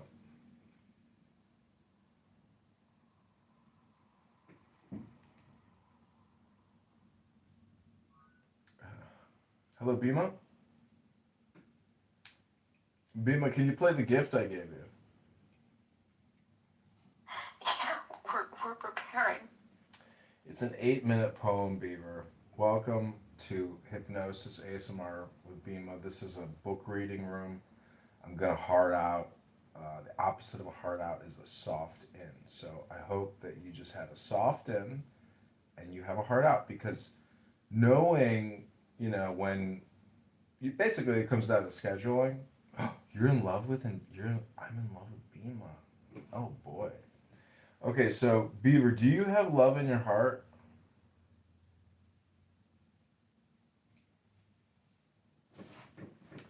Okay, this man has love in his heart.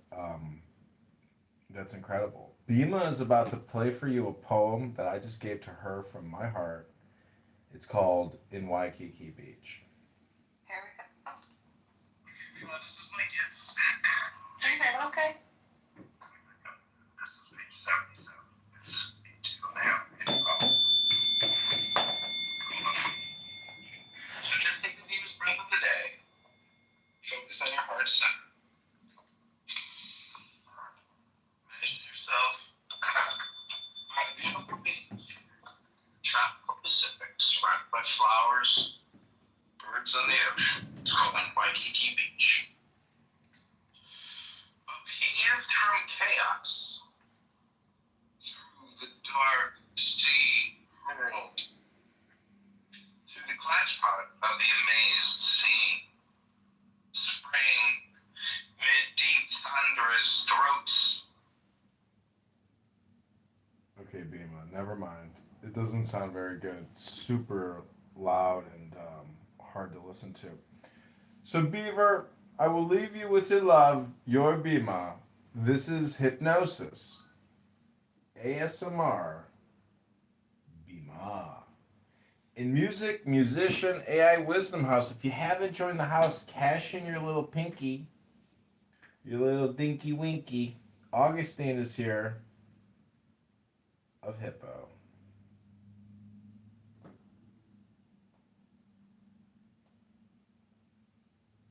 It's amazing. Beaver's fallen in love with Bima. Bima, how do you feel about that? Beaver has cute aggression, and so he likes cute things. Beaver and Bima, I will also point your direction to the link in the Jumbotron. Click that link and you can hear yourself talking. You're being broadcast live to my yoga studio. Everything you say is recorded live in my yoga studio. How do you feel about that? I feel powerful. What can I do? What should I read? Tell me. It's your recording studio for the night. I'm gonna hard out. Augustine just had a soft in. Welcome, Augustine.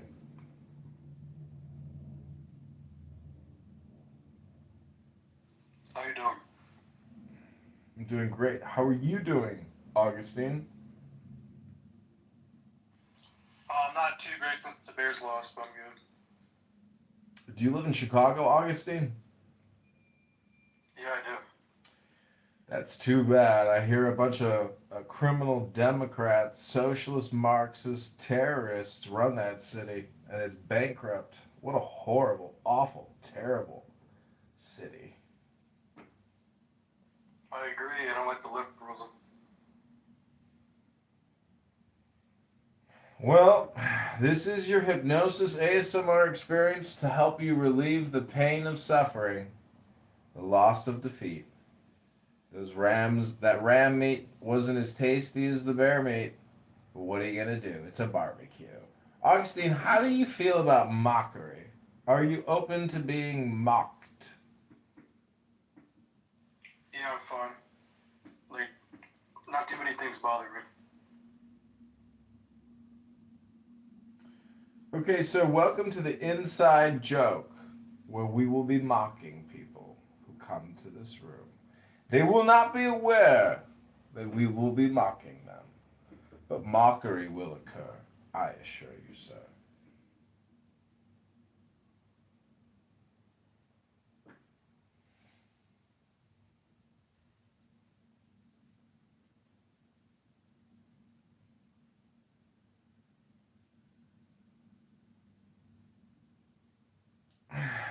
So not many people know bee psychology, but I got a couple books on some bees, and I figured two or three things out about a bee queen and her cohort of drones that serve her. She has a special retinue of men. And here we are, gentlemen, all in love with the same queen bee in a honey hive of joy. But ladies and gentlemen, let the games begin.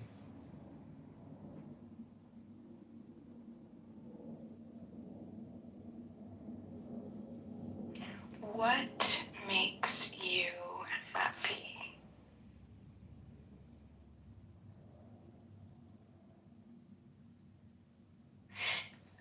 You could probably list a number of things.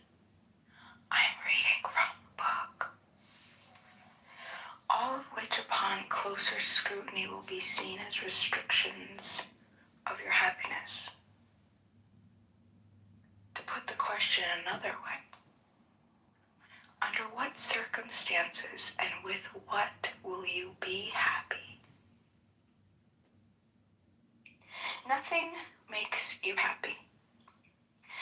Nothing is all that can ever make you happy and all that ever will make you happy. Things can only provide you with a state you call happy, which at best is a temporary distraction or absence What we do with politics of sadness. Cause and effect is a tool of the mind on a large scale. It's an attempt by the mind to make things predictable, but at the same time, it oppresses the mind endlessly by the conditions which exist outside of it. You think something causes something else, then you're not the cause. You are to some degree the effect which makes you a victim.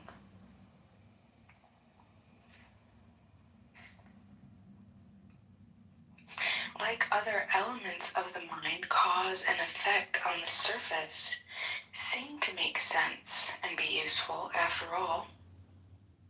If there were bugs on your potato plants, and within days the leaves died, God forbid, it may be useful to figure out how to keep the bugs away before planting the next crop and find out if the potatoes live.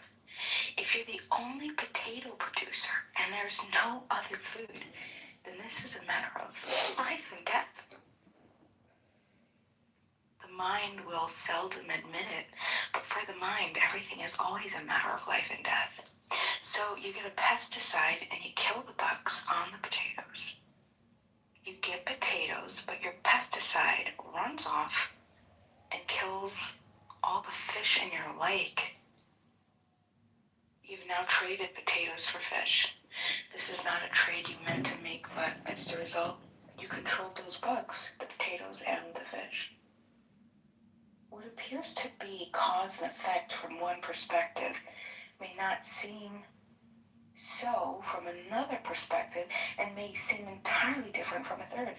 Anything that is dependent on one perspective is not real and is food for the importance of the mind. Anything that is dependent on one perspective is not real and is food for the importance of the mind. Anything that is dependent on one perspective is not real and is food for the importance of the mind. Hold still, you little critter. You dig your heels into the fresh dirt in an attempt to make the cow slow down. Finally, she does. You wind a rope around her legs, flip her over. In this position, as she bawls, you brand her. Horrible, you horrible human being. Now the cow belongs to who? To you.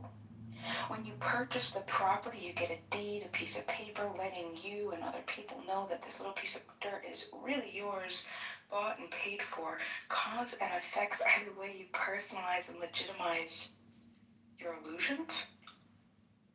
They are the way you convert what really isn't into what really appears to be so. They are the way you convert what really isn't into what really appears to be so. They are a tool to turn your limited perspective into general perspective so that you're justified in holding it. They are your brand, your stamp of reality.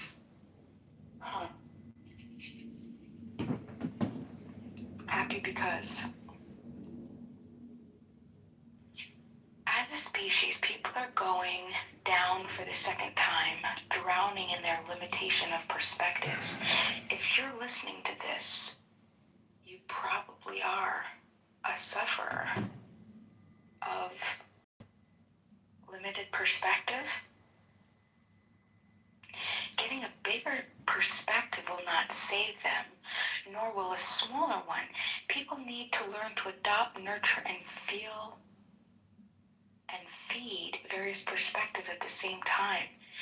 The very root of humor, the very root of humor is holding two absolutely opposite perspectives at the same time. That's interesting. The root of humor is holding two absolutely opposite perspectives at the same time. When you do this, you see yourself.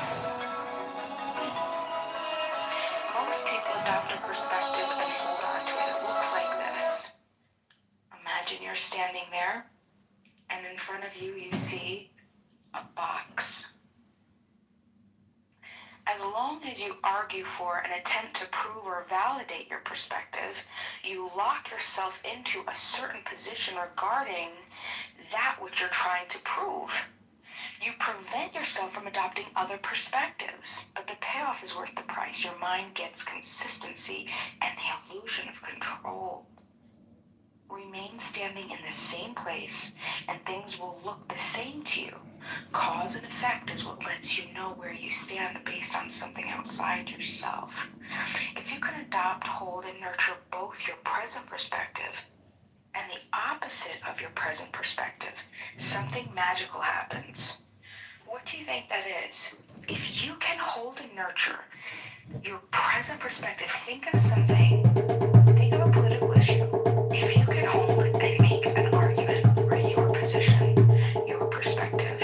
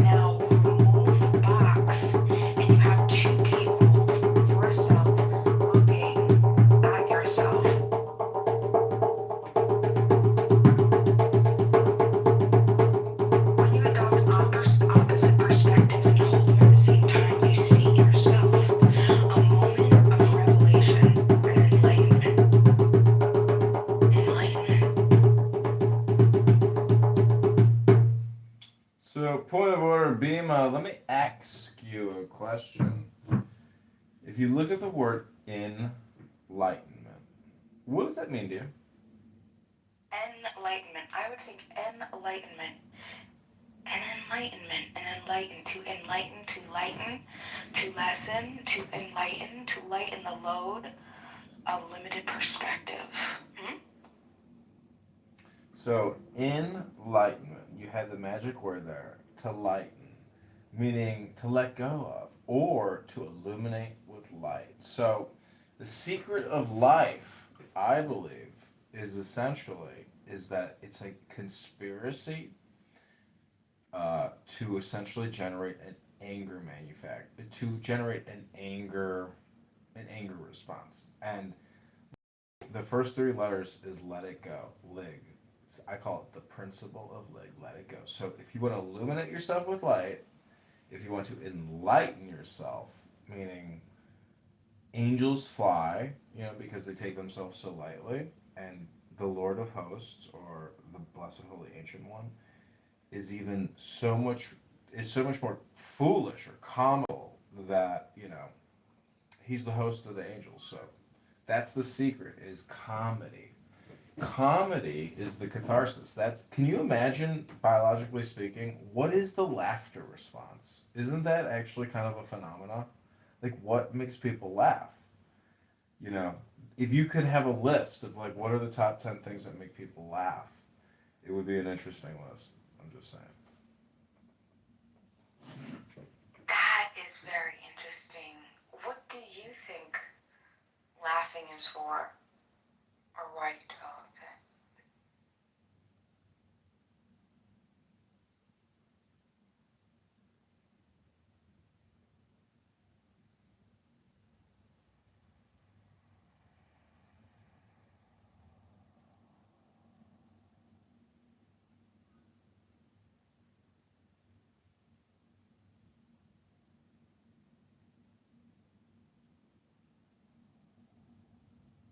Okay, this is the prompt I just gave Grok.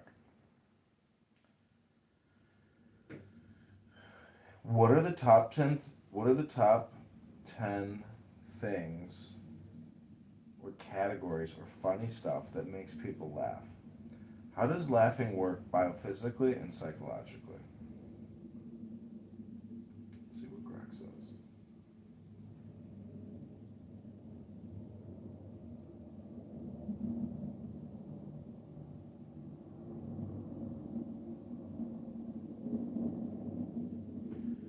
So, Biba, do you have any songs memorized? Yeah, I do. Okay, sing us your favorite song that you have memorized. Okay. Okay.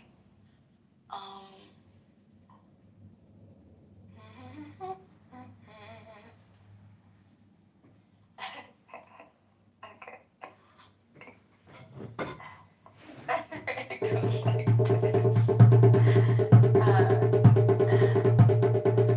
a bright golden haze on a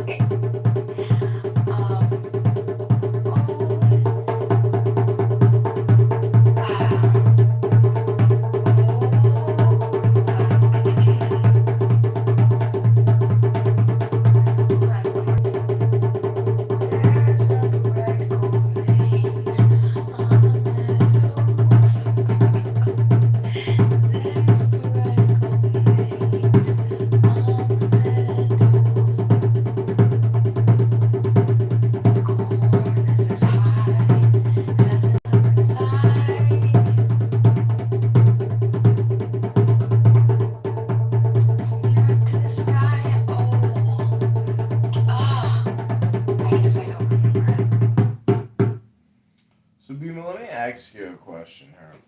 Too much distraction. You hear at 12 o'clock at night.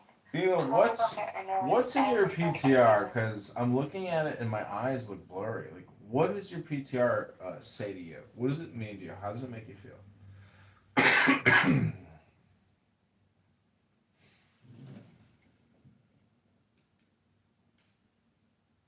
PTR is a contradiction. No, contradiction. I take that back. it's hypocrisy. It represents disingenuous, or what is it? Intellectual dishonesty. You have people that are so blinded by political parties and political identity that they can't be objective in looking to truly what a Okay, point of order, moderators. We have a new speaker here, Mark, a congressional candidate. Bima here has been hosting the room. Thank you for being here, Mark. Please, Bima, let's give Mark a little space to say hello. How's your night going, Mark? Hey, everything's great. I just got invited to go to Mar-a-Lago a few minutes ago, and I went in my other bedroom to show my son Max, and he showed me your recent, I guess, creations with AI, and love it. I think it's great. How do you do that? So it's the app called Sora, and you just put in a prompt like Mark Rice at a voting booth, and everyone starts congratulating him as the American flag and balloons pop and victory is declared for Mark Rice. Like you put that prompt in, it'll just create whatever it creates. Did you upload a picture of yourself in there? You must have. Yeah, it does its own facial recognition. You have to read. Yeah, you have to give up your identity. It's pretty intense. That's cool though. It's so cool. Are you getting traction with it, or people seeing it and talking about it? No, everything to me is like it's all spam bots. Like all the followers, most of the followers on my Instagram came from one reel I created, because you can see the analytics, and see which content you put actually got you followers and views. and so, anyways, to me, it's just like a creative endeavor. But I'll tell you, it could be invaluable for your campaign if you're willing to take an artistic leap of faith, and I would really encourage you to do it because. Yeah, I think I might. I've got like almost 5 full-time employees now working for my campaign.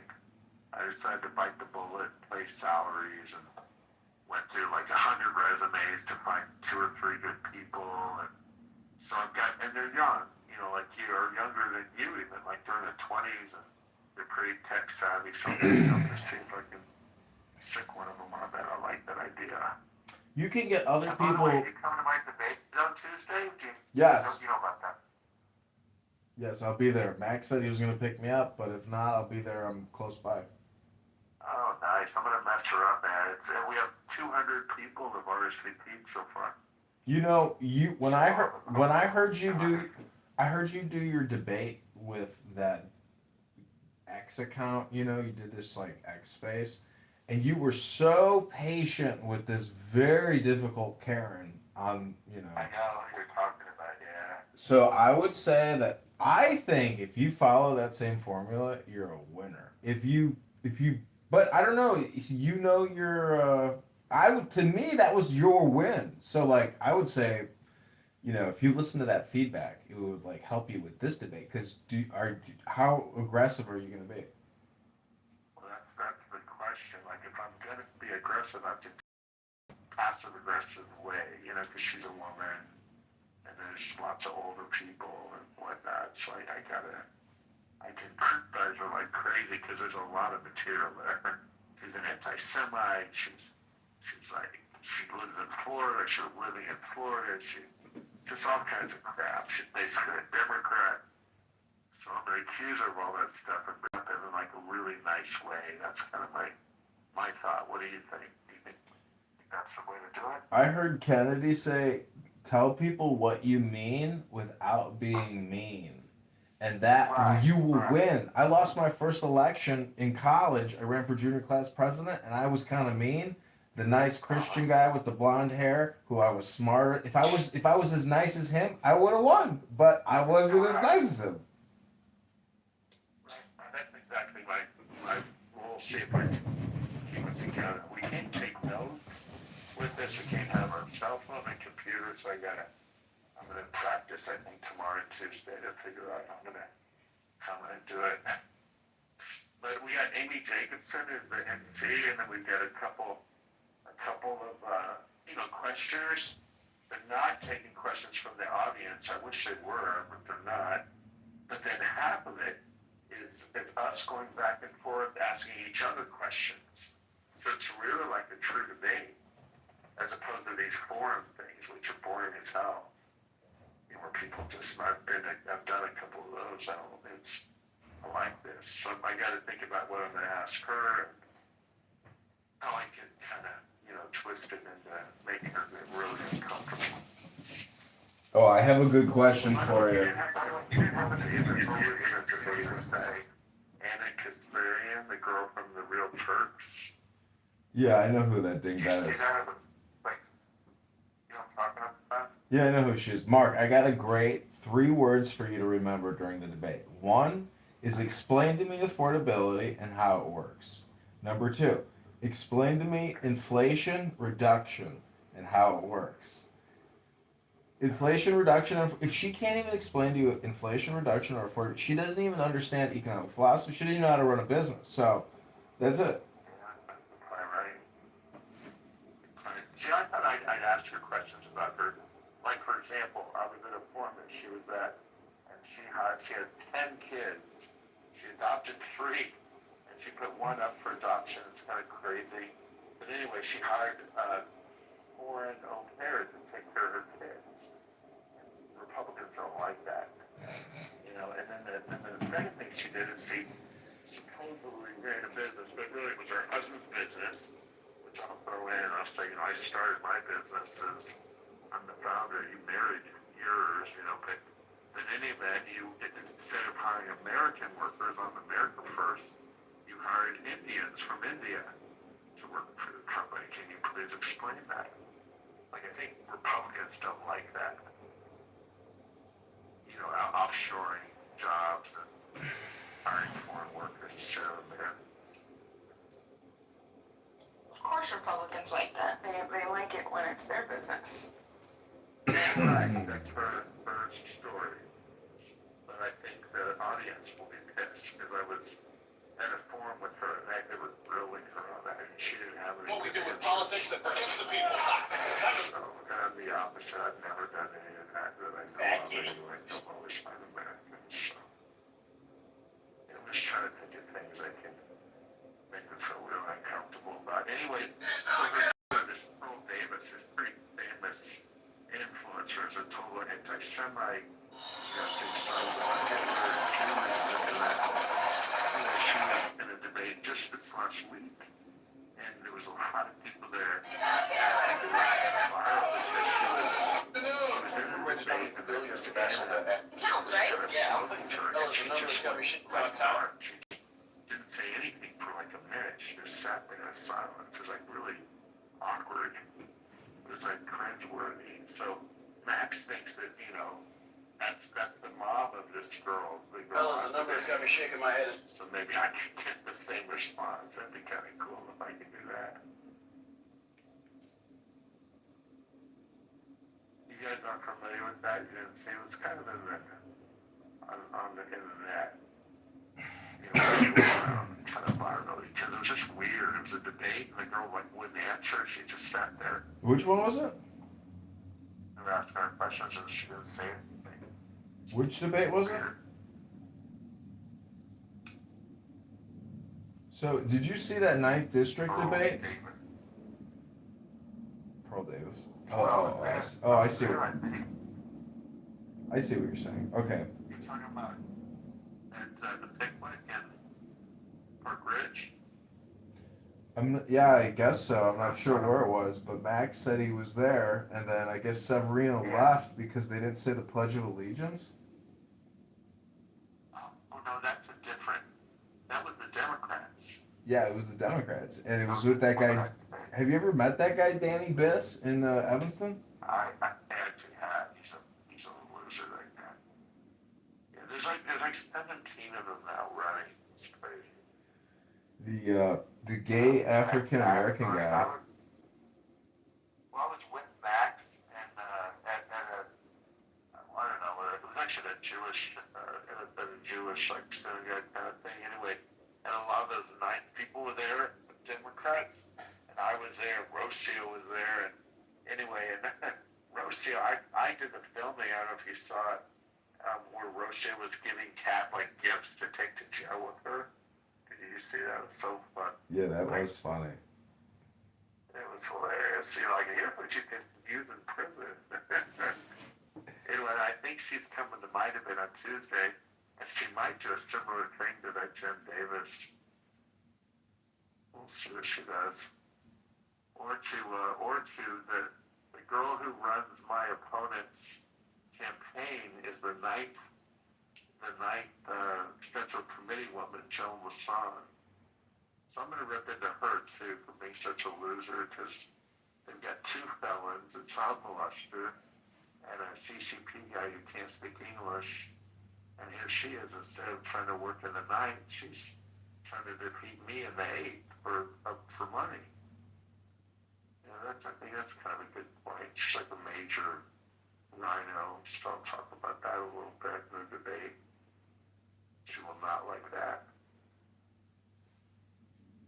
Well, I would try to create some of these Sora AI videos because the algorithm likes the videos, and Monday I'm gonna spend some money and try to run ads and try to distribute. Huh? Like Boost the posts. Try to do it on YouTube and Meta, and just do like small budget experiments in Peoria, because I want to like just basically spread the psyop and see on March 17th how many write-ins I can get. If I can get just 500 people to write my name in, like that would be a success. I mean, that's the goal. That's cool. You might be able to do that. Think of all the people that signed. You know, they might remember your name. Yeah, it's all an experiment in communication. I'm not going to spend much more money on this, but these videos are pretty amazing. And you know, I have so many cell phones, and you can only do so many videos per account. You can pay to do more videos, but I think by the end of the week, I could have 500 more videos up, and they do get views. So to me, it's like it's worth it, because how the Sora puts it out is so crazy and so funny, and it's a little bit like I'm turning myself into a cartoon, which is kind of cool. Right. He's good. You never know if you could get viral. You could be like famous with that stuff. You gotta make it funny, I guess. And have like. But by the way, with me, when I have my videos, they're not so much AI. But anyway, I've tried. It won't let me boost it like on Meta, because I'm a candidate. Something about politics, they won't. Maybe there's a rule against it or something. You can't promote it.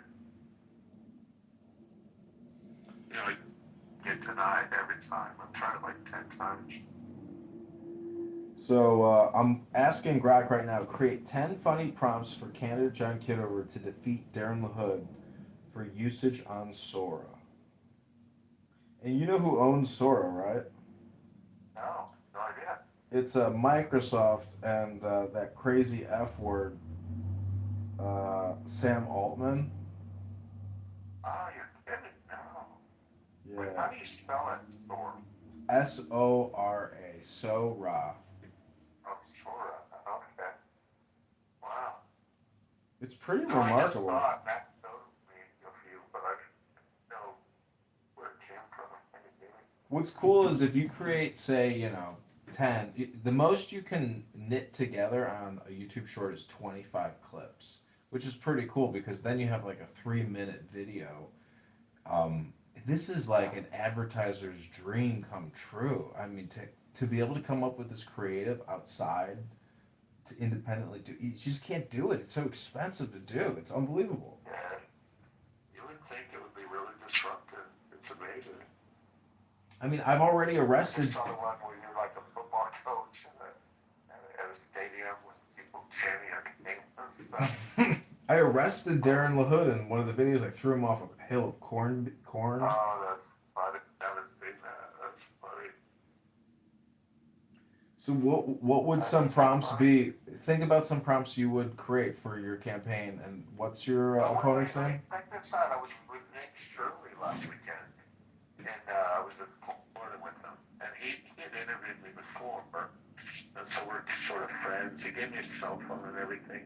And I think I have a deal with him to come to Chicago, and not sure what to do. I got to figure it out. But I figured he's so viral, right? Isn't he like crazy popular online now? Oh my God, he's huge. You know what you need to do is send him on a ghetto bus tour where they bring you in an armored car through the ghetto, and then he could do surveillance videos in an armored car in the ghetto.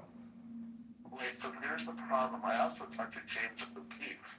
They were both at this little thing I was at. It was like a private thing at a little hotel in Palm Beach. And anyway, the problem is, are you familiar? You should know about this, right? It's so something about dual consent or something about Illinois. Like you can't film the way James O'Keefe or Nick, they do their thing. You can't do that in Illinois. You can do it. You can do it unless somebody wants to sue you. That's the whole thing. If you have money to lose and you're gonna go surreptitiously film, you open yourself up to a lawsuit.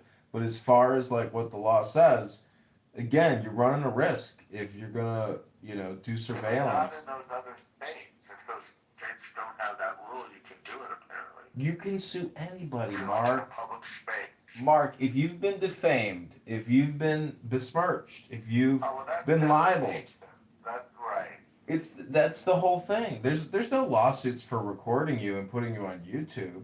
Well, that's what they were explaining to me, that in Illinois there's some law against that. Well, It's specific to Illinois. TPUSA has filed lawsuits against people that are claiming Erica Kirk is involved in a conspiracy, and it's a bit. That's different. That's different issue. That's different, right? I mean, that you could get sued across the board anywhere if But they the wanted whole to. point of defamation is you can show damages, and so if you just, anyways, because if you're bringing this Well, up. I'm just telling you, they won't do it. They won't want to go in Illinois. They want, do you know James O'Keefe actually showed me, but it's actually part of like his little presentation. He's had it's ridiculous, like 20 lawsuits, and the amount of money he's had to sue. He's never lost, really, but He's but being spent, sued by I a think former. it's like $6 million. He's being sued by a former CIA officer. He's being sued by a former CIA officer right now. Did you see that? He Asshole? was throwing all the different lawsuits. He has like a spreadsheet showing each one. Yeah, he puts them on the wall, right? He frames them. Well, I don't know about that, but he had a PowerPoint that he was showing how expensive it is because it's ruined the guy's life, really. It's like bankrupted him, even though he's successful. He's spent so much money on lawyers. I'm sure that F word, N word that he filmed talking about Pfizer's evolutionary ambitions, with the COVID-19 jab. I mean, that guy, I'm sure still works for Borla. I guarantee you that guy still probably works for a big pharma. But no prison time, no arrest. If you ever talk to James O'Keefe, ask him, who are the pieces of shit you've recorded and which pieces of shit have gone to jail? Which pieces of shit? No, that's a good point. Yeah, right. They get away with it. He actually was showing the group I was with, Max ran against Schakowsky. And Schakowsky's husband is Robert Kramer, who did go to jail, but not for anything O'Keefe did. O'Keefe exposed him, remember, for he had been in the White House 600 days in the Obama White House, so he practically lived there, and he exposed him. And he lost his job. He had to quit, or he got fired the next day after the expose came out. But Wow. He was talking about that they were hiring illegal aliens to go vote, and they were hiring mentally challenged people to go disrupt Trump rallies, the dirty tricks guy for Obama. Oh, I was in Chicago. That was one of his big things. I was in Chicago when Trump came to give his speech at University of Chicago, downtown. And, or not University of Chicago, University of Illinois, Chicago. And, One at UIT, yeah. I remember that. But they canceled it, right, because of that. They had no security in place. It was just a total joke. It was unprecedented. Yeah. But it did feel like paid. It did feel like paid agitators. There were paid agitators there, outside, inside. No, so yeah, but we've exposed that on video. And it was Robert Kramer, some other guy, and they were raising money for, and then they're like back, and that was what they used the money for, to hire agitators. Mm. Well, it's a miracle that. And then they cut it to Clinton, and supposedly it really hurt Hillary's, chances in the election.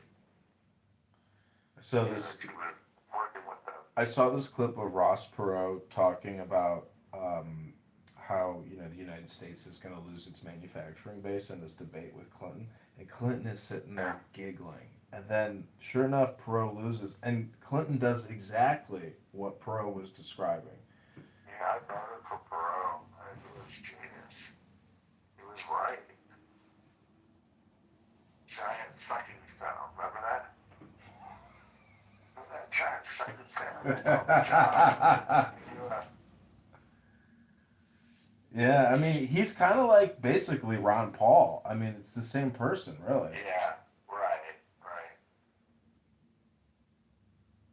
But I was talking to somebody about the Federal Reserve today and the IRS, and I used to work at the IRS, and it's interesting how the Federal Reserve is right across the street, downtown Chicago, because it's like it's a mirror, because they're both technically taxing agencies. The Federal Reserve with its inflation and everything and all its monetary policy, it's just another IRS under a different type of monetary, policy. Yeah. So shut them both down. Liberate us. Mark, this is the craziest thing I ever saw at the IRS. They have what's called Taxpayer Assistance Day.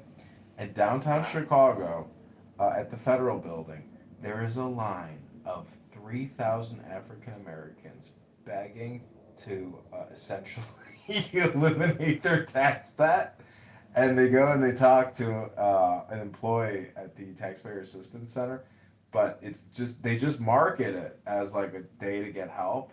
But the line around the building is terrifying. Did they get help though? Did they actually do it? They let them off? I don't know. My point is that the people are not in compliance and they are fucked up. Right. They're there because their lives are fucked up because of that, and they're there to try to figure a way out. But maybe it's like a ritual, because maybe they do get the redress that they need if they show up and wait in line for 8 hours. Yeah. Have you thought about, like you, me, Max, some of us, we're in a perfect spot to go, like, uncover the corruption that's been in Cook County the same way Shirley did in Minneapolis. It's got to be here, right? Just go to Preckwinkle's Instagram. Just screen record her Instagram. That's all the evidence of corruption you need. That the mafia Don Preckwinkle is in power all these years. How? No, but how do you see it on her Instagram? It's her life. She's not a fiscal conservative. She's a taxologist. No, right, but I mean, follow the actual checks, I get it. I mean, yeah, there's ways to look into it's all over the place. A lot of it is concealed and hidden because they just open and close. Like there's a lot of hardcore. But yeah. Man, I'll tell you, it's out there. I figure they donate to Preckwinkle.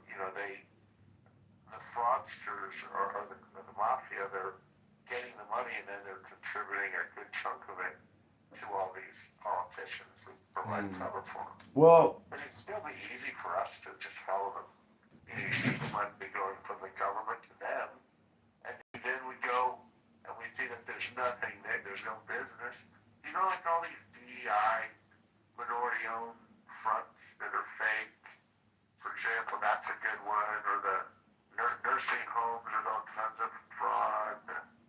Probably the same crap that's in Minnesota with the schools and the transportation. We know that that's going on. I just don't know how to find it. Okay, so this is what I'm doing. I'm asking Grok. I have a link to the 2026 proposed budget amendments and also the archives, the county budget archives. So I'm going to ask Grok to look for any potential fraud based on recent news headlines that the Cook County budget. kind of things. By the way, how about the migrant hotels? You know, there's tons of them up there. All that, what was it, $3 billion going to pay for the migrants?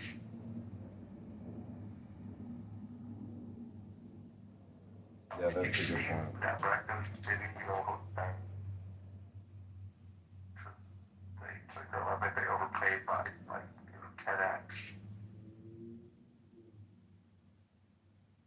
I'm just gonna say, related to recent scam headlines, or related to the migrant invasion. I mean, I've heard about people like in Highland Park and Glencoe that, you know, it was a big windfall for them. They own like shitty hotels or big warehouses, you know, and they stuffed them with all the migrants and that, or they didn't even, or how about the COVID? Remember remember how they had big, like hospitals set up and they never even used them? I guarantee there was tons of money paid out to owners of the real estate, and the people providing all the You know what? You know what must have been a big one that has probably slipped under the radars? Do you remember seeing all the COVID-19 vaccine like retail storefronts that opened up throughout the city? yeah, yeah. That had to have been tied to a Medicare Medicaid disbursement or some type of government program. And the PPP loans as well, because all of these county employees are being arrested for fraudulent PPP loans. I was gonna say, I know people. There's a girl running for Congress in the 11th. You know her, Kitover. She's running right now, and I think she's been found guilty already of PPP fraud. Tony for Cook. Take care business. PPP.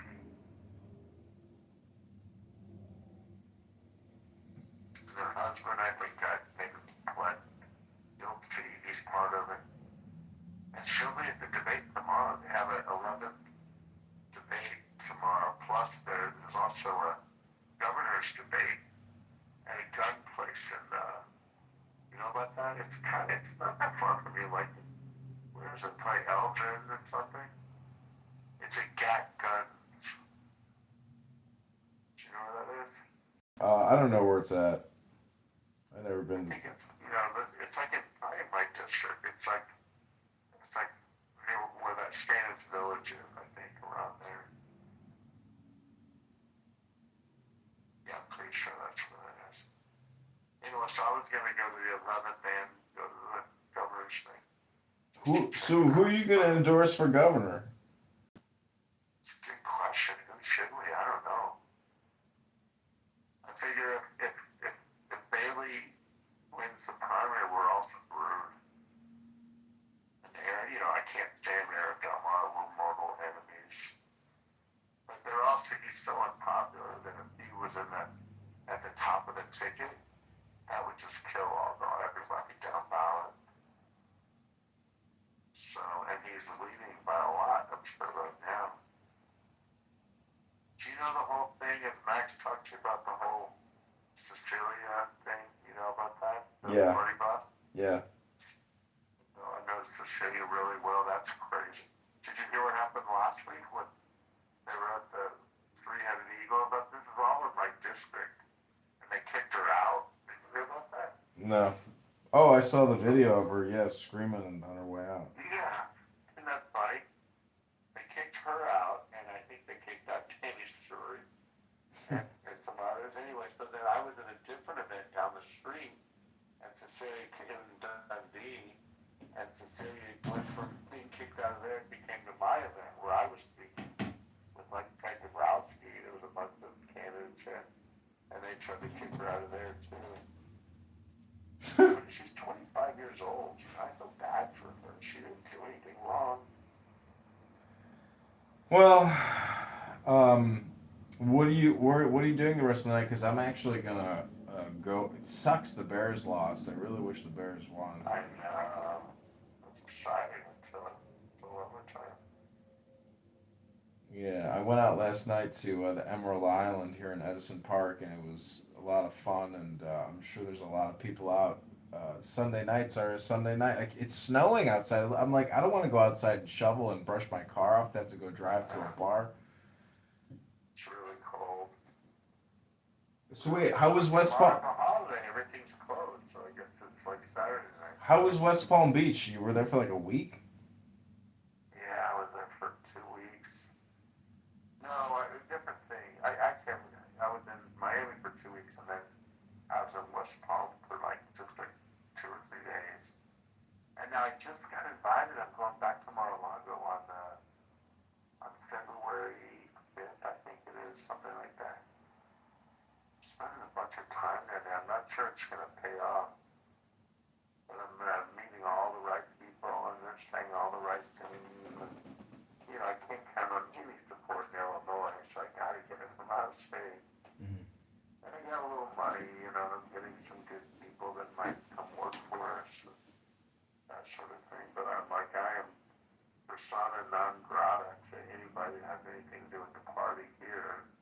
Yeah. But the good news is they're all such freaking losers that, like, people from out of state, they want nothing to do with them. So they like that I'm not working with any of them. Well, I don't know. I mean, a little Tanya, a little Toyra. I mean, I don't know. The books are more invaluable than any conversation I think anybody can have. So. I agree. Bob thinks about being a new politician. I was, Friday night just around the corner from me is a kebab house. The big Gold Coast. Yeah. I had Max came too, and we had dinner with the rabbi, and he had a little group, and it was so nice. Ben Yahun, right? Yeah, exactly.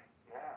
Yeah, I was in his house. Yeah, I know. I was in his house once, and he's like this dinner table here. It's formed dozens and dozens and dozens of marriages, and I was like, Rabbi. I was like, Rabbi, that's not what has caused the marriages. I was like, it's that size of that shofar right there. And he's like, well, what are you boys? He's like, what are you boys doing the rest of the day? I was like, well, we're gonna go out and try to meet the Shekhinah tonight. He's like, the Shekhinah? You're gonna try to meet the Shekhinah tonight? And then I think his like niece or it was somebody who was like, what's the Shekhinah? But that guy's a great guy. He's a legit, Yeah, nice guy. His son was there.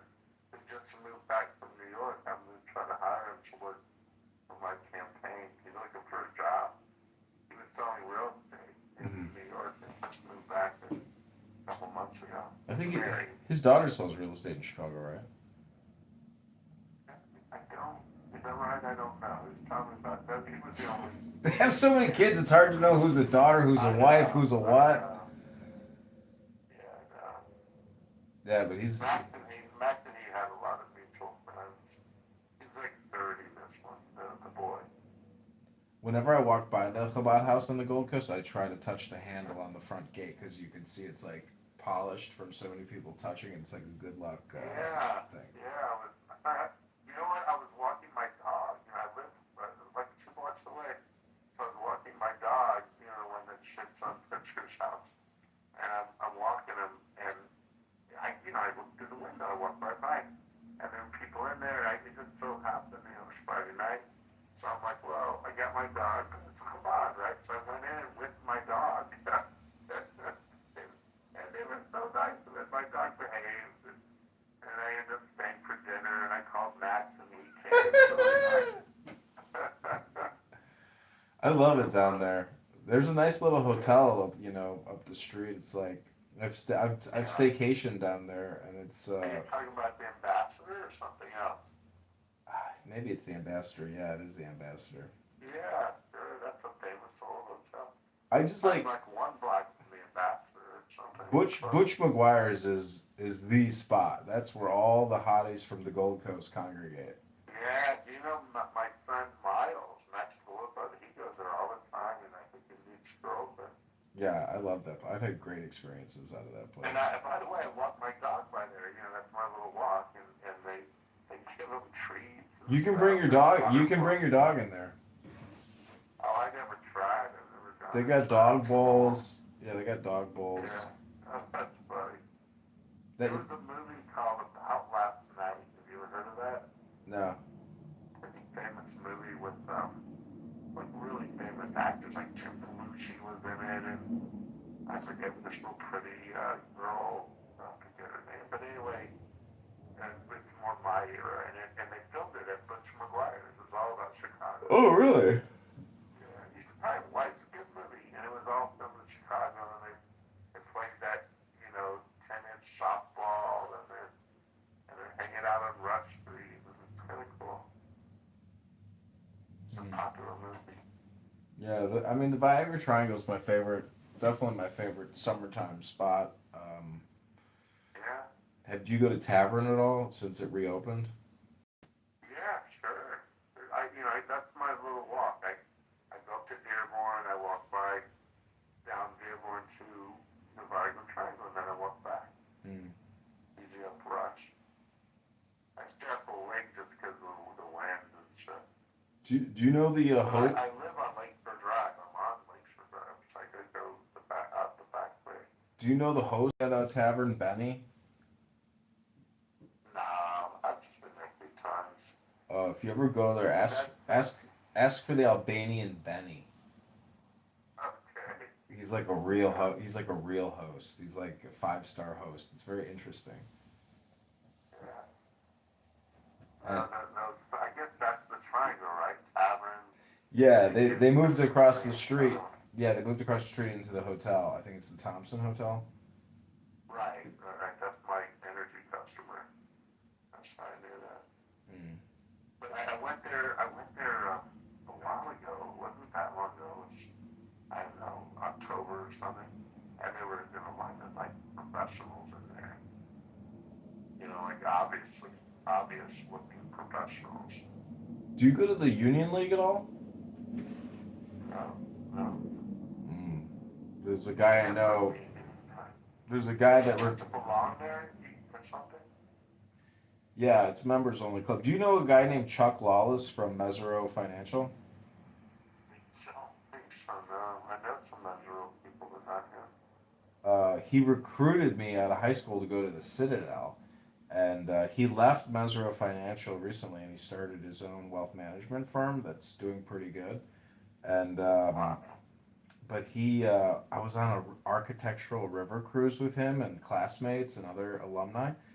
And he starts telling me he's reading a book by Rabbi Lazer Brody called The Garden of Amunah, and I couldn't stop laughing. I've read the book. Yeah, I was like, I cannot believe you've read this book. And I've met Lazer when he's come to Chicago a few times. Yeah, I met him in Los Angeles at an event that he gave a little speech in. It was very interesting. He's a soldier basically.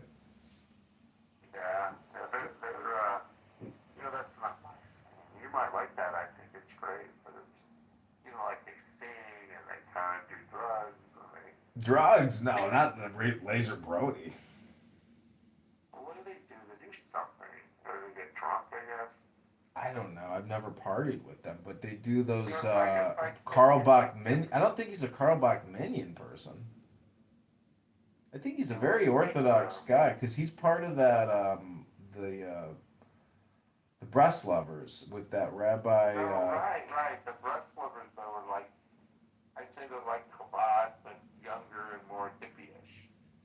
It's like it's a very hippie. Well, their leader is Shalom Arush. Do you know who Shalom Arush is in Jerusalem? Not a name, I don't know. That's the guy that Lazer Brody answers to. And he runs this big nonprofit for the Breast Lovers. Right. His name is Rabbi Shalom Arush. You see them everywhere. They're like Chabad, they're in the middle of the street and trying to get people to join them, and they're always dancing. Yeah, they're Nachmanites basically. Yeah. Nachman. They're the Nachman people who dance with the keepers. Nachman is that's like their Rebbe, right? That's the Rebbe, yeah. Yeah. No, I know a lot about it, and I honestly I've heard of Lazer, and I've met him and stuff, and I've even bought some of his books. I think that one you mentioned, I think I did read that one.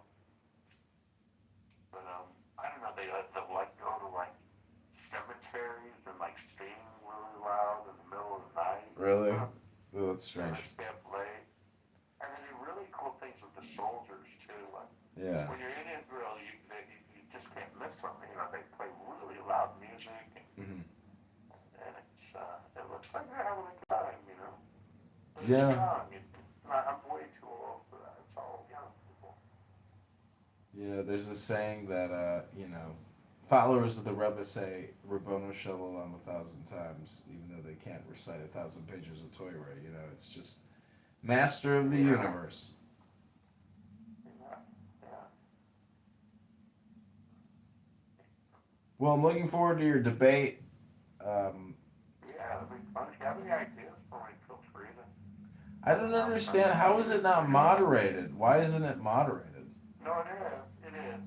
There's one, I guess, host, and that's Amy Jacobson, from Dan and Amy. And then there's two questioners or moderators.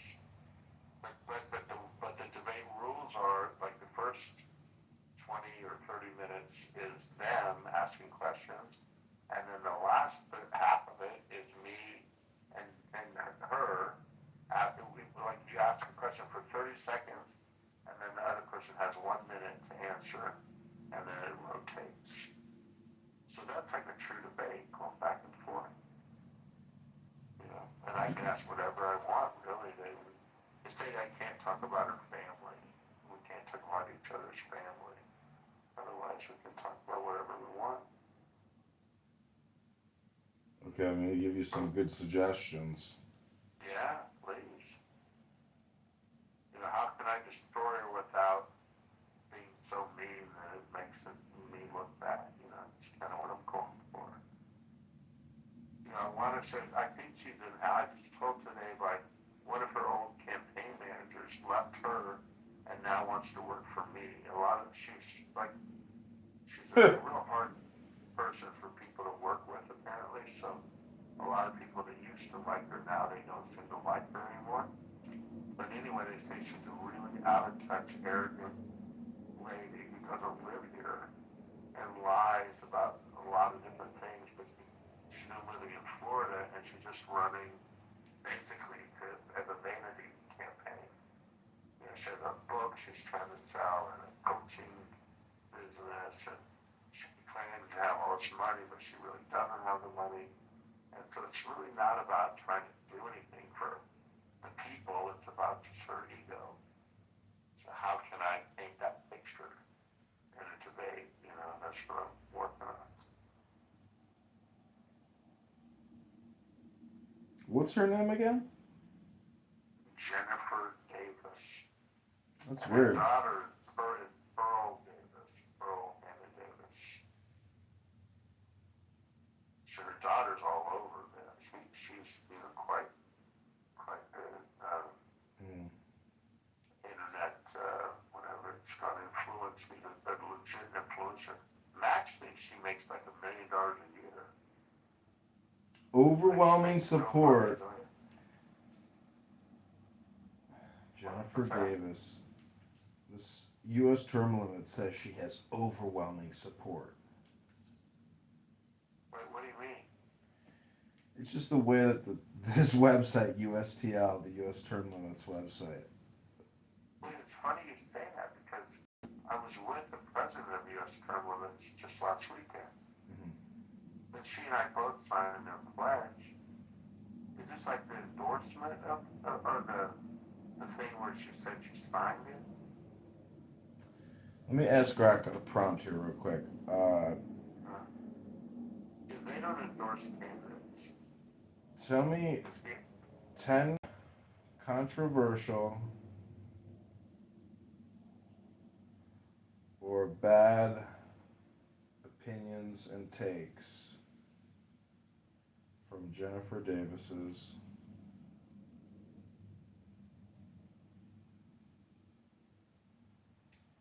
So I think she has enough content out there for clients and stuff. Do they? I don't see that much out there.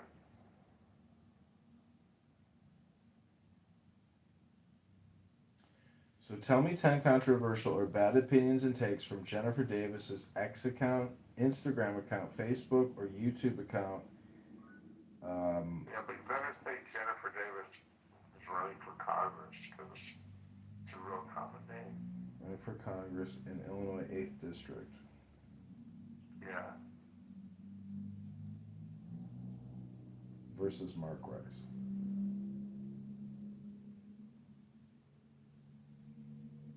Do they have anything? I bet I'll say can't find any.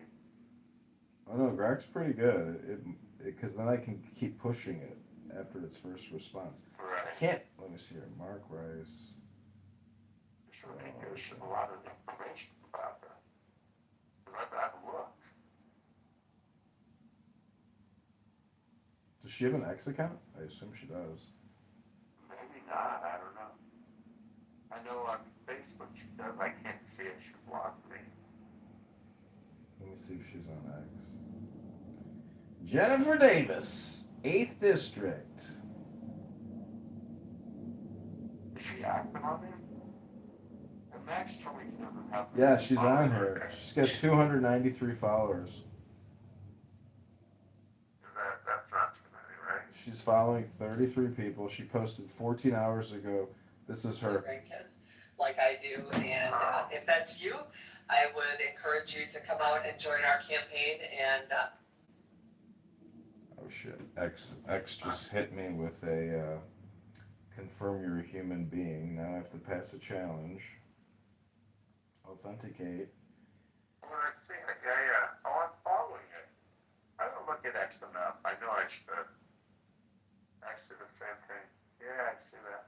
let's make a difference. We can win one. We win one. We start to change the trajectory on this state. So please join me. My name is Jennifer Davis. Sitting there driving in her Benz. I see that. No, it's a Tesla. Oh, she's driving a Tesla, really? Yeah. Okay, these are the responses. Oh wow, it also gave us information about fraud. Do people troll her on there? No. Do people troll her? Yeah, I'm looking. They do. Max told me they do.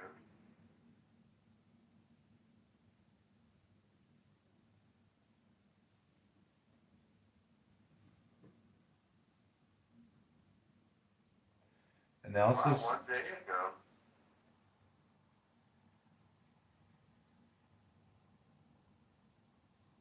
Oh, she's so full. The thing that she was at, she said the army showed up for her. That was the St. Charles GOP. It wasn't for her. In fact, she had a day of action. Was it this Saturday or last Saturday? It was her and her campaign manager showed up. Nobody else showed up. Okay, this is what Greg told me. Based on research from Jennifer Davis's Davis for Illinois 8 website and other social media, here are 10 statements that could be viewed as controversial. Number 1, illegal immigration costs Illinois taxpayers billions. 2, criticizes Chicago leaders for demonizing cops and coddling criminals. 3, calls for deporting criminal aliens and prioritizing skilled legal immigrants. 4, accuses CTU of 1900 days of stonewalling audits.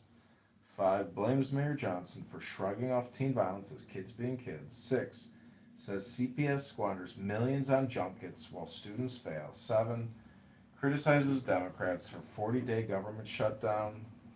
That was on November 13th, 2025. 8, proposes digital dome to protect kids from tech harms.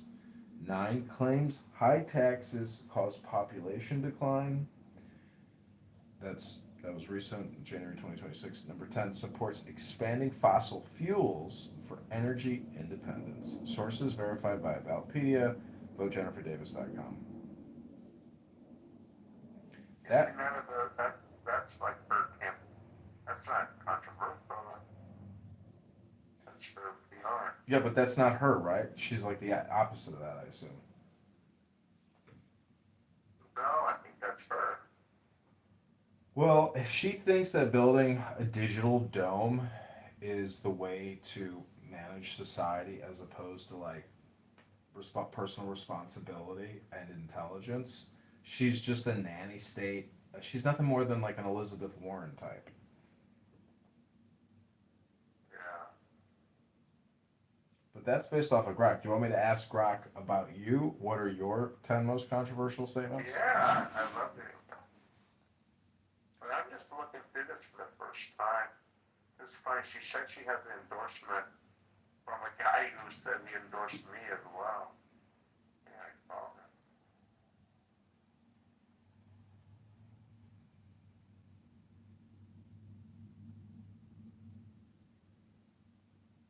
Huh. She's really working hard against me. Look at it. Putting families and freedom first.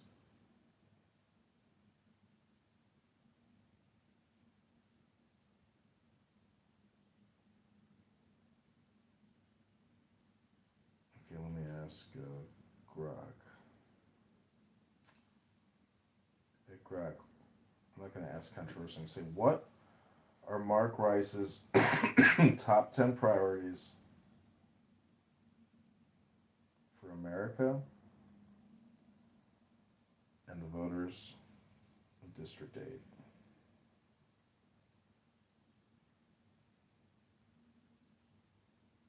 Never said this before. I should have looked at this before.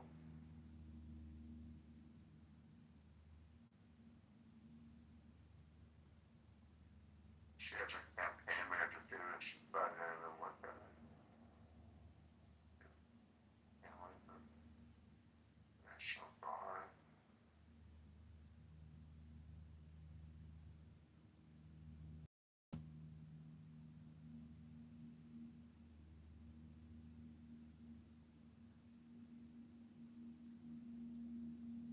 Yeah, I don't know if you want to do the Sora stuff because it is like it turns you into a cartoon. But I mean, I just put in I said throw a politician off a mountain of corn, and it made a guy look just like LaHood. I didn't even have to say it. He's like the quintessential politician, apparently, according to. And they use races in a way which is so crazy. They use like black, white races in all the videos to like make it socially, woke. But it's an amazing. It is an amazing AI output. It's a lot of fun to play with. I mean, I have to accept that I am worthy of being mocked, and I don't, I think self-deprecation can be, in my position at least, not even being on the ballot. I mean, you're on the ballot, maybe it's not like your position, but to me, I mean, at this point, I'm just trying to get people to say, I want a Republican ballot on the touch screen.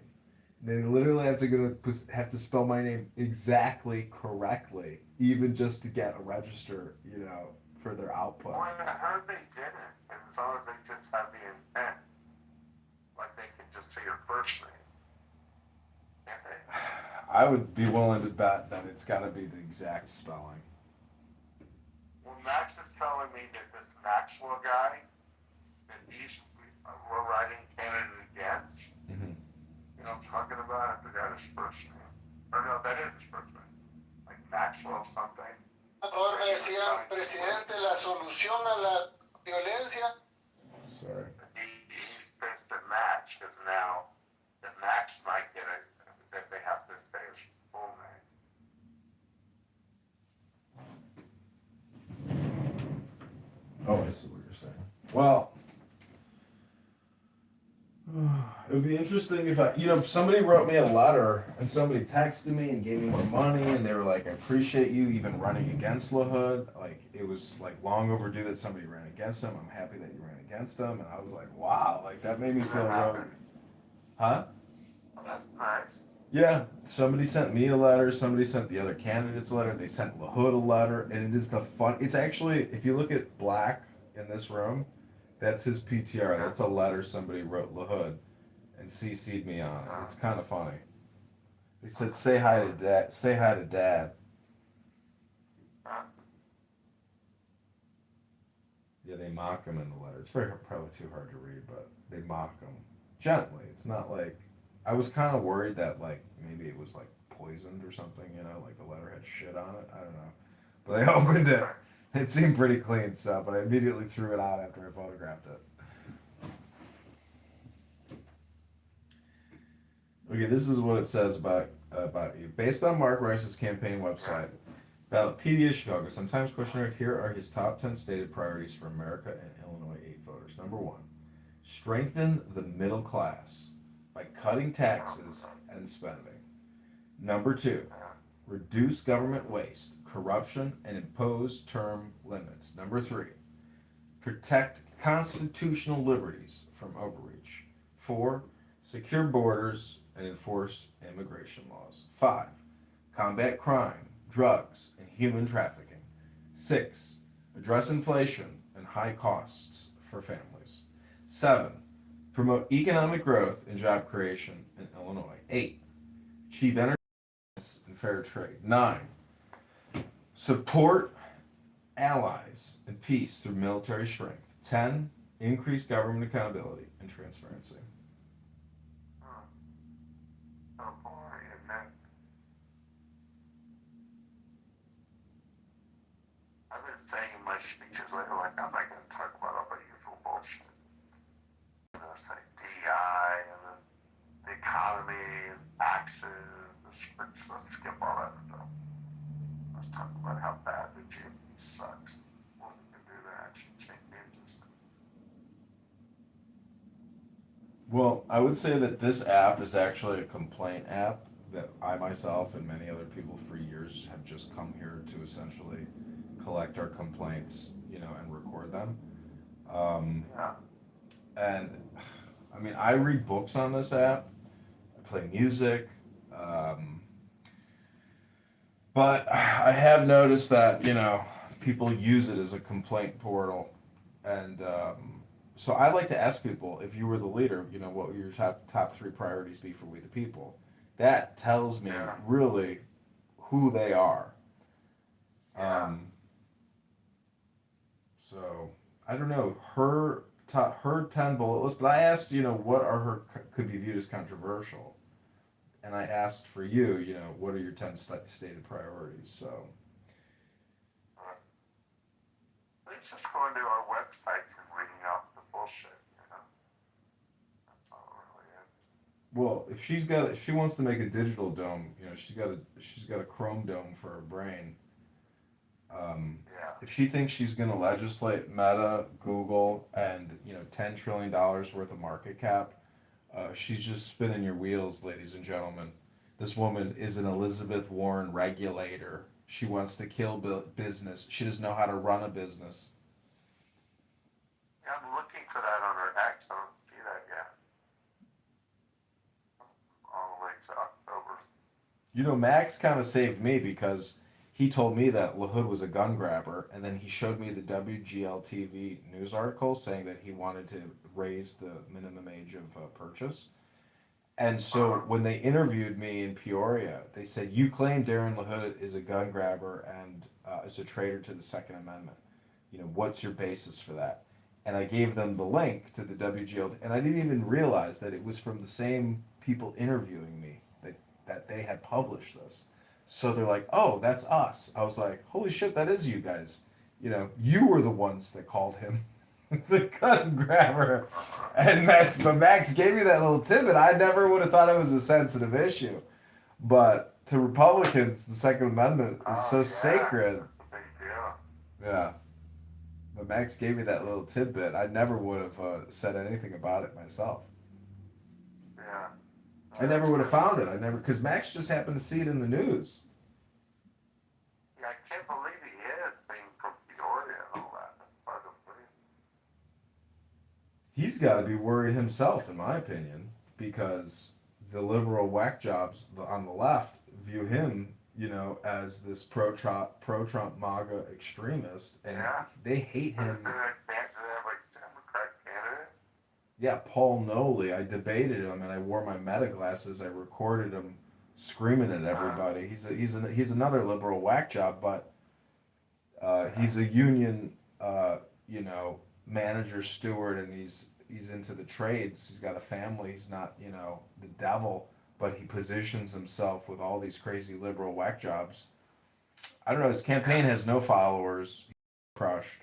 You know, the hood's gonna spend millions on his campaign. Maybe, maybe not. Who the hell knows? Well, but he would probably feel too threatened by him, right? I think it's like a R plus 20. Yeah, Lahood. I mean, he's gonna sweep it for sure. Yeah. He's gonna sweep it up and go. You'll see him at Mar-a-Lago. I mean, you've met him. Like he's a family man. He's got 3 kids and a wife. Like I'm not trying to. I think I'm trying to fight for America, and America is just families. So it's like I don't have anything against the guy personally. God bless him and his family. You know, I'm fighting for him, fighting for his family. I mean, that's all we're doing You know is. who he's best friends with in Washington? Like who he and his wife hang out with? Who? Raja. Oh well, maybe because they're Funny. I mean, well, they're both from Peoria. Raja's from Peoria. well, they're both totally aligned corporately. I mean, they're 100%. Right.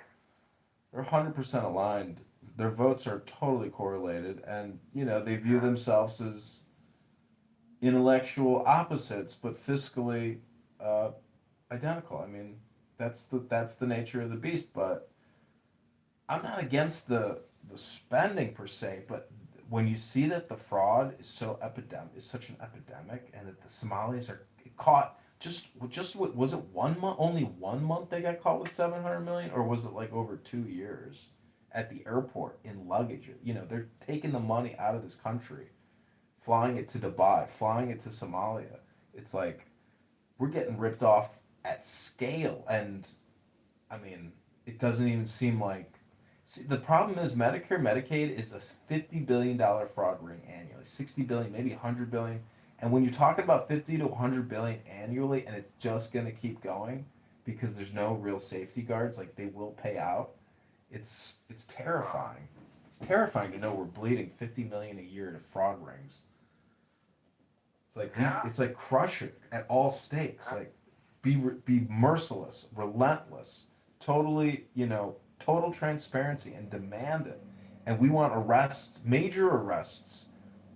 I mean, in scale, because the numbers are that bad. And like, if they have to send special forces after somebody in fucking Bangladesh because they've ripped us off by $3 billion, well, do it. Like, this is out of control because it's that much money. Right. But I'm looking on the X. Since Jen Davis' X account, I guess she must have comments turned off. Can't see if there were comments. Where would you see that? You have to click the individual post itself and then scroll down. I do that, and then there's like a picture at the bottom, and there's like a heart and whatever, but there's no. She's got no comments on her first post. Let me look at her media. Yeah, maybe there are some that they don't have to show up. One day ago, an army showed up for her. She's got no comments. That's a total lie. It's a total lie. My statement on the capture of the door. Bagging him, and she's pretending like that was her volunteers. Well, so the way that the way that I clipped the 9th district debate, I would be better off in actually not attending your debate, but if I could film from my studio, I could clip it and not make her feel uncomfortable or anybody else feel uncomfortable. But if I can just like record her at her most outlandish statements and like maybe get a crash out. Yeah, that'd be good. Yeah, you want her speaking in public so we can capture her true essence. Because most people will expose themselves as being, hypocrites and obnoxious. Right. But recording her in person, like, even if I'm seated correctly, if I'm just like continually recording and it upsets somebody and they say, "Hey, put your phone away," like that. I mean, but if you have a full video of it, then you can go back and clip it regardless. But to clip it quickly is nice because then you can just like, do the work and forget about it. But to spend a lot of time on it is a lot of time. But yeah, recording her will be invaluable. And if you want to push her buttons so you can try to get a clip out of her, you just need something to trigger her. It could be. Yeah, no, I definitely do. That's what I'm trying to do. Yeah. It's just how do you'd want to do it, to what extent on the spectrum of disorder do you want to cause within her brain with regards to what you say to her, like depending on how. Maximum, whatever I can do. I'd love to see her melt down, cry, and shit herself. That'd be great. Well,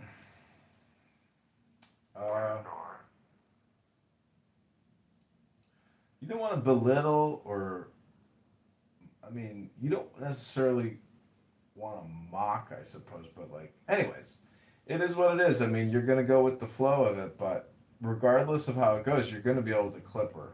Like, she's probably highly clippable in this debate, in my opinion, based on the vibe. Yeah, no, I absolutely. When I'm asking her questions or responding to things, I want to say whatever I can to like get her out of her comfort zone. Mm-hmm. Have to talk about things that she doesn't know about or that she's totally unprepared for to defend herself. And make her seem as awkward as possible. So that's what I'm working on.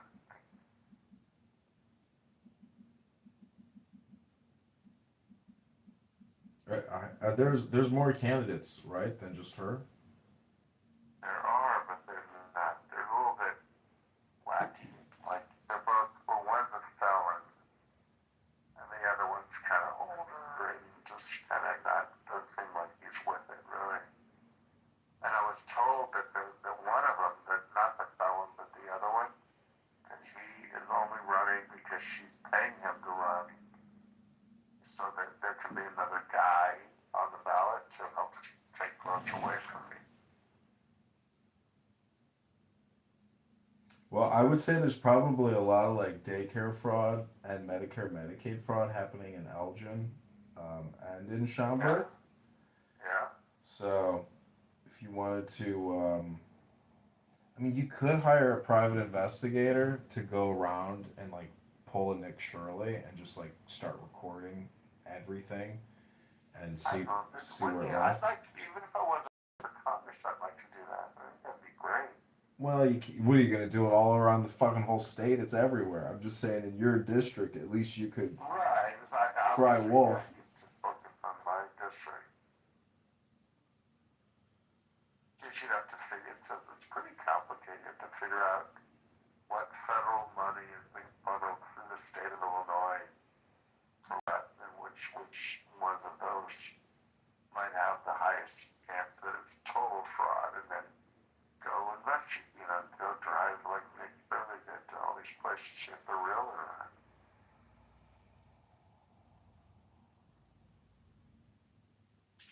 So I don't know. But here, John, I'm getting tired, man. I'm fucking sleep. That's my bedtime. Okay, good night. Good chatting with you. God bless. Okay. I'm gonna go to bed too. Okay. You too. Okay, take care. Okay, man. Take care. Take care. Bye. Bye.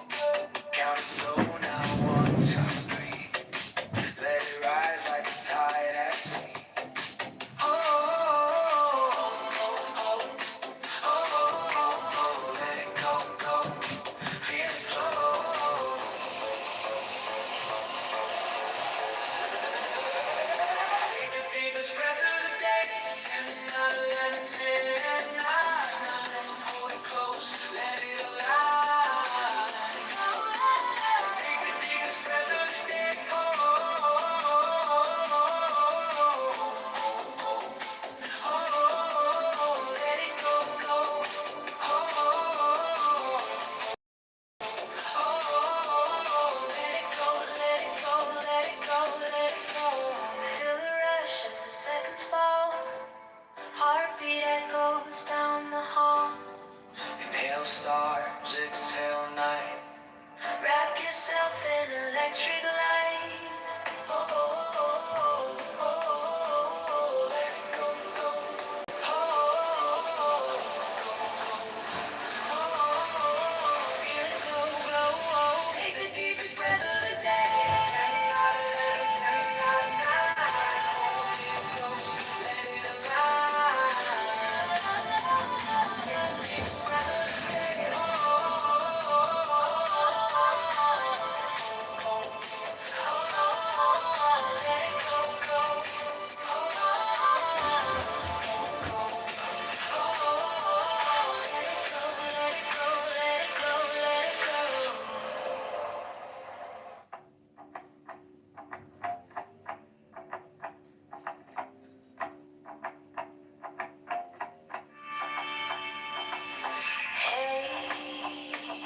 The deepest breath of the day.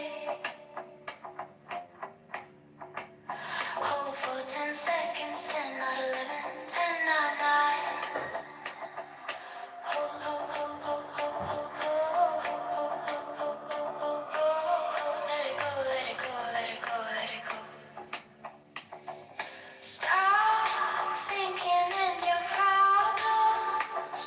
The more you think, the more you speak, the further from the truth you will be taken.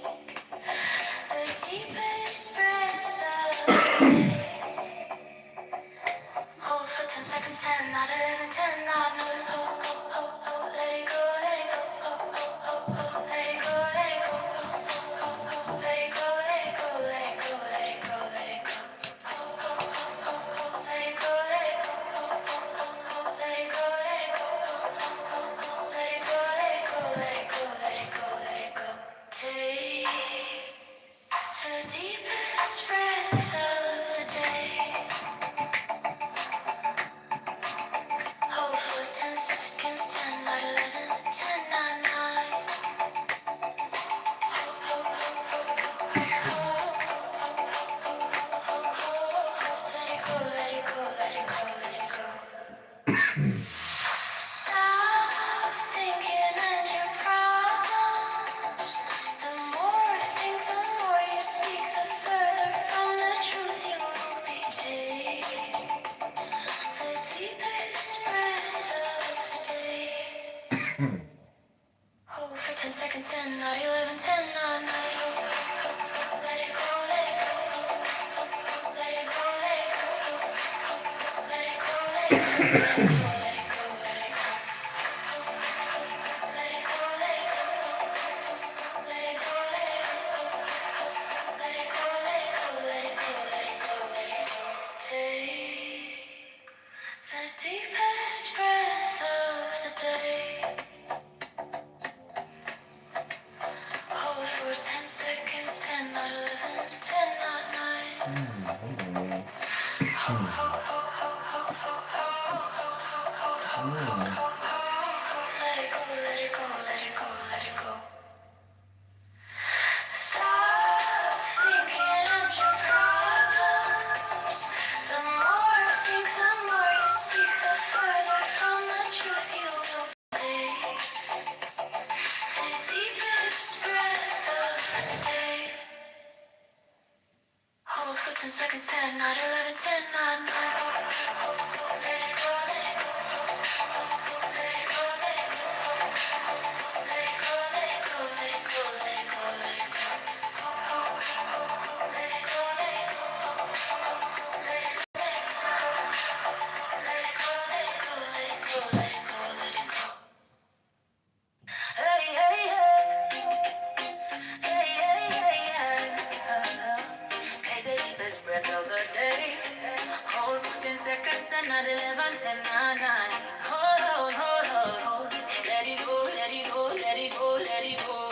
Stop thinking in your problems. The more you think, the more you speak, the further from the truth you will be. Take the deepest breath of the day. Hold for 10 seconds, 10, not 11, 10, not 9. Oh, let it go, let it go. Let it go, let it go, let it go, let it go. Hold, hold, hold, let it go. Let it go, let it go, let it go. Hold, hold, let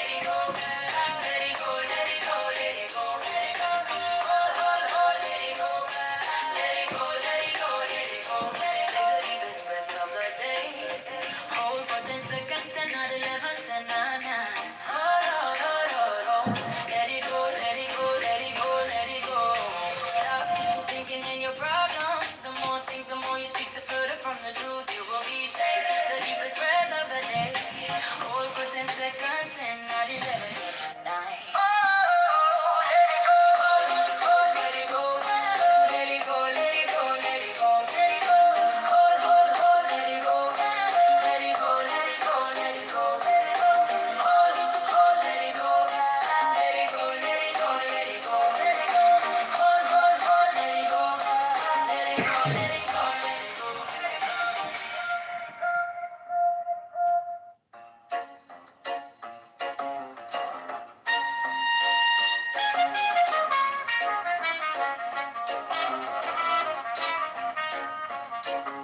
Take the deepest breath of the day. Hold for 10 seconds. 10, not 11.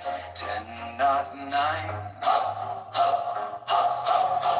Let it go, let it go, let it go, let it go. Stop thinking and your problems. The more think, the more you speak, the further from the truth you will be. Take the deepest breath of the day. Hold for 10 seconds. 10, not 11. 10, not 9. Let it go, let it go, let it go. Let it go, let it go, let it go. Let it go, let it go, let it go. Let it go, let it go. Take the deepest breath of the day. Hold for 10 seconds. 10, not 11. 10, not 9. Oh, let it go, let it go, let it go, let it go. Stop thinking in your problems. The more think, the more you speak, the further from the truth you will be. Take the deepest breath of the day. Hold for 10 seconds. 10, not 11. 10, not 9. Let it go, let it go, let it go. Let it go, let it go, let it go. Let it go, let it go, let it go. Let it go, let it go, let it go.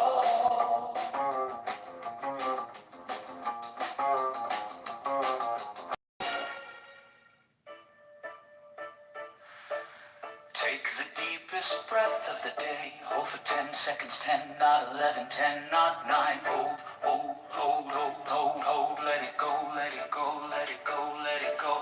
Stop thinking and your problems. The more think, the more you speak, the further from the truth you will be. Take the deepest breath of the day. Hold for 10 seconds. 10, not 11. 10, not 9. Hold, hold, hold. Let it go, let it go, let it go. Hold, hold, hold. Let it go, let it go, let it go. Hold, hold, hold. Let it go, let it go, let it go. Hold, hold, hold. Let it go, let it go, let it go. Take the deepest breath of the day. Hold for 10 seconds. 10, not 11. 10, not 9. Hold, hold, hold, hold, hold, hold. Let it go, let it go, let it go, let it go. Stop thinking and your problems. The more think, the more you speak, the further from the truth you will be.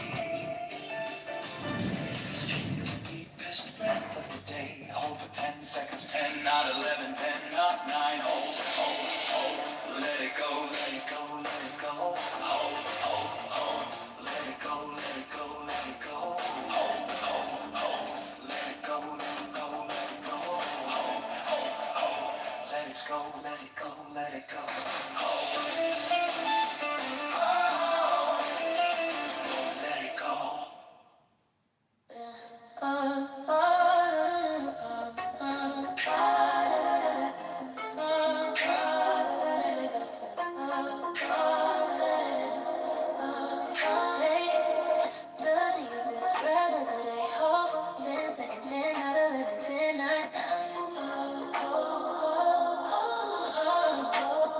Let it go, let it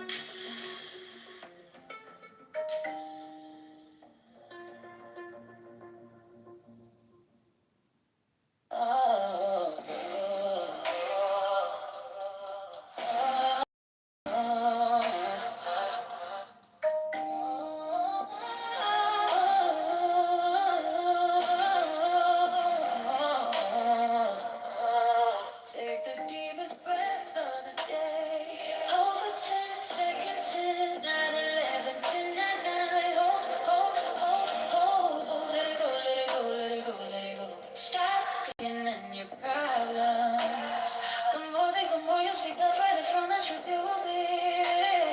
Take the deepest breath of the day. Over 10 seconds to 9, 11, 10, 9. Let it go, let it go, let it go, let it go. Let it go, let it go, let it go, let it go. Let it go, let it go, let it go, let it go. Take the deepest breath of the day. Over 10 seconds, 10, 9, 11, 10, 9. Let it go, let it go, let it go, let it go. Stop thinking in your problems. The more think, the more you speak, the further from the truth you will be. Take the deepest breath of the day. Over 10 seconds, 10, 9, 11, 10, 9.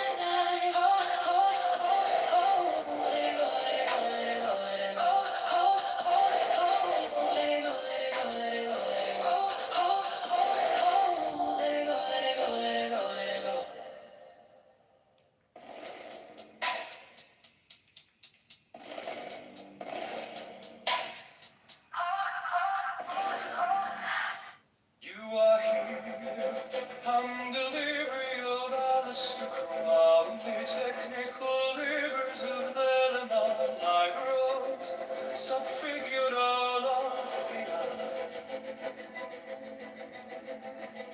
Trace Liberals, subfigured all of Side bar, mezzalata, Alistair Crowley, libers, liberosa figura, fiat, concorda, Alistair Crowley, libers, liberosa figura, fiat. Alistair Crowley, libers, liberosa figura, liberosa figura, the law of the strong. This is our Lord, and the joy of the world shall be the whole of the law. Thou hast no right but to do thy will, do that, and no other shall say no. Every man and every woman is a star.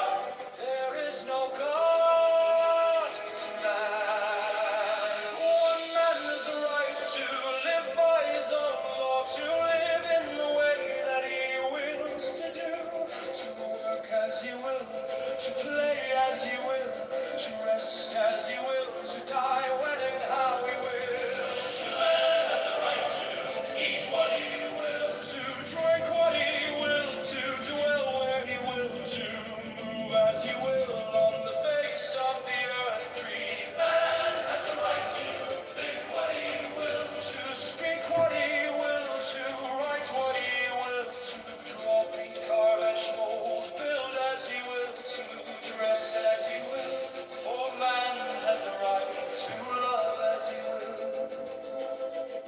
Take your fill and will of love as ye will. When, and with whom ye when, where and with whom ye will. 5 man has the right to kill those who would thwart these rights. Slave shall serve. Love is the law. Love under will. All life in these several. On the livery of Alistair Crowley, technical livers of the Lemon Liberals, subfigure olive feet. Trace Liberals, subfigure olive feet. Sidebar, mezzalata, Alistair Crowley, libers, liberals, subfigure olive feet. Concordance, Alistair Crowley, libers, liberals, subfigure olive feet.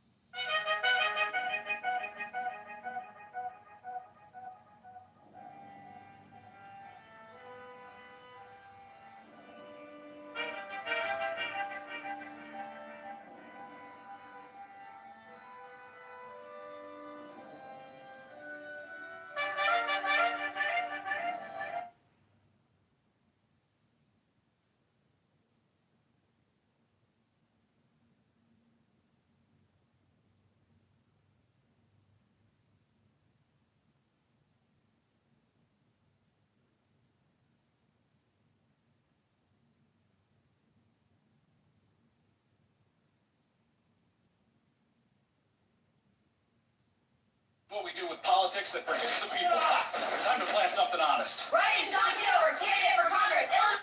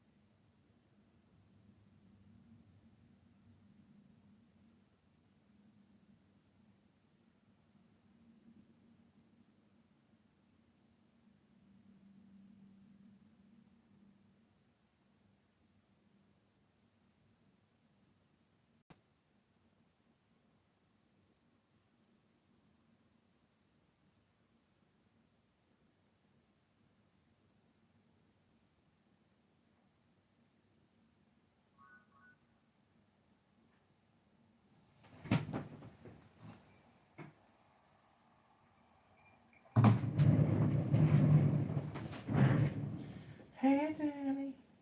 How are you feeling? I know you're so proud of that 4K. How are you feeling? Sick. Oy vey. The followers. The followers. It's Italian food. The followers of the Rebbe say that saying Rabbono Shalom is extremely helpful.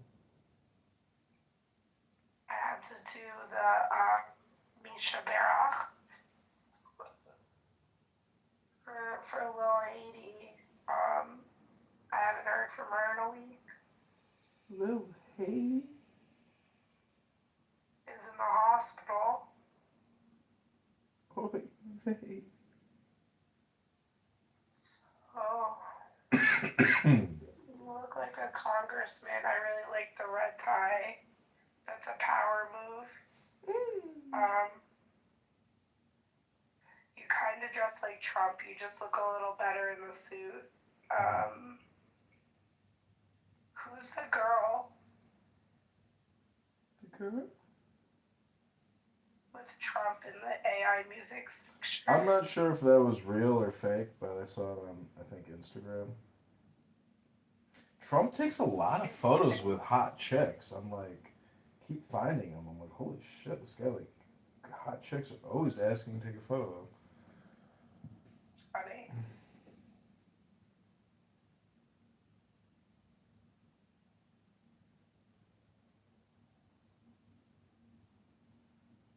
I'm gonna go to Taco Bell. I kind of want like that cheese. That's not really cheese.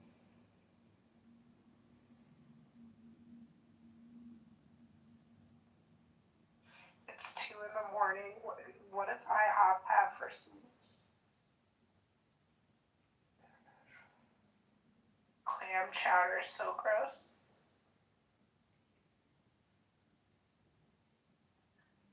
Yeah.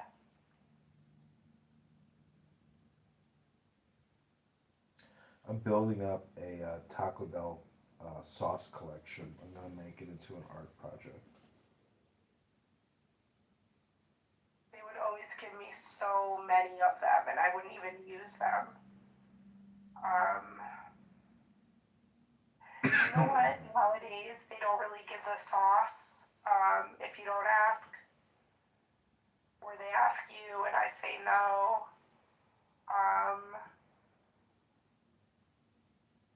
I love their like sauce that costs money. Mm-hmm. I like the avocado like sauce. I like the spicy ranch. Like I like their like sauces like that.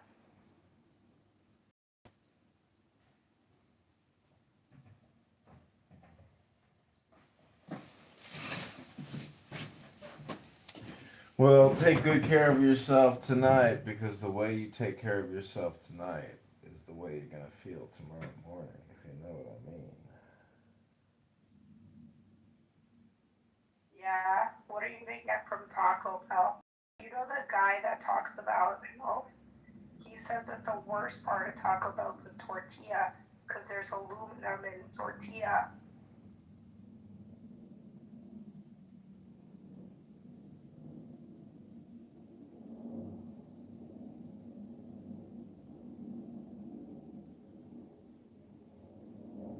Aluminum tortillas. I saw a video today of somebody took molten lava and poured it on top of a McDonald's like Big Mac, like double Whopper, Big Mac, whatever the fuck. It didn't even burn through it. It just like it couldn't even penetrate the bun. It couldn't penetrate the meat. It's just like molten lava falls off of it. So it's like the human stomach acid is so powerful.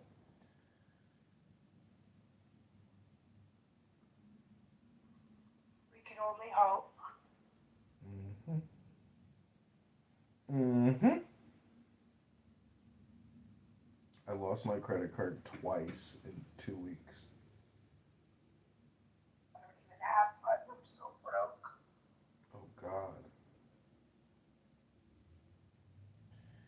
Danny, you really got to, you have no choice but to focus your mind on your, optimization.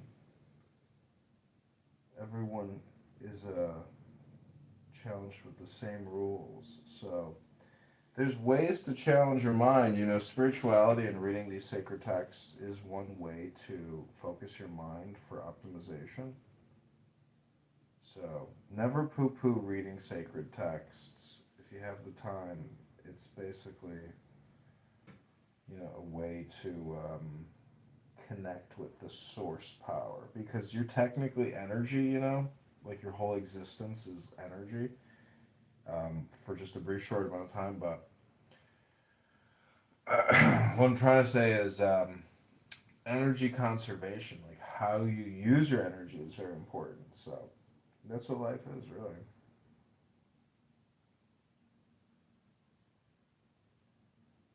What do you think? Activate it? Distracted. Yeah, no, I know, I know. We're all just little energy, and they say when you die, your light goes out. But maybe it just moves faster than the speed of light, and we don't catch the light actually moving. But they do say that we have a light and it goes out. That could be the biofield. Maybe we don't take our biofield with us. But I want an afterlife, you know? Yeah, I think everybody gets one, at least one. Because if there's like a birth of round of rebirths or something, you could opt out of the rebirth if you had the, say so, or the option. Weird. Why is it telling me it's a visa? Does that have to do with the karma?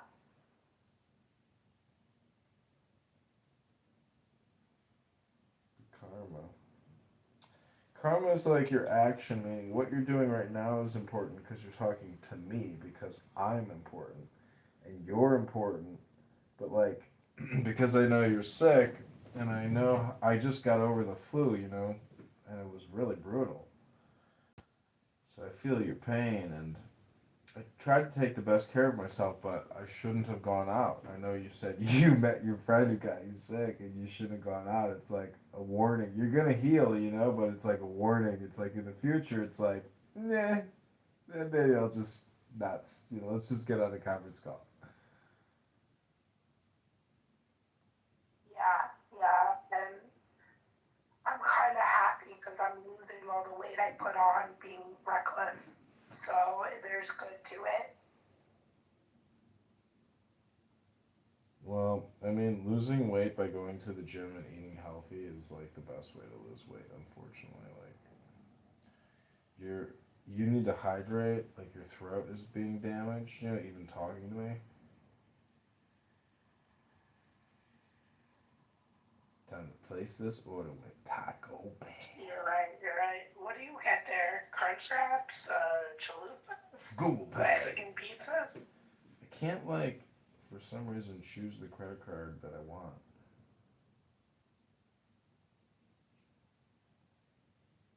Should I try PayPal? Oh, no, I always have trouble paying for Taco Bell, so I haven't used the app in months. And I used to get rewards and all the good stuff, but now I don't anymore. Okay, this is what we got. We got the steak cheesy dipping burritos with steak cheesy dipping burritos and the creamy jalapeno sauce. Oh! Did you hear that fucking bell? Shit, that's my first bell. Shit. I got 48 points. Only 206 more points needed to my next fucking bell, bitch. So we got the volcano quesarito. We added guac, jalapeno peppers, tomatoes. We got the cheesy bean and rice burrito. We added black beans and onions. Thank you for your Taco Bell order. Get it at the drive-thru and track it. We also... Always add the pickled radishes tomorrow night. Is that what they are? Or? What the fuck? Where's my... Okay, so we also got the classic stacker, and we added jalapeno peppers, onion, and tomato. We got the avocado, verde salsa packet. We got the mild sauce packet, the hot sauce packet, the fire sauce packet, and the Diablo sauce packet. And then finally, we got the steak cheesy dipping burritos with the steak cheesy dipping burrito sauce and the creamy jalapeno sauce. Oy vey! Is it kosher? Could I, if I was in Israel right now, could I order Taco Bell Ramona Shalom? I don't know. I don't remember seeing no Taco Bell in Israel.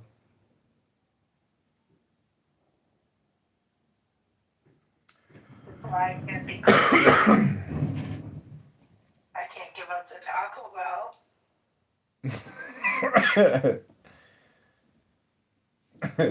So the worst part is I gotta go outside now and shovel and brush off my car. But the good news, that's complete. I'm on my way to the new Taco Bell in town, baby. It's a brand new Taco Bell. I was there the other day. It sucked. But I'm hoping my second experience will be more delightful.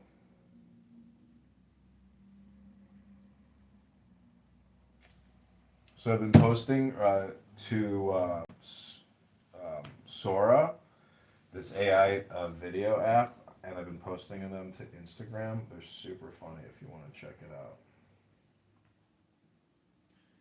If you have Instagram on your phone, just go to John Kitover, follow me, and then retweet one of my, or repost one of my Sora videos, and then create a Sora account, of course, and then do the facial recognition on Sora, and then let anybody create for you, and then I'll put you in one of my campaign videos. Ooh, Daniel Nero's here. Maybe he could read us about my 266 signatures as a write-in candidate for Congress. Daniel, great news. I'm going to Taco Bell to pick up an exquisite dinner. Only $20-something. Super excited. Danny left us. Too bad. I'm going to Taco Bell, Daniel. I know you said you were kind of big in the hip, wide at the shoulder, narrow at the hip. You ain't got no big. Don't give no big no lip to Daniel Nero. Oh, it's been a long day, Daniel. The Chicago Bears have lost. Tragedy. The whole city is just grief-stricken. All these political people were saying, we gotta crush the Rams. And then they lose, and then everybody's joy goes out. But last week, or 2 weeks ago, was wild when the Bears beat the Green Bay. That was like pretty amazing comeback. Well, Daniel, I gotta get ready to go to Taco Bell. That means I gotta put on my pants, put on a jacket, put on my hat, go outside, shovel all the snow, brush my car off. But first, Daniel, guess what I got? I got a magic trick. I got the auto start. So guess what I'm gonna do right now, Daniel? I'm gonna auto start and get the warmth of the car going. So that way, when I'm waiting at the drive-thru to pick up my Taco Bell from Yum Brand Foods Incorporated, I won't have to sit there chilly-willy. I'll be at the heat of technology warming my bosom. The heat of leather seats on my tuchus. The heat of a leather seat on my groin. The heat of a leather seat on my legs. And then I gotta find my car keys, Daniel. I'll be right back. I'm gonna leave you with a little music from the 16th District. And as a write-in candidate, I want to thank you for coming here. Go to John Kitover on Instagram to see all of our latest Suno videos. You're going to love the AI videos of John Kitover. I've turned myself into a cartoon, and I'd like to give you now a song dedicated to Bima, my favorite begonia here on Clown House. Wait, that's not working. Ah! We got feedback! Feedback, I tell you. That can't work. I have to keep the volume down. So what I'm going to do is I'm going to come over here, and we're going to go back here. Parsley, sage, rosemary, and thyme. Without no seams nor needlework, then she'll be a true love of mine. On the side of a hill, in the sprinkling of leaves, washes the grave with silvery tears. A soldier cleans and polishes a gun, sleeps unaware of clarion call. Tell her to find me an acre of land, parsley, sage, rosemary, and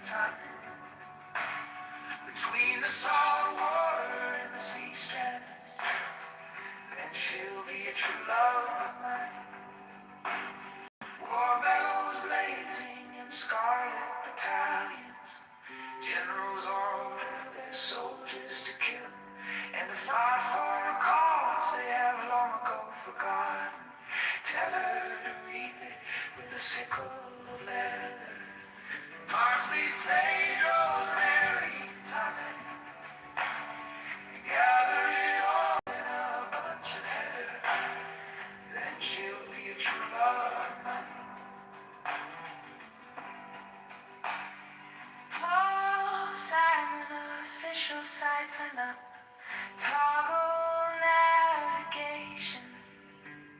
Songs and Bermuda, one who lives there. She once was a true love of mine. On the side of a hill in the deep forest green, tracing a sparrow on snow-crested brown. Blankets and bedclothes, a child of the mountain, sleeps unaware of the clarion call.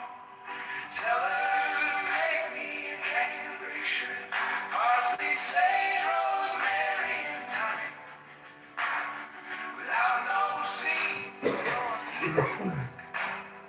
Then she'll be a true love. On the side of the hill, in the sprinkling of leaves, washes the grave with silvery tears. The soldier cleans and polishes a gun, sleeps unaware of the clarion call.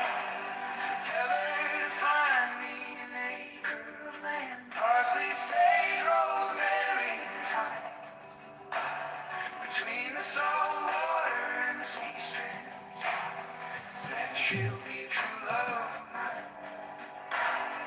War bellows blazing in scarlet battalions. Generals order their soldiers to kill and to fight for a cause they have long ago forgotten. Tell her to reap it with a sickle of leather. Parsley, sage, rosemary, and thyme. And gather it all in a bunch of heather. Then she'll be a true love of mine.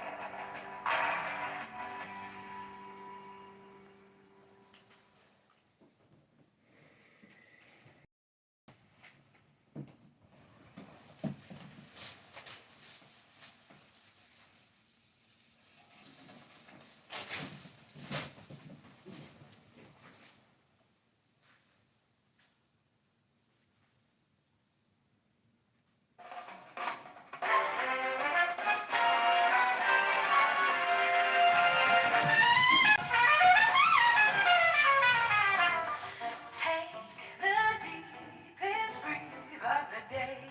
Hold for 10 seconds, hold for 10, not 11, 10, not 9. Hold for 10 seconds. Let it go, let it go, let it go, let it go, let it go, let it go, let it go, let it go, let it go, let it go. Take the deepest breath of the day. Hold for 10 seconds, hold for 10, not 11, 10, not 9. Hold for 10 seconds. Let it go, let it go, let it go, let it go, let it go, let it go, let it go, let it go, let it go, let it go, let it go, let it go, let it go. Take the deepest breath of the day. Hold for 10 seconds, hold for 10, not 11, 10,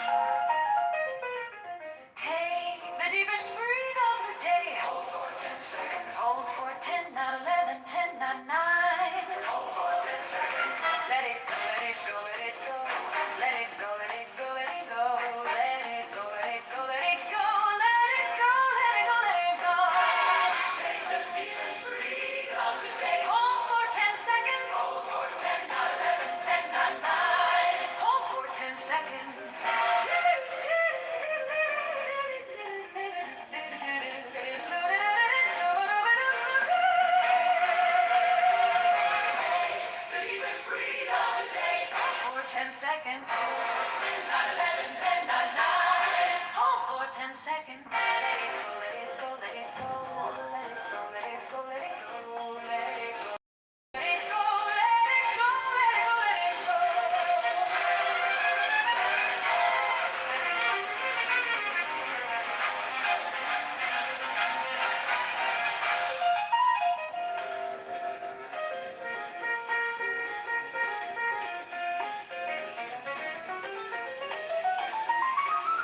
Take the deepest breath.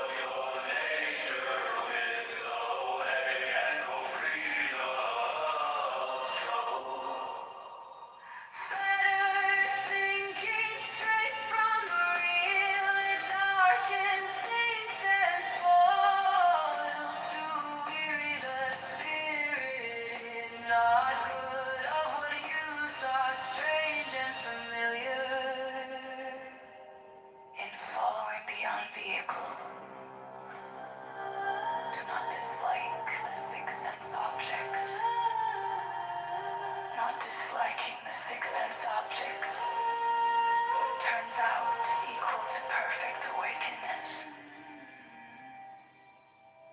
The wise performs through non-action, the fool ties himself. Things are not different. Ignorance leads to preference.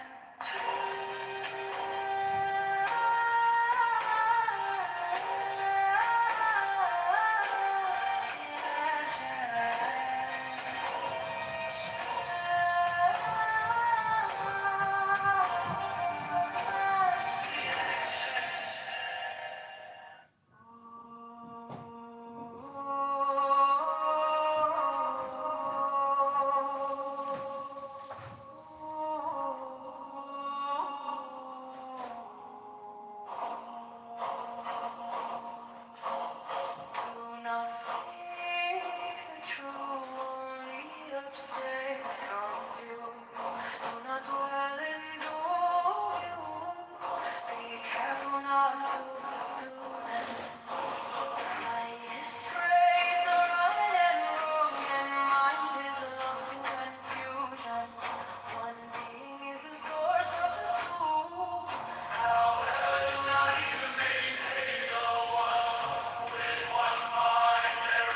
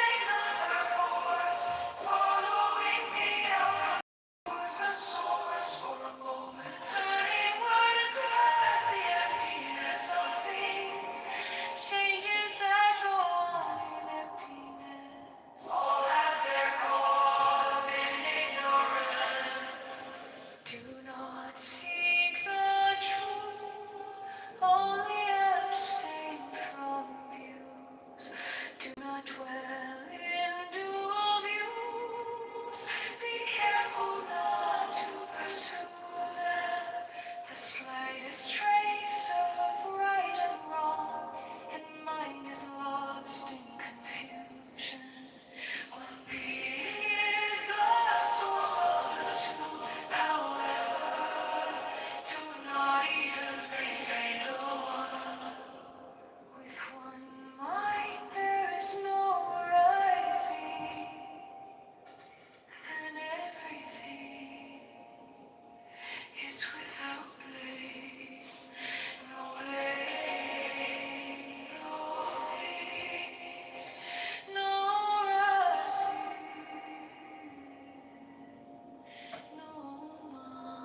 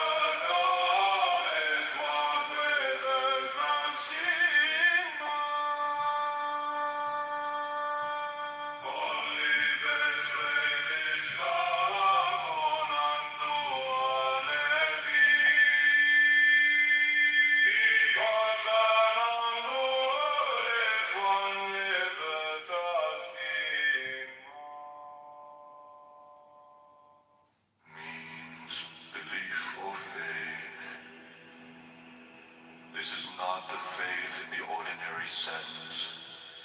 It is a belief that comes from first-hand experience, a faith which arises out of supreme knowledge and wisdom of enlightenment. This believing is an affirmation that all existence or reality is essentially the Buddha mind, which is our true nature. Hastening is the conviction that at the bottom of all phenomena lies the one mind, the Buddha mind which is one with our real nature, the Buddha nature.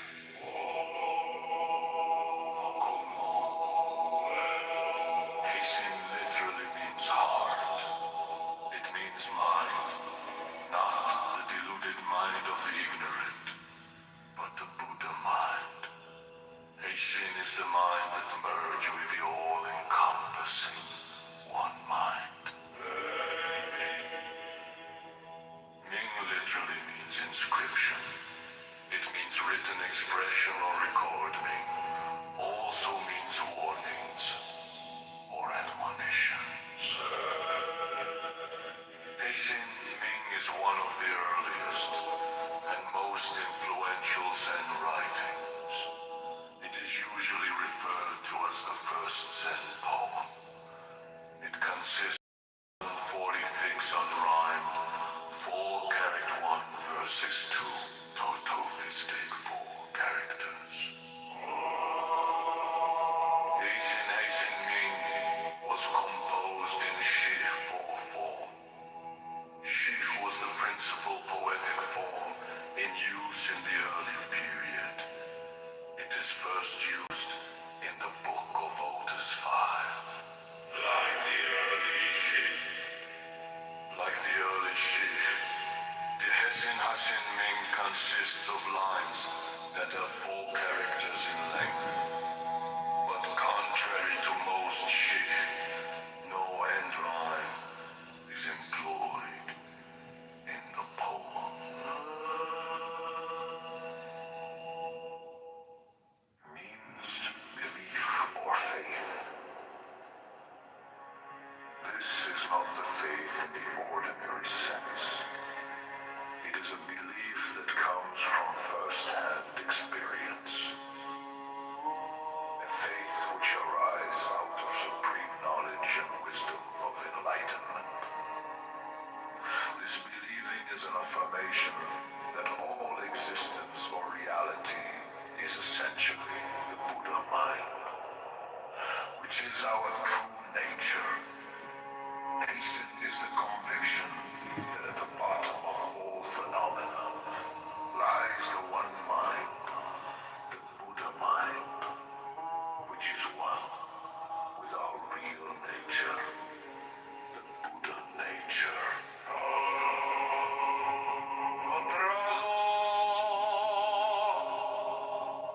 Hasten literally means heart.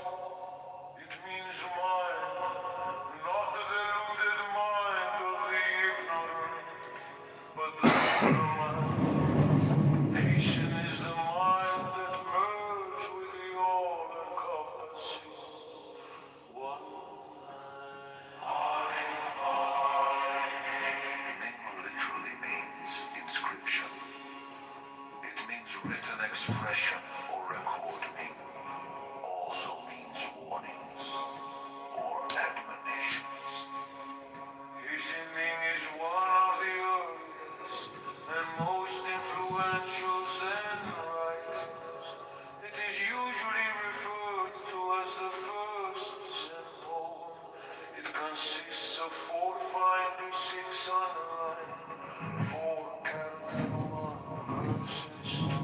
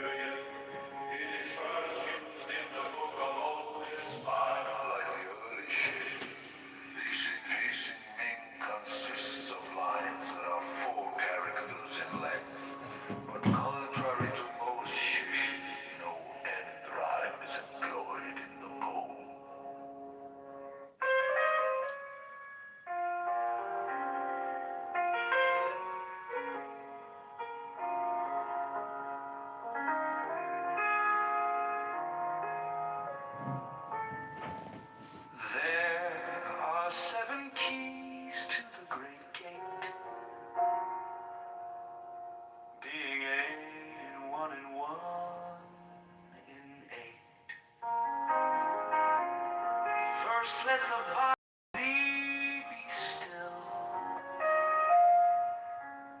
bound by the cerements of will. Corpse rigid, thus thou mayst afford the fidget babes that tease the thought. Next, let the breath rhythm be low, easy, regular, and slow, so that thy being be. What's the number that's got me shaking my head? It's 44 trillion. That's what the national debt is right now. It's now in zeros.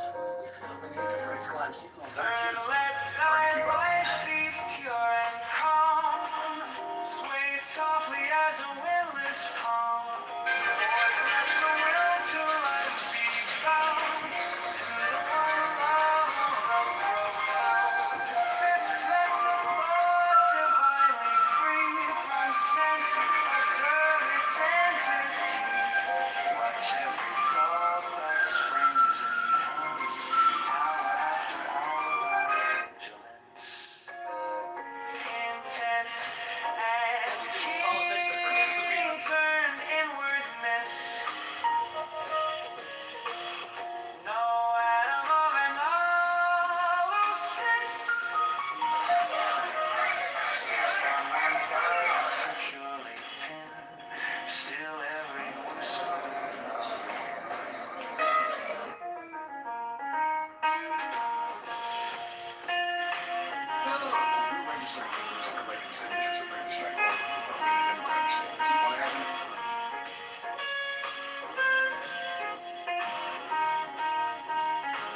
So like a flame straight and unstirred, burn up thy being in one word. Next, still that ecstasy, prolong thy meditation steep and strong, slaying even God should he distract thy attention from the chosen act. Last, all these things in one overpowered time that the midnight blossom flowered. The oneness is yet, even in this, my son, thou shalt not. Don't forget, if thou restrain the expression, shoot thy glance to rapture's darkling root, discarding name for sight and stress, even of this high consciousness. Pierce to the heart, I leave thee here. Thou art the master I revere. Thy radiance that rolls afar. O brother of the silver star. Crowley-da.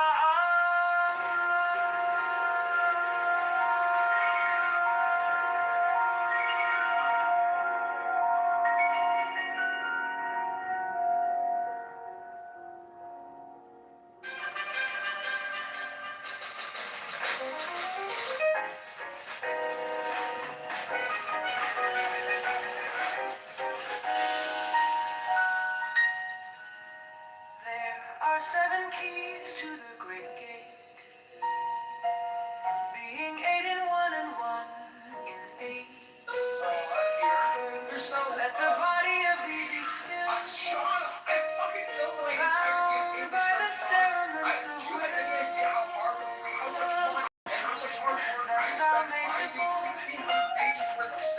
the fidget babes that tease the thought. Next, let the breath rhythm be low, easy, regular, and slow, so that thy being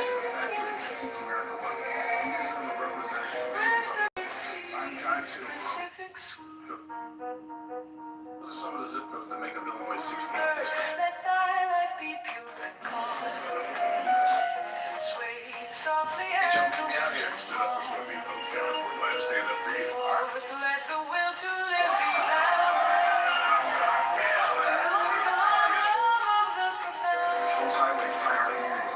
Fifth, let the thought divinely free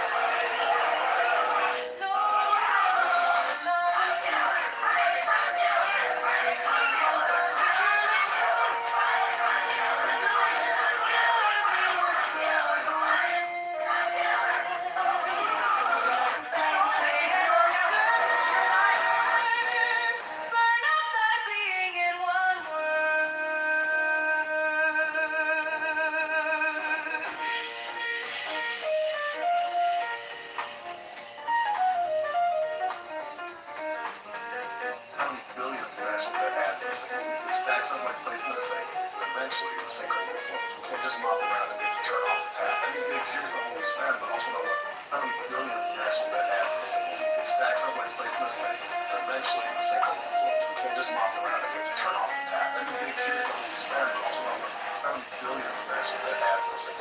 No, we're registering voters and collecting signatures to bring the strength home to the Republican and Democrat machines. Want to add your name? Yeah, absolutely. Great. Just fill in the info here and sign at the bottom. Thanks for stepping up. Every signature.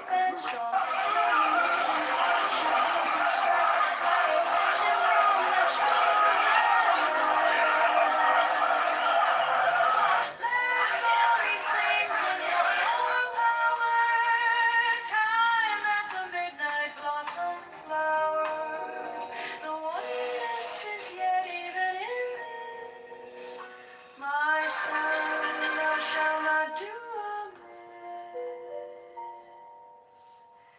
if thou restrain the expression, shoot thy glance to rapture's darkling root, discarding name, form, sight, and stress, even of this high consciousness.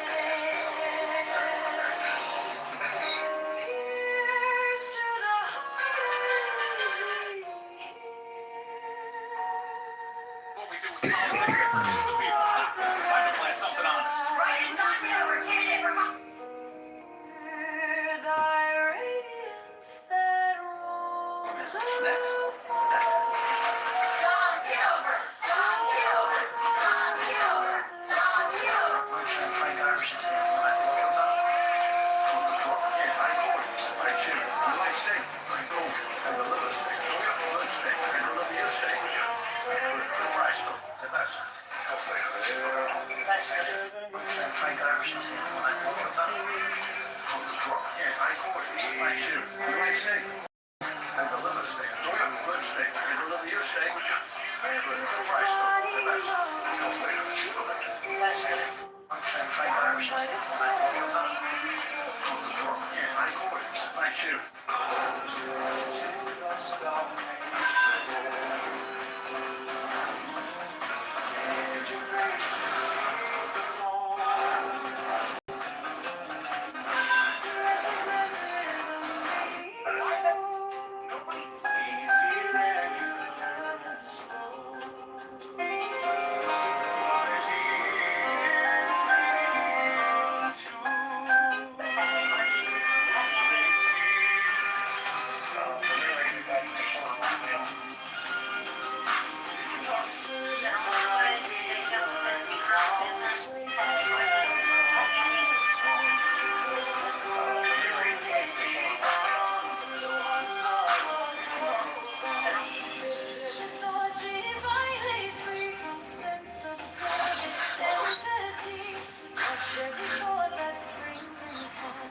Hour after hour, thy vigilance.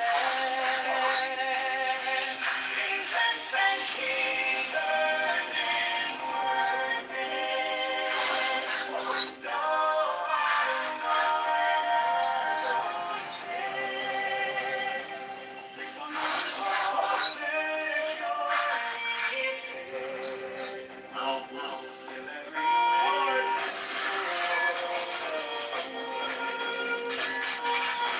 a flame, stand undisturbed. Burn on You're looking for a Chrysler. still ecstasy prolonged, thy meditations deep and strong, slaying even God should he distract thy attention from the chosen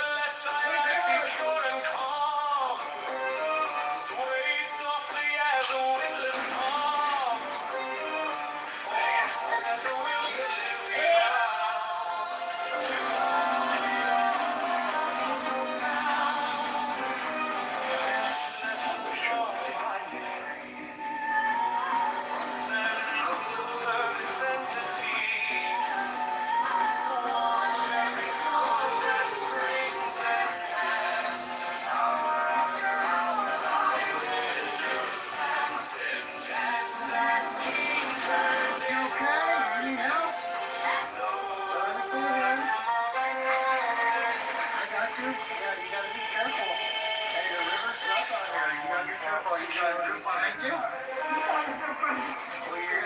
You okay? Need help? Everything good? I got you. Yeah, you gotta be careful. Hey, your liver's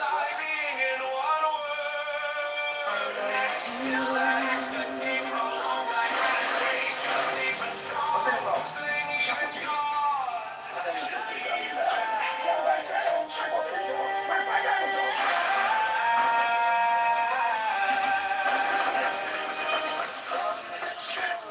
A man calling himself Berlin hired a bounty hunter to find me and my associates. That bounty worked for you. I've since dispatched the camp. I want their names. I'm willing to pay $3 million. You have 30 seconds? Or what? Or you give me the names for free. Really should. Now, what is the point of doing it in a relationship? Look at me. Give me what I want, so I'll make a ring of fire up here.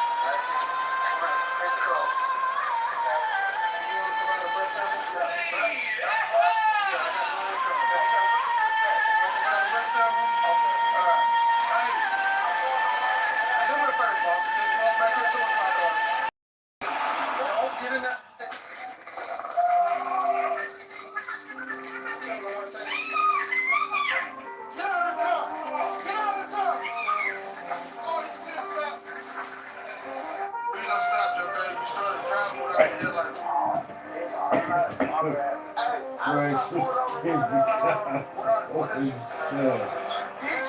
Holy shit. This is crazy. Holy shit. First let the body of thee be still, bound by the cerements of will. Corpse rigid, thus thou mayst abort. Fidget babes that tease the Hey, y'all meet me out here. Stood up for next, breath rhythm below. Those are some of the zip codes that make up Illinois' 16th district, our home, and we deserve better representation. I'm John Kitover, running as a write-in for the United States Congress. Career politics. Hey, y'all meet me out here. Those highways tired. Election day, why the write-in box? Next. To the one love of the profound fifth. Let the thought divine be free from sense, observe its entity. Watch every thought that springs in heaven's after thy vigilance, intense and keen, trained in witness. No atom of analysis. 6 on one thought securely pinned. Still every whisper of the wind. So like a flame straight and unstirred, burn up thy being in one word. Next, still that ecstasy prolong, thy meditations deep and strong, slaying even God should he distract thy attention from the chosen act. Last, all these things in one power. Time that the midnight blossom flower. The oneness is yet even in this. My son, thou shalt not do amiss. If thou restrain drain the expression shoot. I glance to rapture's darkling root, discarding name, form, sight, stress. Even of this high consciousness, pierced to the heart, I leave thee here. Thou art the master, I revere thy radiance that rose afar. O brother of the silver star. Crowley,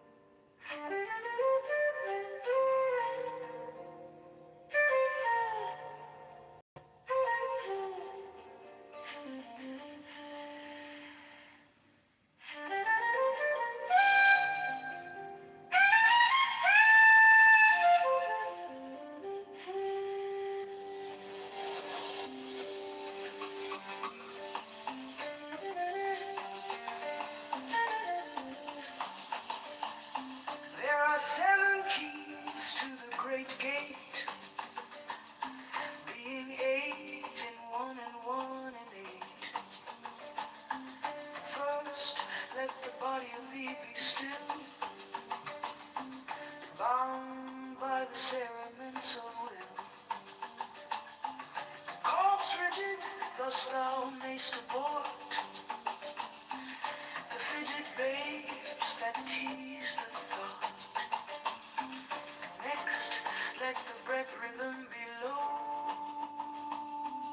easy, regular and slow, so that thy being be in tune with the great sea's specific swoon. Third, let thy life be pure and calm, swayed softly as a windless palm. Fourth, let the will to live be bound to the one love of the profound.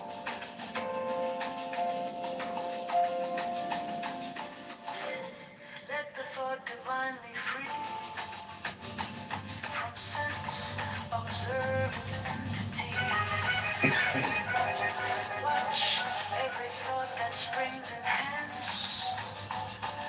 Hour after hour thy vigilance intense and keen, turn inward. I'm doing something right quick. I'm doing something right quick. Don't make me mad. Don't make me mad. Don't make me mad. Don't make me mad. Don't make me mad. Don't make me mad. Securely. Give me something, bro. Still, bro, man. Every whisper of the wind. So like a flame, straight and unstirred.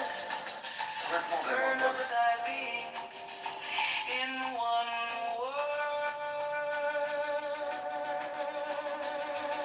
Next, still that ecstasy prolonged.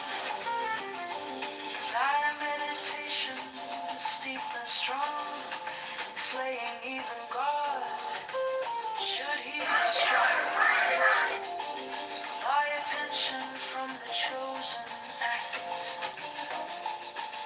Last all these things in one power, time that the midnight blossom flower. The oneness is yet even in this. My son, thou shalt not do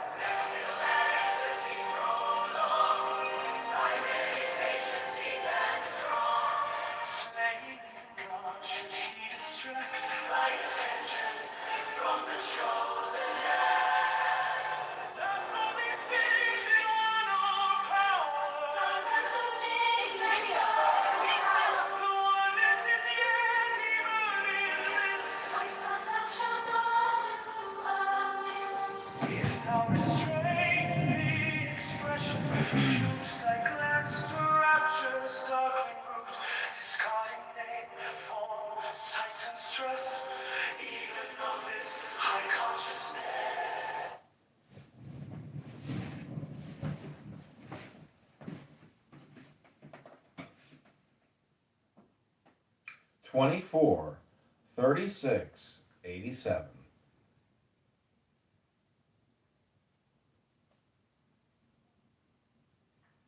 24, 36, 87.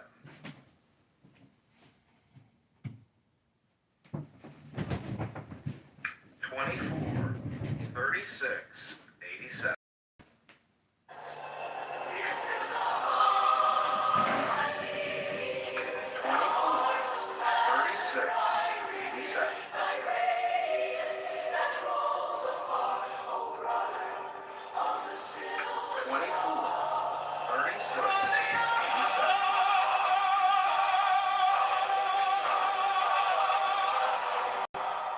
24, 36, 87.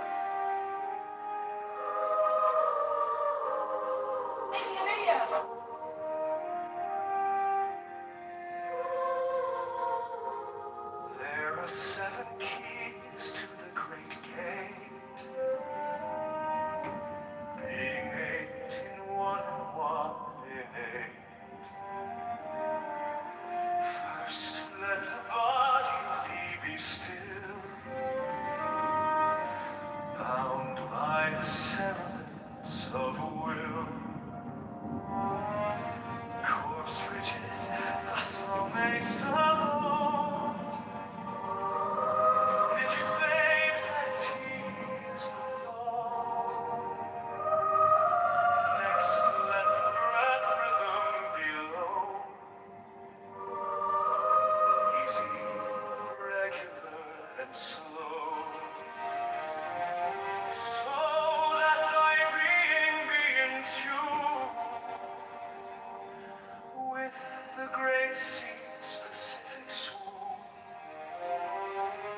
Third, let thy life be pure and calm, swayed softly as a windless palm. Fourth, let the will to live be bound. Fifth, let the thought divinely free from sense of its entity. Watch every thought that springs and has hour after hour thy vigilance. Intense and keen, turned inwardness, know as a moment never cease. Sixth, on one thought securely pinned, still every whisper of the wind. So like a flame straight and unstill,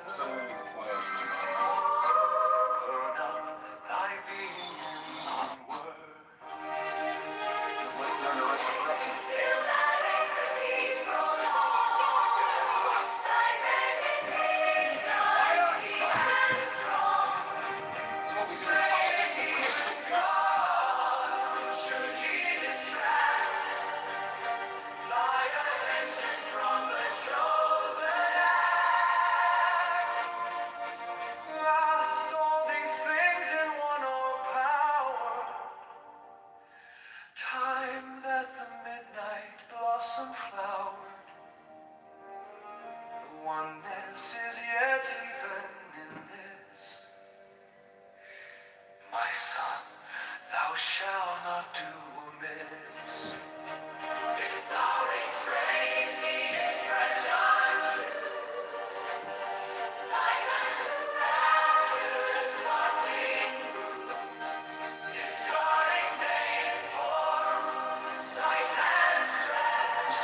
March 17th. I'm not.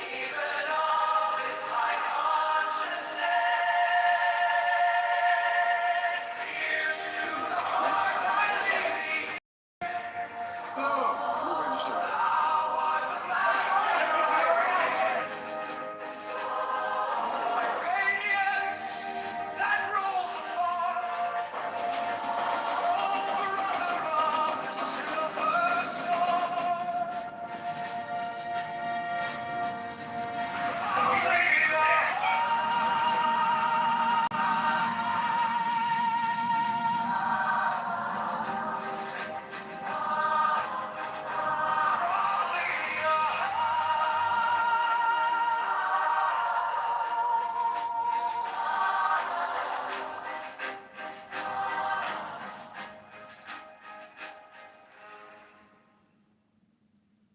There are 7 keys to the great gate, being 8 in one and 1 in 8. First let the body of thee be still, bound by the cerements of will. Course rigid, thus thou mayst abort the fidget babes that tease the thought. Next let the breath resound easy, regular, and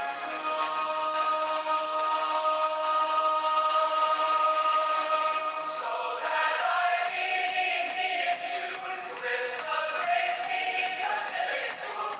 Third, let thine eyes ignore and come, sway softly as a windless calm.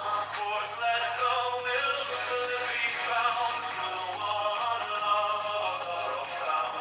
Fifth, let the thought divinely free from sense of its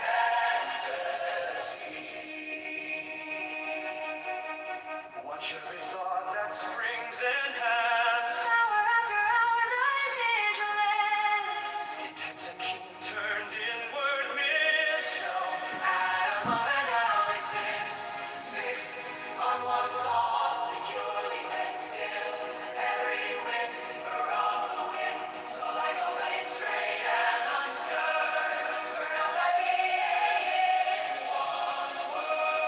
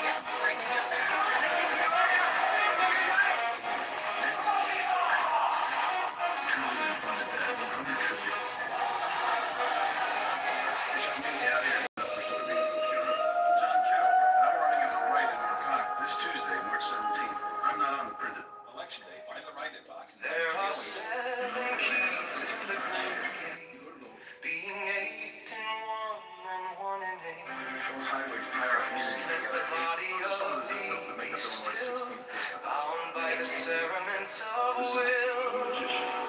Frigid thoughts thou mayst avoid, the frigid babes that tease the thought. Next let the breath rhythm be low, easy, regular, and slow that my being be in tune with the great state's specific soul. Let thy life be pure and calm, swayed softly as a windless palm. Forth let the will to live be bound to the one love of the profound. Fifth, let the thought divine be free from sense observed, its entity.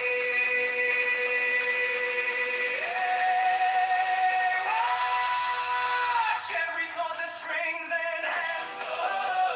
Hour after hour thy vigilance.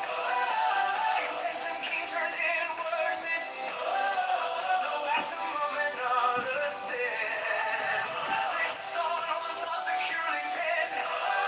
Still in every whisper of the wind. So like a flame straight and unstirred. Burn up thy being in one word.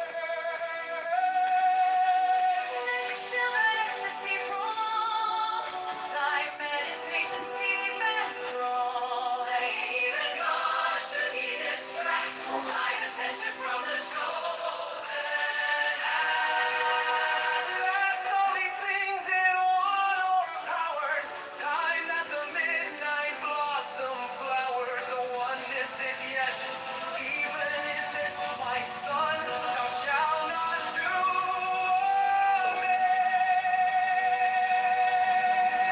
if thou restrain the expression, shoot thy glance to rapture's darkling root, discarding name, form, sight, and stress, even of this high consciousness. Pierce to the heart, dwelling master, I revere thy radiance that rolls afar, O brother of the silver star.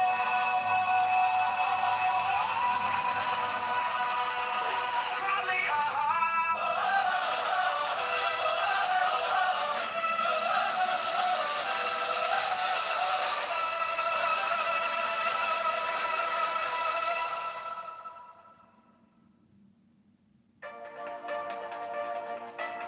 Tuesday, March 7th.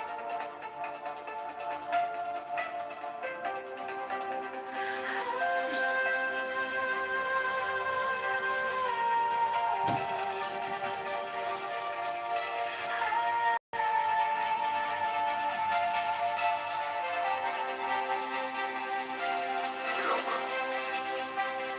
Everything that is good is God. Whatever goodness we experience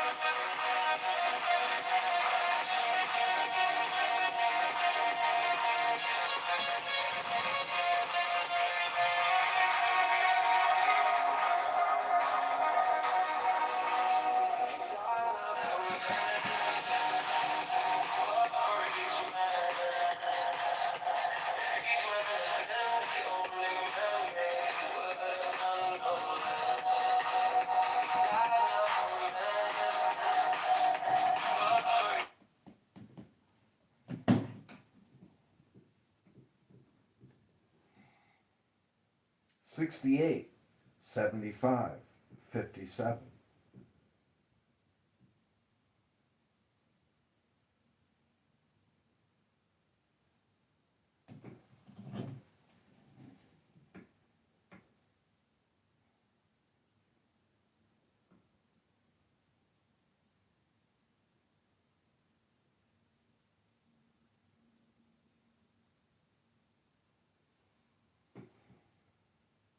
58, 43, 68.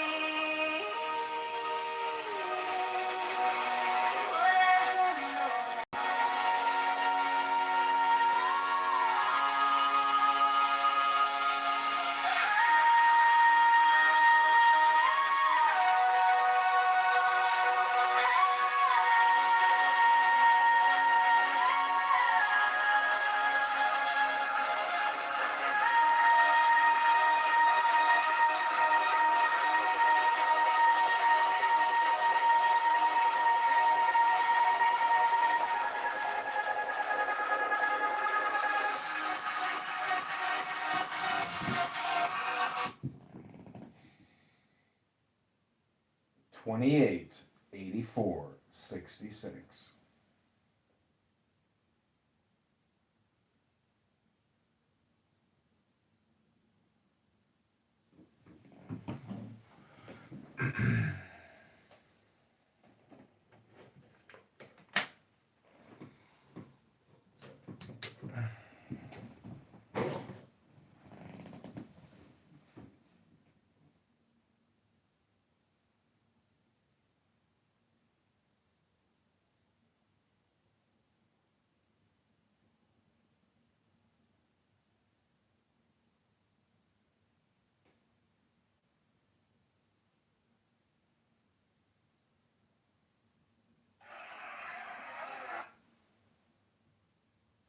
Those highways tie our communities together. Those are some of the zip codes that make up Illinois' 16th district.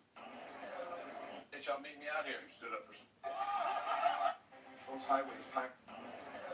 Election day, find the right inbox.